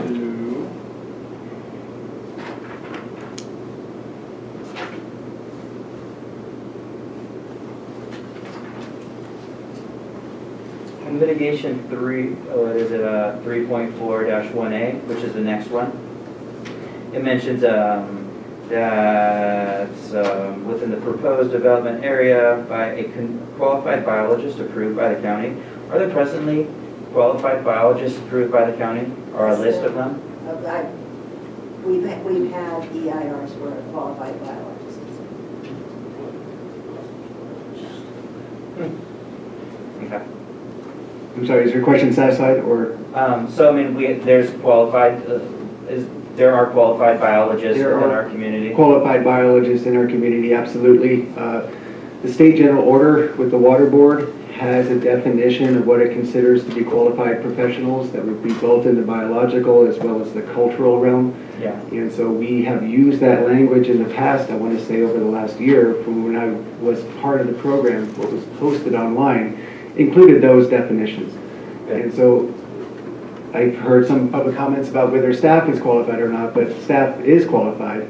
It's the professionals and those who are putting these documents together that we need to have some understanding of who they are and what they're doing. That is very common in CEQA documents, Okay. and it is basically required in CEQA documents. Okay, thank you. So I'm ready to move on to ES 35. I don't have any issues with the biological one. It would be good to be a certified biological consultant, though. And a lot of work.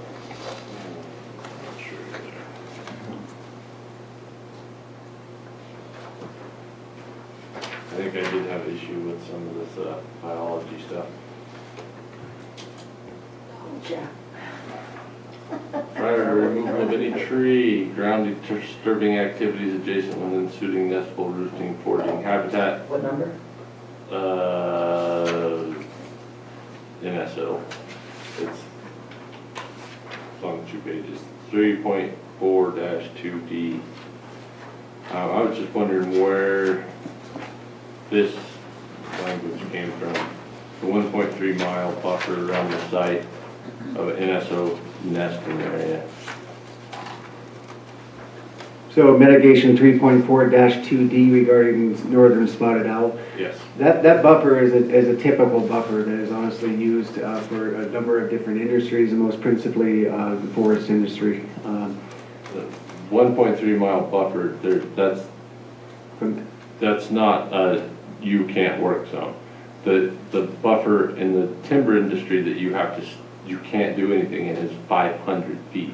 Right. There is some gradation, absolutely. I was just wondering, it's like, because it says you have to, all this stuff, but it doesn't mention any of the small buffer right around the nest. This is the entire range buffer, and that could be an issue in Trinity County. There are a lot of NSO sites, and then I also did see your I mean, you're requiring a 6 hoot survey.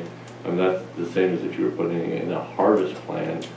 And if that's for anything that's any kind of a cannabis permitting, most of these are already disturbed sites. So if somebody has to remove a tree, are they going to have a 6 hoot survey for spotted owls? That's a major undertaking. It is, I do understand what you're saying. One moment, please.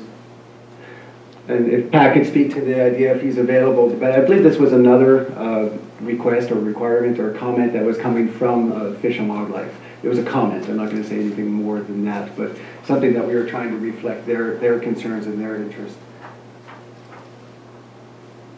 Yeah, this was developed and recommended by them. They've used this in Humboldt County with their cannabis ordinance as well. I agree with you. If you're already dealing with a pre-disturbed site, then really this shouldn't have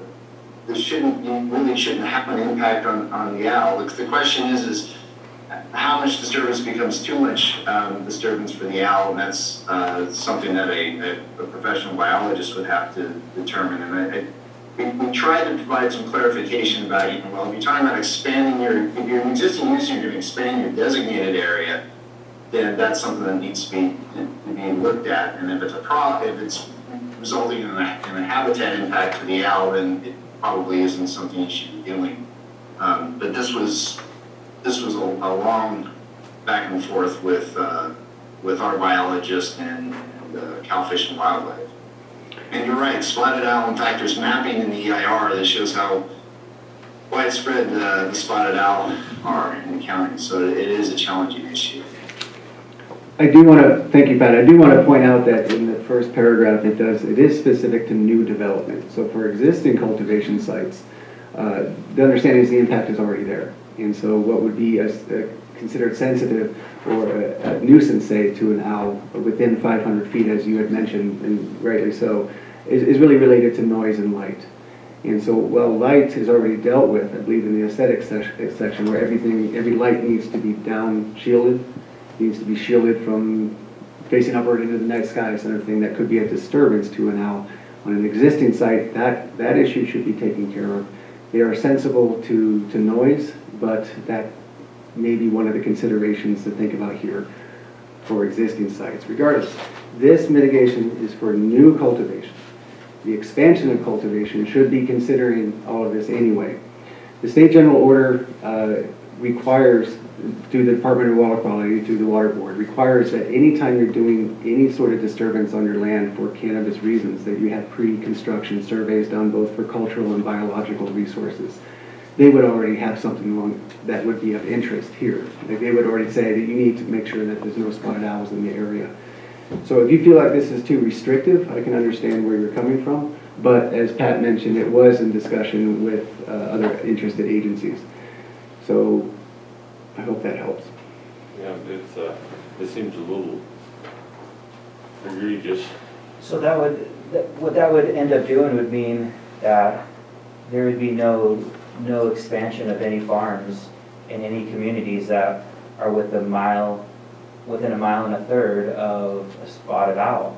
And a mile and a third, as a crow flies, I mean, we live in Trinity County. I mean, there are some valley lands in Hayfork that a mile and a third is pretty far, or not that far, but, you know, we're in the canyon on the Trinity River, it goes up and down. I mean, that's a mile and a third as a crow flies is a long ways.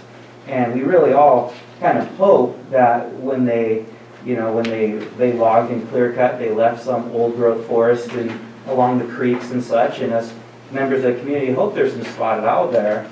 But if there's any spotted owl within a mile and a third of our community or of the farms, then does that mean that there's no expansion?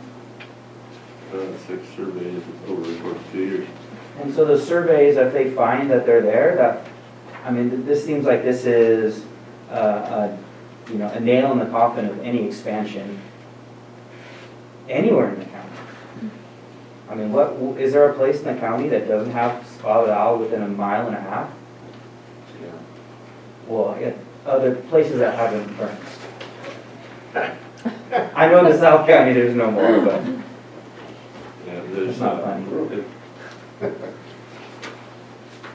It's, If there's any flexibility with this, I mean, I don't know, I mean, 'cause like I said, I don't know what can be done with these mitigation measures and who makes that determination, how much is too much, but to me, it would seem like that should be the inner circle that you're prohibited from using, because at the bottom of that bullet point, it says, if northern spotted owls are determined to be present within 1.3 miles,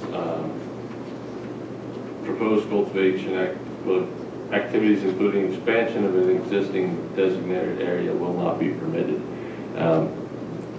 You can clear cut within 1.1 miles of a spotted owl, but you cannot get within the 500-foot circle. So I think, to me, it seems like that somebody's using the wrong circle. I don't know. I'm not saying that's you or Pat or whatever, but it just seems like somebody used the wrong circle. I understand. And they need to. That's something I think should be looked into at the very least. I know what you're saying. I do have access to studies that would say what an appropriate circle would look like, if that's what we're talking about, a buffer between an active nest site. And remember, these are active nest sites, and specifically, if they still need to be verified or not, that is the expense of hooting the 6 times. But I hear you. I think that if you are near a known active site, you should, well, really think twice about whatever you're intending to do with a designated area expansion. But I hear what you're saying is that you could make an argument, but I would also say that other mitigations would apply for nesting species, and you have to operate outside of the nesting season, that sort of thing. If you were to request, and everyone were to agree, that in this resolution we would have something that was a smaller circle, 500 feet, then it would be on staff to provide the rationale and the reason and the documentation and the references that would be suitable to consider for the board to change this mitigation. Pat, does that sound correct to you? Well, the short answer is yes. The challenging part is, and you mentioned the state order, is the state order is explicit that you can't result in a take of a species. From previous conversations with Cal Fish and Wildlife on this mitigation measure, they consider, at the time, they considered being within that radius a potential for a take. And the challenging part in the legal sense is, and Derek can further elaborate on this point, is Cal Fish and Wildlife would be seen in the courts as an expert on the subject matter. So to go counter to their expert conclusion and call an impact less than significant, and they say, no, that's not the case, is a difficult place to be. Now, I understand the issue, and we can certainly dig into this more and see between the Planning Commission and the board and see if there's some way we can make this mitigation measure a bit more palatable, I guess is the words I'm looking for right now. But and if that's the direction you want to find, certainly we'll go through the exercise. But I also kind of want to heed some warning on this particular topic. That's a good segue, which is that I do want to caution that we're not, certainly go through these mitigation measures and let's talk about them, but the exercise here is not to go through and rewrite them and bring them to what we want them to be. And I know that sounds counterintuitive, but the purpose of the EIR was to study these and to have the experts in the fields and with the expertise in the various disciplines, whether it's biology, hydrology, water quality, whatever, do the analysis and build off of their expertise and their experience. They're not working on a blank slate here. This is the mitigation measures you have here are things that have been applied elsewhere and are part of the industry practice for mitigating environmental impacts. And so if our feeling is that something doesn't work in that it would impose too difficult a burden of compliance or it would be too expensive, then that's an issue where your recommendation may be to the board, you should consider an override on this mitigation measure. But I do want to caution, we shouldn't start rewriting the measures because we don't want them to be implemented or we're worried about them, you know, we would do it differently. That's not what we're here for. So it really should be, if we think this is something that our cultivators can't comply with just because it's just going to be overly burdensome, then my recommendation would be that the commission identify that as a candidate for an override determination. But I don't think we're well suited to start trying to rewrite the conditions or rewrite the mitigation measures to water them down, because that's not what this exercise is for.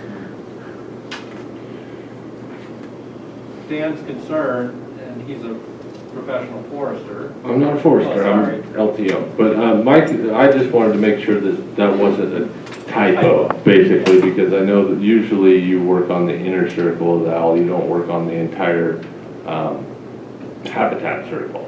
So, but I guess if that's what Department of Fish and Wildlife is going for, because you could have an incidental take if you're anywhere the owl might be, I guess that, I just wanted to make sure that that wasn't something that had slipped through the cracks. So, other than that, I don't think I have much on the biology section. Yeah, I just, before I move in on, just would like to make a statement that I'm not a biologist or a forester, but I don't understand how you can, within 500 feet or a mile, you can clear cut 40 acres, but expanding, how many? You can clear cut 20 acres, but expanding your cultivation area, you know, from 200% to 250%, what is that, an extra 500 square feet? Maybe even 2,000, 3,000 square feet would need exponentially higher mitigations. It just seems onerous, to say the least. Just, they're getting around all the mitigations required for going inside. They're basically removing all the mitigations that would be required to go inside that circle, because there are like, sorry. That's fine. That guy works. Yeah, he mentioned earlier that you have to do outside the nesting period, all that stuff. You have to, it's only certain times a year you can work inside that circle. But like I said, that's the issue was I just wanted to make sure that we weren't putting something in there that wasn't required by Department of Fish and Wildlife to make it way more difficult.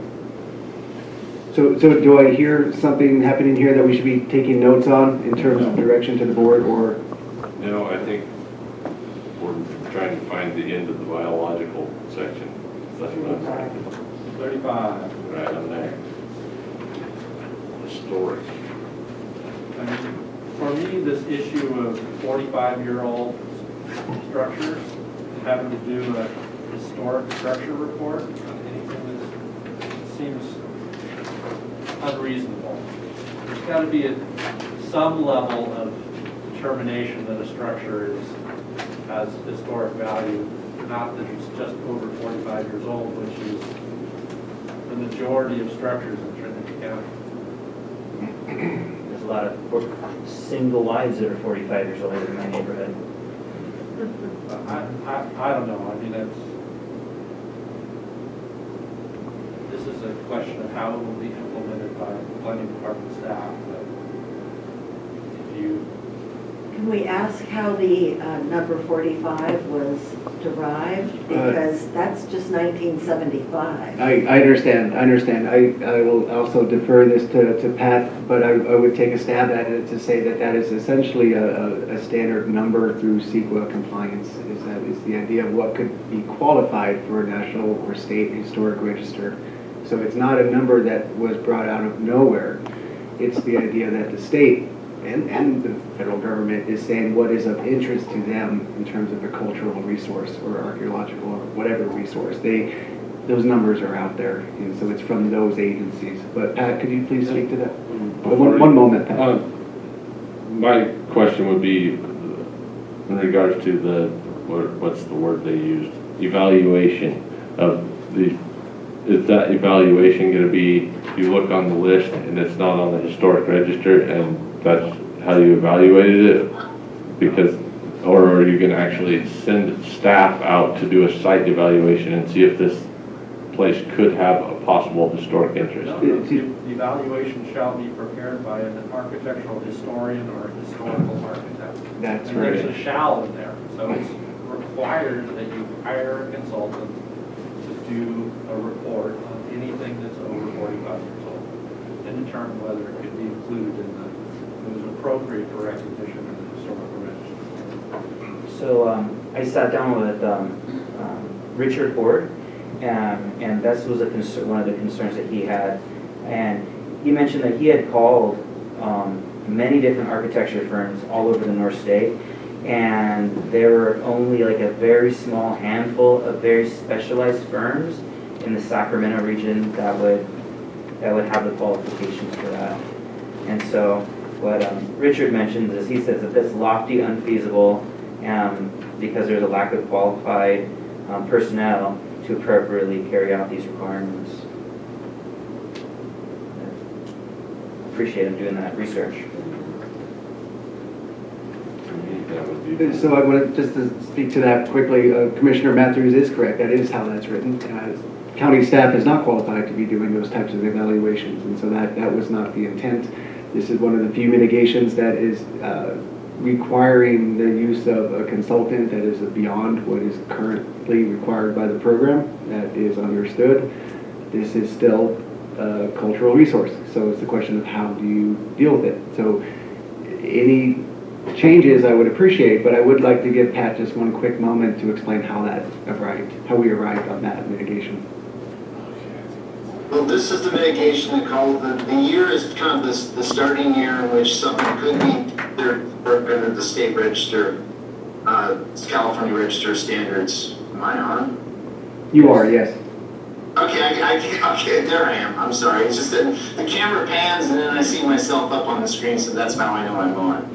So this comes out of state law and criteria in which how to evaluate whether or not structures are considered historic comes out of that provision as well. The tricky part of this is obviously no one has ever gone and done a structural survey of the county on whether or not there's any further historic structures beyond those that are known that exist. So we simply just don't know what's out there in order to have a complete inventory. So you have a project that comes in and maybe has a structure that's historic. The question then becomes, well, are they proposing to use it? Are they not proposing to use it? And if they are proposing to use it, this is where this analysis comes in order to determine whether or not it's significant or could be considered significant as a historic resource. And then this usually follows up with technical guidance on, well, what's the contributing elements that make it significant? Is it the architectural features? Did something uniquely historical happen on the site? There's a varied circumstances that come into play.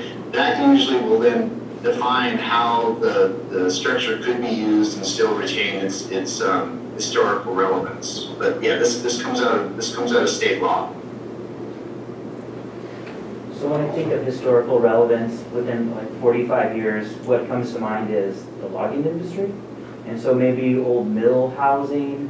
And then I think of the different licenses that are on old mill sites and the structures there. And I believe there's a mill site, 2 mill sites in Hayfork. One where cultivation and processing is presently happening.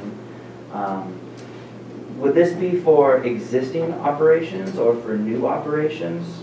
As the title suggests, it's existing. It's for existing. Interesting. I think it's intended to be for.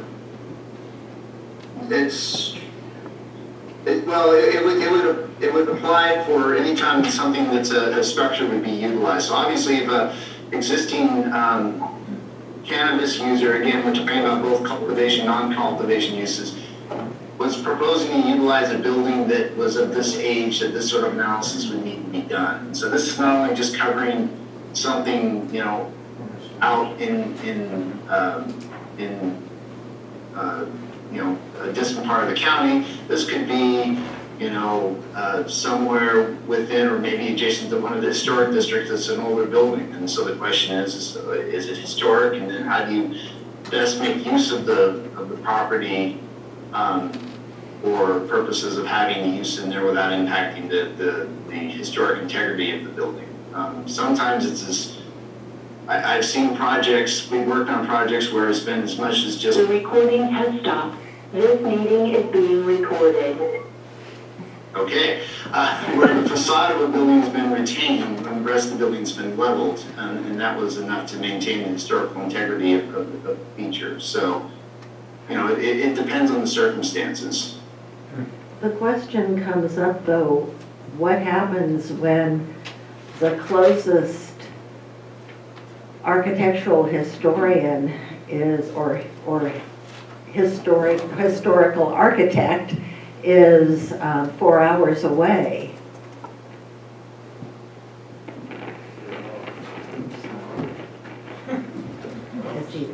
Okay, so Pat, I'm not sure, there you are. So the question is this feasible? Is that a question to me? That, yeah, I'd like to pose that to you.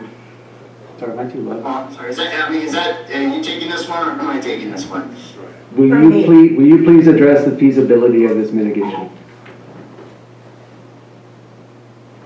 Again, the purposes of the environmental review process is to identify the potential for impacts and identify mitigation measures to address those impacts. This is a fairly common mitigation measure that gets used throughout the state.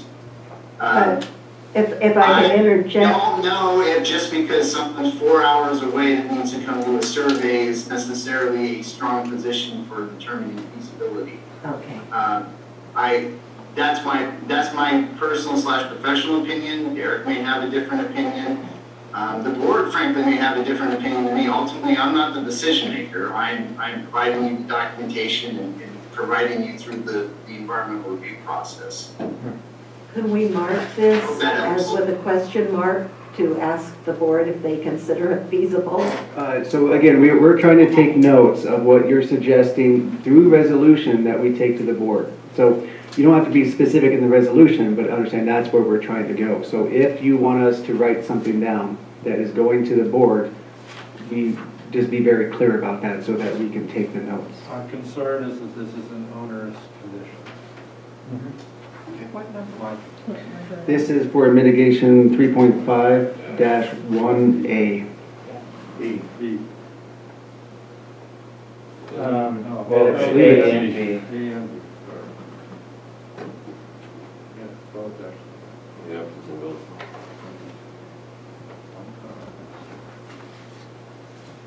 I'm sorry, 3.5-1B is also what you were discussing? It has pretty much the same language in both of them. Okay. It mentions. Well, A doesn't mention the historic, the architect, et cetera. But, okay. It refers to 3B, so. I see. Is that clear? Yes. Okay.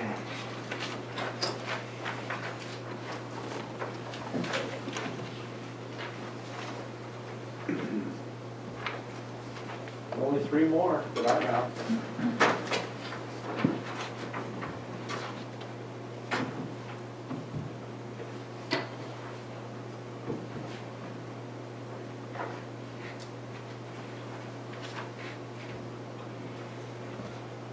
Yeah, my next one was regarding mitigation measure 3.8 -1B. That was for renewable fuels, or not renewable fuels, for electricity and renewable electricity, and it sounds like that was addressed. That they're going to link it to the state timeframe for implementing. Or 2023 is what we could recommend the board. You have a note of that as well? Yes, good.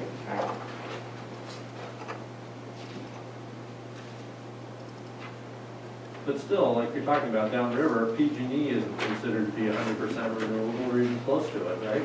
So, does that mean they have to develop a hybrid system where they have to buy carbon? They can buy carbon credits? Yeah. I asked this question I asked David this earlier today, and he mentioned that presently PG&E is 33% diversified with renewable energy. So therefore, there's a possibility that you can pay more to buy renewable fuel from PG&E. Where, I mean, it's all the same energy. It's like buying carbon credits, you know, and so they'll charge you more to use the same energy that somehow is justified from a different source. And this would be the same issue in South County, right? Because there's no PG&E there. Yeah, PUD has a higher percentage of renewable.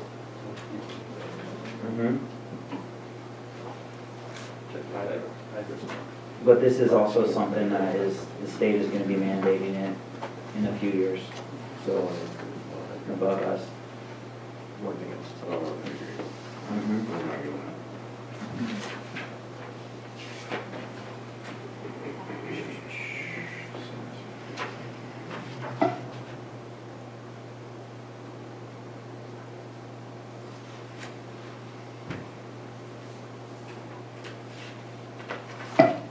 So the next one I have is on ES 46, 310-2.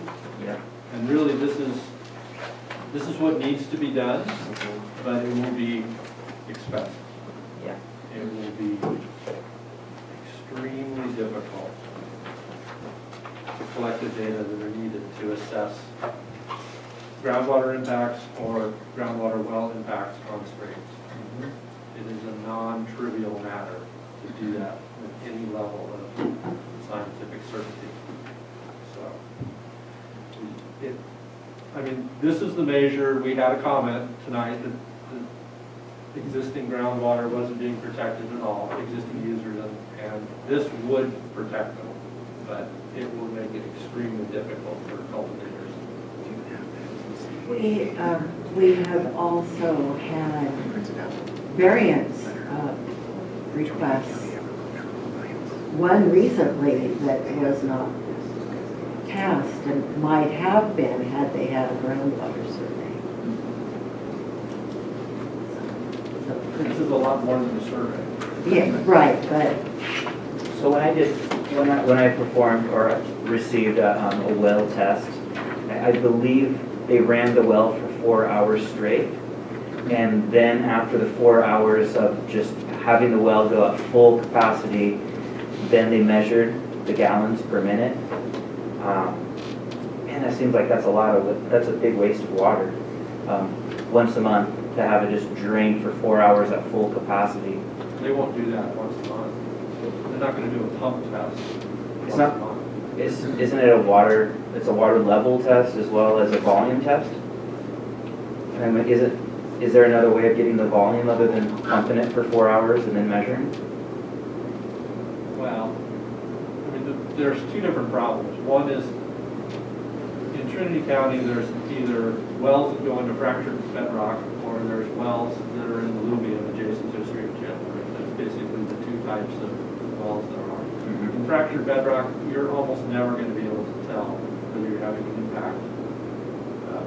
It's possible that two wells are within the same fractured bedrock. So you'd have to monitor your neighbor, the water level in your neighbor's well, just when your pump was on, to see whether or not you were causing an effect. For wells that are adjacent to stream channels, it's pretty well understood that if you're in the alluvial material, the sand and gravel, that you are drawing down the water table, create a cone of depression, and that eventually spreads out enough, if you pump enough, that it will affect your neighbors or the stream channel.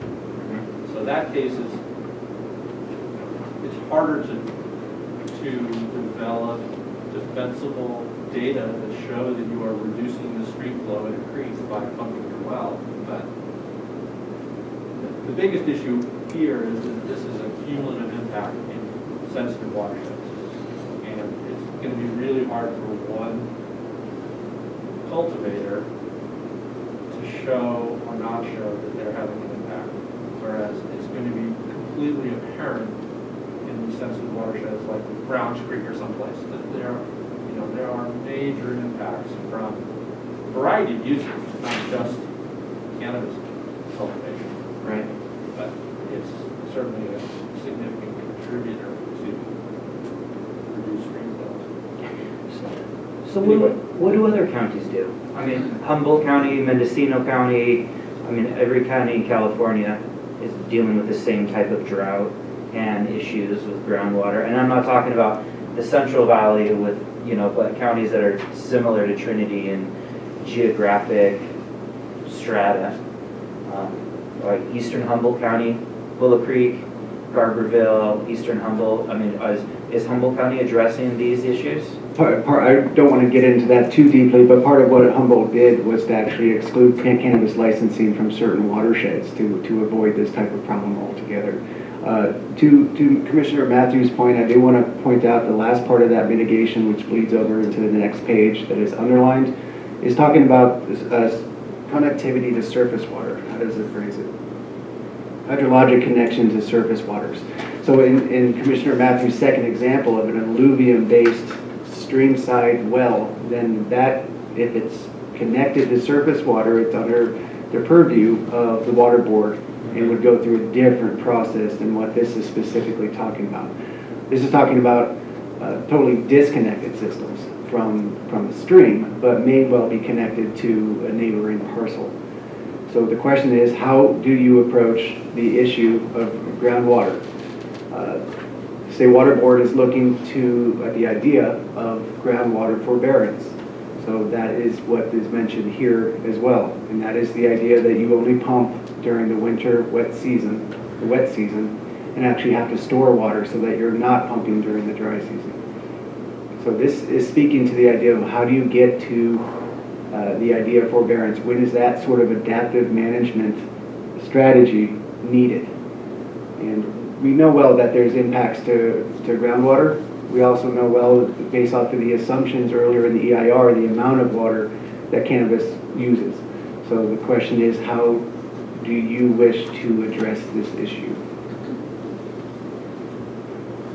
Well, the first requirement should be that every grow has rooftop catchment system. That should be absolute. They have to implement a rooftop catchment system to store as much water off the roofs as they can. On their residential, on their house, or whatever structures they have that could collect water from. I mean, if you have greenhouses, you can collect water from those. But those are the types of things that would reduce your impact on when you need to pump and whatnot. But you have to be able to store it, whether it's in a pond or in tanks. I think that's all part of the implementation that the planning department staff is going to have to. This one is going to require a lot of thought in terms of what it would require. And I don't know if you're not allowed to go on your neighbors to take a well reading, level reading on their well. How would you know whether you're having an impact or not? So, I mean, that's the type of things that you're going to have to be able to do, collect that kind of data. Commissioner Matthews, I want to point out some comments in the text that it's difficult to hear you when you're speaking, and you're saying some good things here. So I'll try to be better. So in the Downriver district, we've heard speculation where farms have moved in and the neighbors' wells have gone dry. Also, it's a drought year, but the big elephant in the room is they've always had 3-4 gallons a minute. The farm moves in next door. We know how much water they're using, and it goes dry. So there's a lot of, but it's all speculative. And it sounds like there really isn't any technology out there. Someone was mentioning isotopes or some type of water, ways of seeing if your well is hydraulically connected to the next person's well, other than is the only way if you draw it down really dramatically and see if that affects your neighbors? Yes, there are methods like that, yes. I mean, typically you'd install monitor wells that you don't produce out of, so you'd have several monitor wells around your production well, and then you turn on that well and you monitor the water level on those, you know, every couple hours, or, you know, a day, or however long you're gonna pump it, and you'd be able to see if there's any effect. But, you know, each one of those monitor wells is gonna cost a lot of money to install. Well, if your well's 250 feet deep, you know, tens of thousands of dollars each well. Yeah. So, I mean, you know, the only feasible way to do it is to basically use your neighbor's well as a monitor well. And just say, look, we're gonna do this pump test. We'll monitor your well level and see if there's any impact. And hopefully they'd be willing to let you do that. Otherwise, you're kind of stuck. Well, and couldn't it be such where if your neighbors have to make an accusation that your well is affecting their well, then it can be used? I mean, if A legal question. you know, I mean, if my neighbors aren't complaining about their well going dry, why do we need to be researching if, you know, it's affecting the water level? But if it is, then maybe, you know, so having some type of mitigation where if there is a controversy, then this is the parameters of remediating it. So I guess look, reject here. So are we trying to, yes, this is a density issue, but I'm not gonna say that, I'll get cut off from over here. But are we headed towards trying to modify this mitigation, or simply take a note to the board that this one's onerous and move on? Essentially, yeah. Yeah. I mean, the only way to address it, if we wanted to, was to talk about reducing the number of permits that would be allowed in specific sub-watersheds. And that's really what should happen on a county point. It is necessary, absolutely. But it's not going to happen for our purposes now, so we need to move forward. That would be a refinement that would happen if the county adopts a groundwater monitoring plan, management plan. Yeah, so recommending that this has the potential to be onerous and problematic. Let them address it.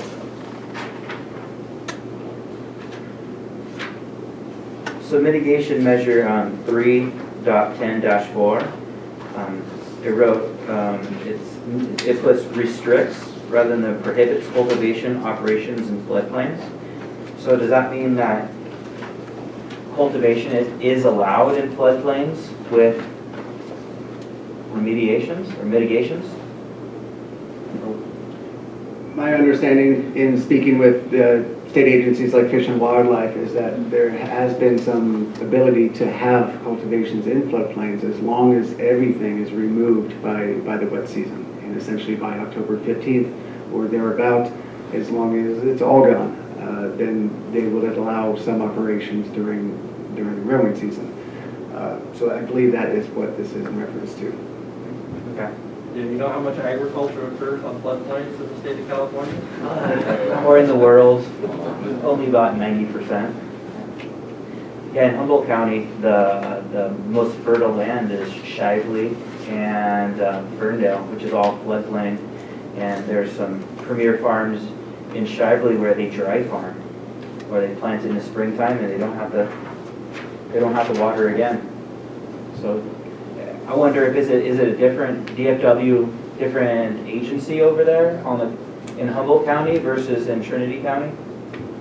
No, they should be similar anyway. There are some divides in terms of offices, yes, Yeah. between Arcata and Redding specifically for Fish and Wildlife. So we principally deal with Redding here, but then parts of the county would be more Arcata.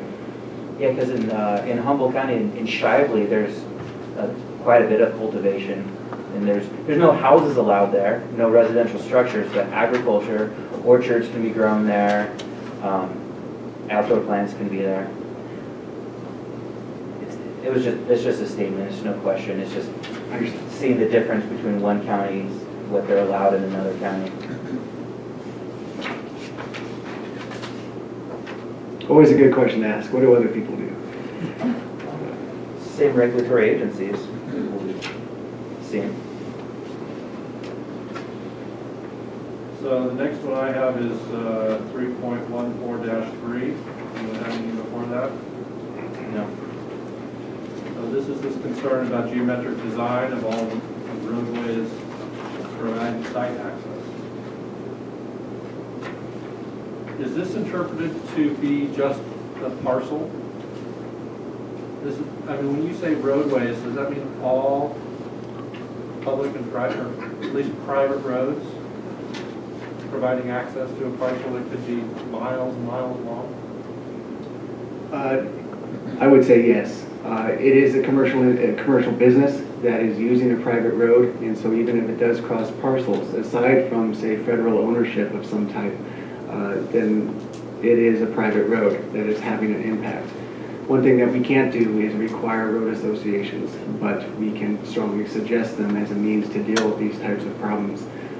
But my first answer is yes, it's principally any impact related to that commercial enterprise, such as traffic, such as dust. All of that is actually, and greenhouse gases for that matter, has the ability to go beyond, within reason, go beyond the geographic scope of the operation itself. So this mitigation is not unique in that way.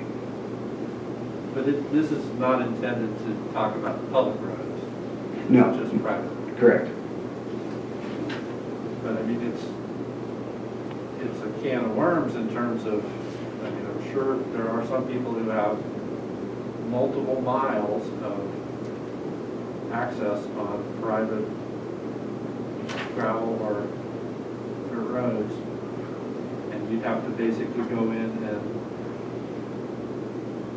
hire an engineer to design new drainage features to accommodate peak flow conditions. This is something I was actually trying to allude to earlier, I believe during my presentation, was the idea of how this EIR can be actually rolled out. And part of that comment was the idea of deferred mitigations is something that we have to be very conscious of avoiding. But as was mentioned in public comment and discussed to some degree here, the idea of a transition plan, what can that look like? So from my perspective, to the degree that I can speak to it, county staff understands that you're not going to be able to fix miles of road, but that yes, you may need some expertise to help you address the worst problems first and then come back and address the rest of it. And there are organizations that are available to do that. It's something that still we feel the impact is real, so the mitigation is required. I see that Pat has something to say. Perhaps he can add to this. Yeah, I know there was a commenter that made reference to this measure. Just to clarify, when you look at the code, it in turns makes reference to a document referred to as the Policy and Geometric Design of Highways and Streets. And really what this mitigation measure is getting to is safety. So line of sight access, turns from radii that could cause a real serious safety issue. So you don't have a, that if a new cannabis use comes in and decides to put an access, it isn't a blind access point where you just now start having traffic safety issues. So that's really what this measure is trying to get at. And we cited these standards because one, they come out of the code, and two, they do cover these sort of issues. So they're a performance material that can be relied upon here. I don't think the intent of the mitigation measure is not to, require some, a new cannabis operator to put in a beautiful, brand new road that you would see in a subdivision, for example. But it's really to address these safety issues of where they come out and they access a public roadway. To add to that and clarify, what Pat is referring to is the county ordinance 12.10, where that was a commenter did say something about this, that it can be applicable here because of the guiding directions it has underneath it. So it's not that it is only available on county roads. It can also be applied, at least in terms of principles, and principally that is for emergency access principles. CAL FIRE would require this type of access, turnouts, certain turn radiuses, simply so that fire engines can get to where they need to go. That is a common requirement in terms of county permitting, say Department of Transportation permitting of different projects. Here, it's just applying something of a similar principle. But I would say the second half of that is the handbook, basically the road handbook. That is where you're going to deal with more specifically private road construction issues, options that are available to deal with this particular impact.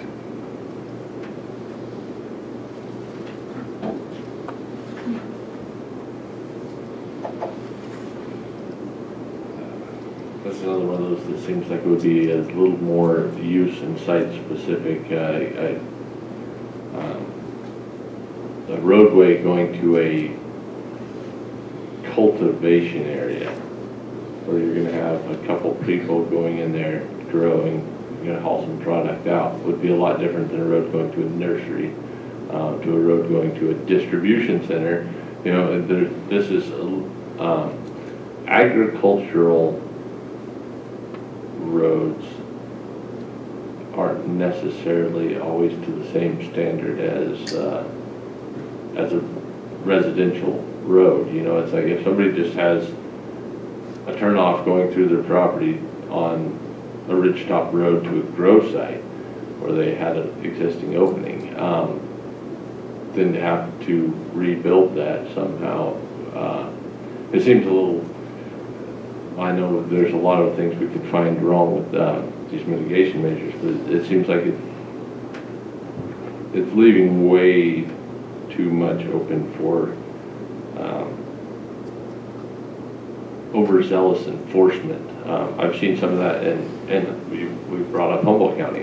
Humboldt County's ordinance. I know a guy who did the work, $120,000 worth of culvert work beyond the grow site because it was on the same parcel. Those roads all had to be done too, and so those are the kind of mitigations that I don't think we need to have in this document, where people are doing 100 miles of road beyond their grow site because it's still on the same parcel. I don't read that mitigation exactly that way, but I understand. It doesn't read exactly as what I'm saying. There isn't an exact, well, you're going to do this for this type of use, or you're going to go, it's just, you're going to have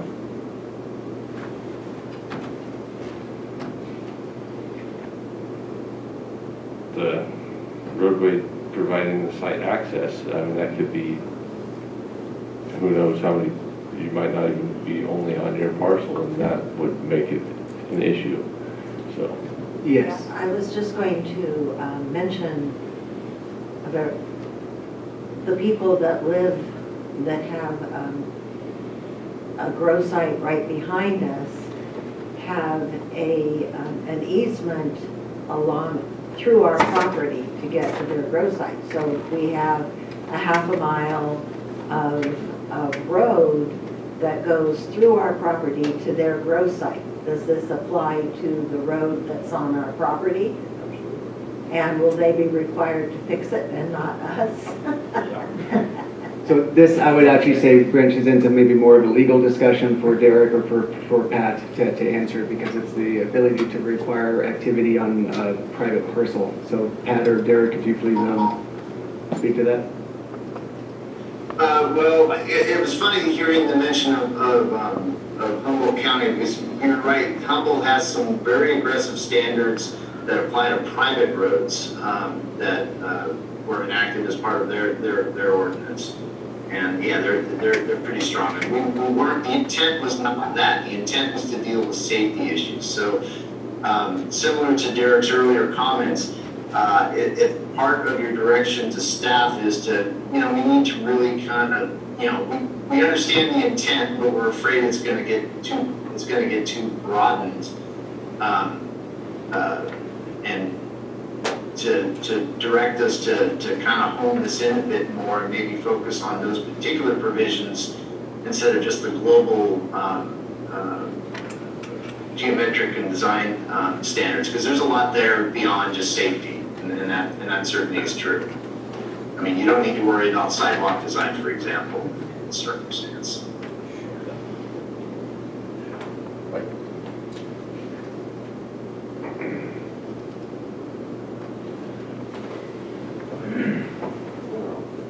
Yeah, I see there's a particular valley outside of Hayfork where it's miles and miles of roads, and there's farms dotting all along it, and some of them are licensed, some of them are not. And so the licensed farmers will end up having to pay to fix and maintain the whole entirety of the road. That's rough. Yeah.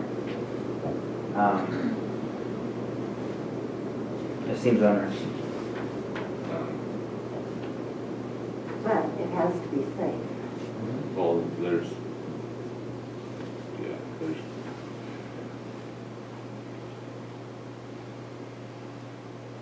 does anybody have an instant fix for the road issue? What you would suggest to make it better?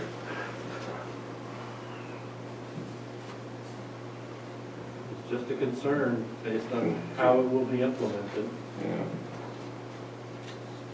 If it's just safety, that certainly reduces the concern. How that would need to be.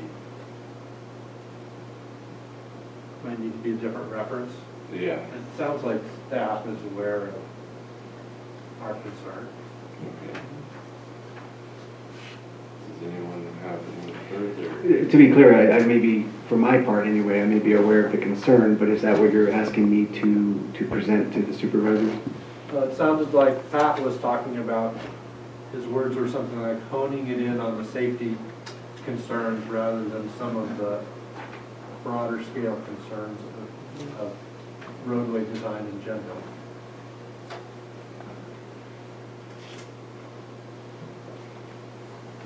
So this particular, I don't mean to be hanging on this, but this particular measure is talking about safety, and it has two components. One is the idea of access in terms of pullouts, that sort of thing. The second part of that paragraph, of course, is talking about drainage facilities, culverts of different types, which is related to a safety issue. Because if they are not designed for a 100-year peak flow event, then they have a chance of blocking access to any particular cultivation site or cannabis operation. So in terms of honing, you know, that in some ways that's fairly specific language. In terms of honing, it really has to do more with the extent of it, or the something. And we would have to, I don't know how you would fix that. There's I'm starting to lose steam. It's getting difficult to think clearly. Almost, we're gonna be done in 10 minutes. Okay. So, Make a motion.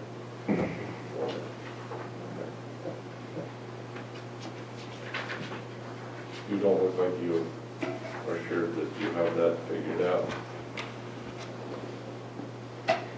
In terms of taking notes, are you comfortable with what's being said? I have what the concern is.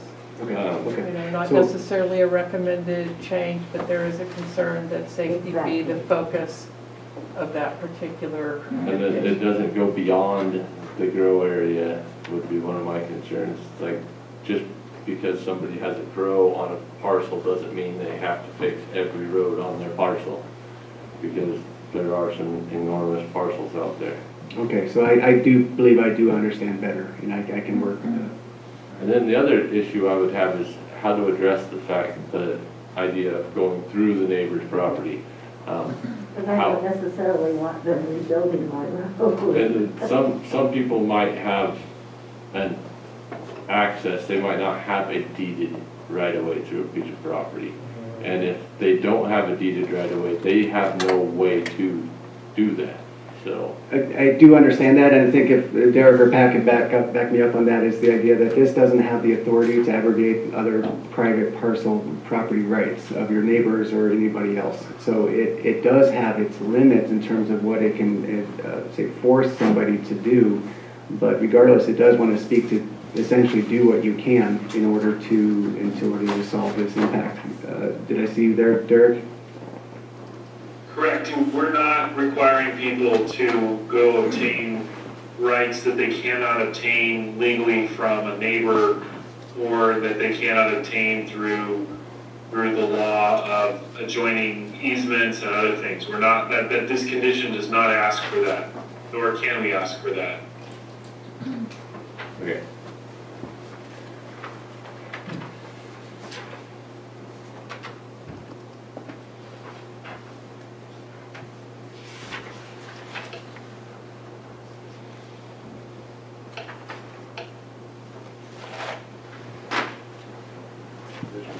You ready to move on from that one? Yep. Where are we going? Hmm? Where are we going? Unless you go. 3-15, or 3.15-2. I lost that one. Verified adequate water supply and services for municipal water. It says that new applicants of new commercial cannabis operations that plan to obtain water from retail water suppliers will obtain and provide the county with written verification that the water service provider can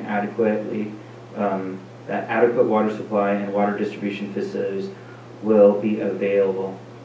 Okay, so this is not water trucking, this is municipal water. Just getting a Correct. letter from the Yeah, okay. CSD or whatever. Yeah, okay, I have no Says they gotta questions have on that. capacity. Yeah, okay.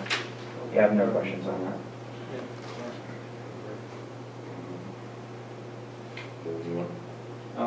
I just wanted to talk a little bit about 3-16-2A. New power lines extended to sites shall be placed underground. I mean, that's great. It's expensive. And obviously, you say a fuel break can be provided if it can't go underground. So it's the same condition, it crosses other people's property. You know, you've got an easement to put in a line, so you're required to maintain that fuel break or that whole power line extension? Within the allowances of the easement, I would say yes. And though, of course, there can be many different conditions on those, but I would assume that one would be able to maintain that, maintain the power break, yes. Is there a standard width for a fuel break on a power line that, I don't know whether it would be high voltage or not? Wouldn't be a main transmission line, but. Exactly, yes, so that would be specific to a residential use. I'm not sure of that, honestly. Is it 20 feet or? I'm not sure, Do honestly. you have a number? I guess it would depend on the size of the trees that it's going through, right? So even if I don't know at the moment, it does say to the satisfaction of the county and CAL FIRE, and again, this is for a fire break for fire hazard. My understanding is that PUD, the electrical company, maintains their lines. That, you know, if there's any problem trees, they're the ones that come out and address those trees. This is specifically, I think, speaking to what would come after the electrical provider. So it would be power lines that are in remote areas that are the responsibility of the private owner themselves or the cannabis operator themselves. Is that correct? Yeah, this is not intended to talk about major distribution facilities. This is cannabis grower locates in an area and they get power extended just to their site from the nearest point they can from PG&E, for an example. I thought that was just part of the service with PG&E because they maintain their lines. Well, their lines, yes, but this is written to that circumstance where an individual operation has a line extension from the end of the PUD, for example, service. And this is just a requirement to maintain that. Underground is preferred, of course, and very expensive, understood, but if you can't underground, then it still is looking to mitigate for potential wildfire impacts. And we understand, well, not for cannabis operations specifically, but we understand the hazard of power lines.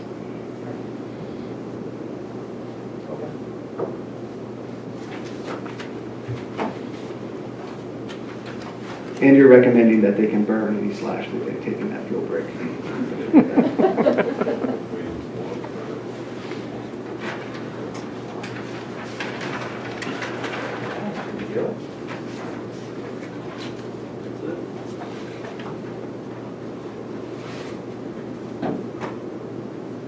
So are all the commissioners satisfied with our progress on evaluating the mitigation measures? Do we need another meeting or can we take some action?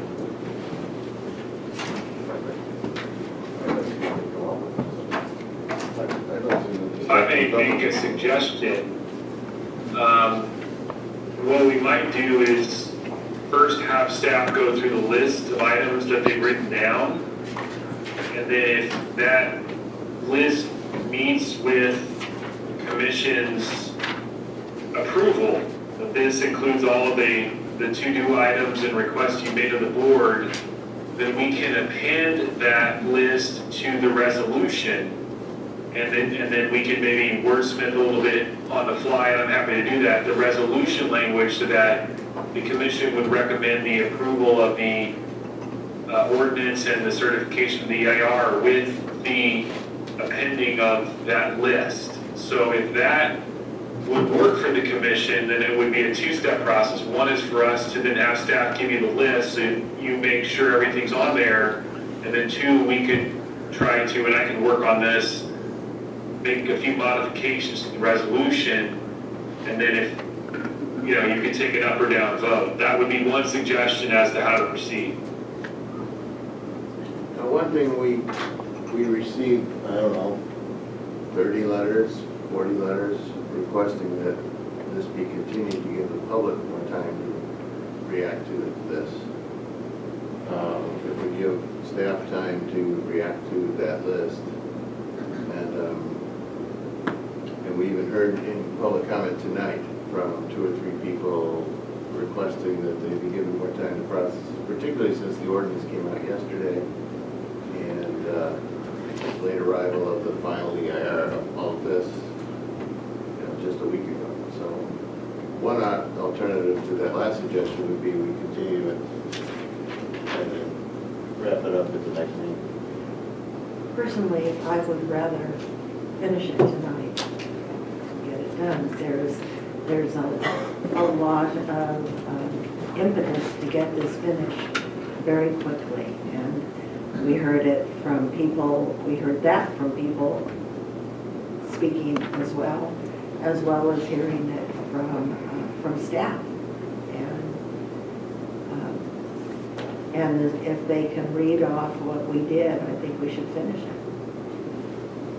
I have a hard time thinking that we're gonna be able to read through that list, do some wordsmithing on the ordinance, and 15, 20 minutes.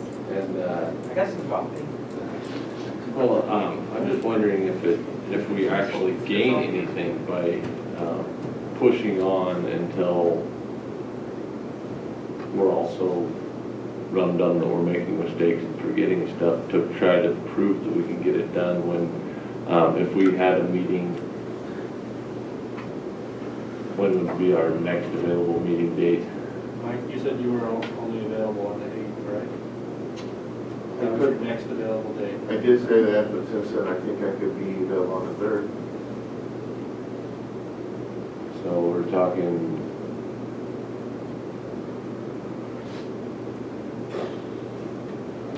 When does the board meet? That's the week after Thanksgiving. Yeah, I mean, that's. That would be on the 15th. The board meets on the 15th? Yes. So if we could meet on the 3rd, would it be ready to go to the board on the 15th? I will defer to Lisa and the authority on that. Sorry. We have to post a legal notice for the board, because we'll have to take that into account as well. Yeah, we have to take into account public noticing requirements, which is 10 days. So if we were to only be able to get approval on the 3rd, December 3rd, is that what I heard you say? Yeah. Yes. So we would be able to post on Fridays and send our notice to the paper on Friday the 4th. It would not come out until the December 9th. And, Okay, so we need to finish it. and that is their last meeting of the year anyway. And so understand the next process for the Board of Supervisors is not only to work on the CEQA findings, choose an alternative, adopt a mitigation, monitoring, and reporting program, choose an alternative if they wish to, or otherwise modify the project.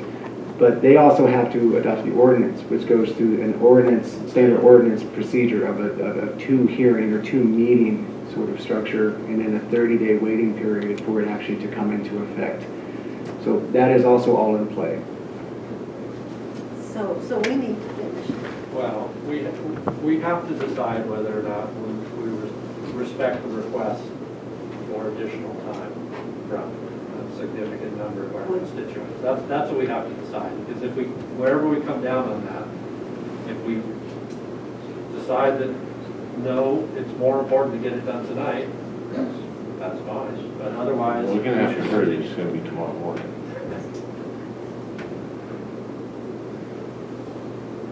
So, I'd be open to getting it done this evening. I go either way. I mean, we did get a lot of requests to continue it, but that means we're going to have a whole nother meeting with public comment probably, as opposed to just reviewing staff's markup of, Which is the point. yeah. because we did have public commenters tonight that requested that again. And, but I mean, it's, there's no way we're going to do this and make everyone happy. Because there's half the people want it done tonight and half the people want it done, want us to slow down. So, I think what it boils down to is we need to decide as a commission, if we think that we can actually come up with a product that we can be sure of tonight. That's what I am having a hard time doing. I honestly don't think that I can vote for something tonight and actually feel that I've done my due diligence. I don't think I can do it. That's where I stand. As far as if the rest of the commission is of a mind to keep going, then I'll do what I can. But I just don't believe that we've taken in so much information and been here long enough that I think we would do ourselves a favor to actually take the time to digest some of this before we try to forge on. I mean, as much as it would be nice to get this project finished, I think we also should try to do it right. So. I agree with that. We don't know if the data would be continued to. We don't. Staff will have to advise us when they can notice it and But all that kind of stuff. So it might not be the third. If we pick a date, it doesn't have to be re-noticed. If we pick a date certain, we can notice it tonight. Well, then the next question would be whether staff can take what we've given them and summarize it and produce a document for us to review by whatever date we select. Given the holiday schedule and there's not a lot of days between now and December 3rd. Speaking for my part to answer that question, yes, I believe that I can work with Derek and Pat to try to make that available. If that something changes, of course, you will be notified. But you should understand that these printed documents that you have in front of you won't be reproduced. So you'll be looking at something that's more akin to a typical final EIR, which is just line by page number sort of changes and edits. So in that format, as long as you can digest that, then I believe that we could get something to you. The question is of the noticing requirement and when that board packet would have to, commission packet would have to be provided, and that I will defer to planning staff for what the real timeline is in terms of staff time. I'm tired too, but you'd have to get that information out to the public. Yes. At least. Well, that all depends. Right, and that depends on whether we're going to pick a date. Then we don't have to worry about the renoticing. Or that's commissioner packet. They'd have to go out like Monday or Tuesday of next week. Or Wednesday at the latest. What would bring you the calendar, David, or?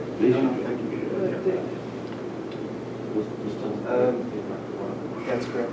You'd have to be in their hands next Wednesday or so. Not next for week. what day are you The 25th, I guess, which is a week. On 1st of December, Wednesday, Tuesday. Yeah. we're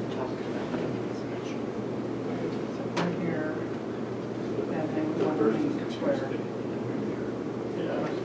Third.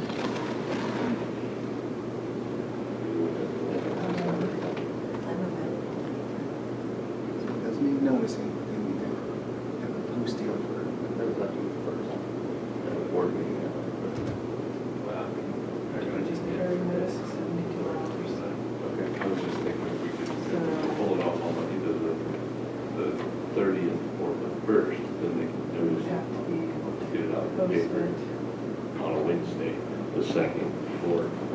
that notice has to be in by weekend, okay, to make the date? I don't know. Figure it out. So, I don't know. what are we looking at, the Posted third? on a weekend. Seems like that would be. The 30th? The third, is that what you guys? They're figuring it out. But I think Yeah, if we just can for come up hearing. with something That's just. that will work for Yes. us, we'll make it work for us. Hello. So what we have kind of landed on is there's a 72-hour requirement for a commission packet to be available to you and to the public. So that puts us on November 30th when that needs to be provided. So, and that would be in time for the meeting. Oops, sorry. Hold on just for a minute. One moment. I want to check with county council and make sure we're on the right track, so we're not getting ourselves into, where we don't want to go. Derek, can you speak to this at all? Looks like Margaret unmuted herself. And this is Margaret Long, I'm on the line as well. It was kind of hard to hear what date have we set on for the continued meeting? The meeting itself would be December 3rd. Okay, so that would be done as a special meeting, which would have a 24-hour notice requirement, not the 72-hour. So it would appear that we would have sufficient time. That would be acceptable. So we would have, early that week, the 1st or the 2nd even, that we would have the packet available.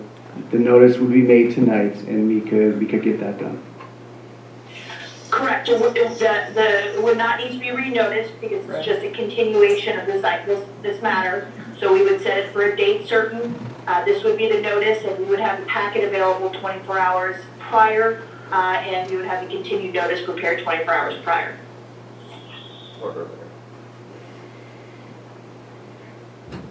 So does that sound like a good idea? We will adjourn this meeting to be continued till December 3rd? We have to make a motion. I think we would have to have a motion to continue I'll it make a to. motion to continue this meeting to December 3rd. If I could interject, I believe it has to be at a specific time and location. Time and location here at 6 p.m. again. 7. Do you want to go 6 or 7? I think the next meeting's shorter. I don't know, you pick. It doesn't seem like it's going to be a long meeting. Yeah, I agree. So 7 o'clock. 7 o'clock. All right, so One thing I would add, apologize, is the governor just issued a curfew order, so that's still in place. That curfew is at 10 p.m. So everyone's going to need to be home by 10 p.m. if that's still in effect. And it will be. home, but I'll be traveling on my way from work. It's in effect, I think, until December 22nd, something like that. Okay, It's so. a 30-day order, Yeah. and it takes effect tomorrow. Oh, darn, should be right. So we should probably meet at 6. Just in You all case. signed it. All right, so with all that, go ahead and make your motion. I move to continue this meeting until 6 p.m. at this facility on December 3rd. We have a motion. 6 p.m.? I'll second that. Motion and a second. All in favor? Aye. Aye. Motion carries unanimously. See you guys back here 6 p.m. on December 3rd. Thank you, commissioners. Long meeting. Well done.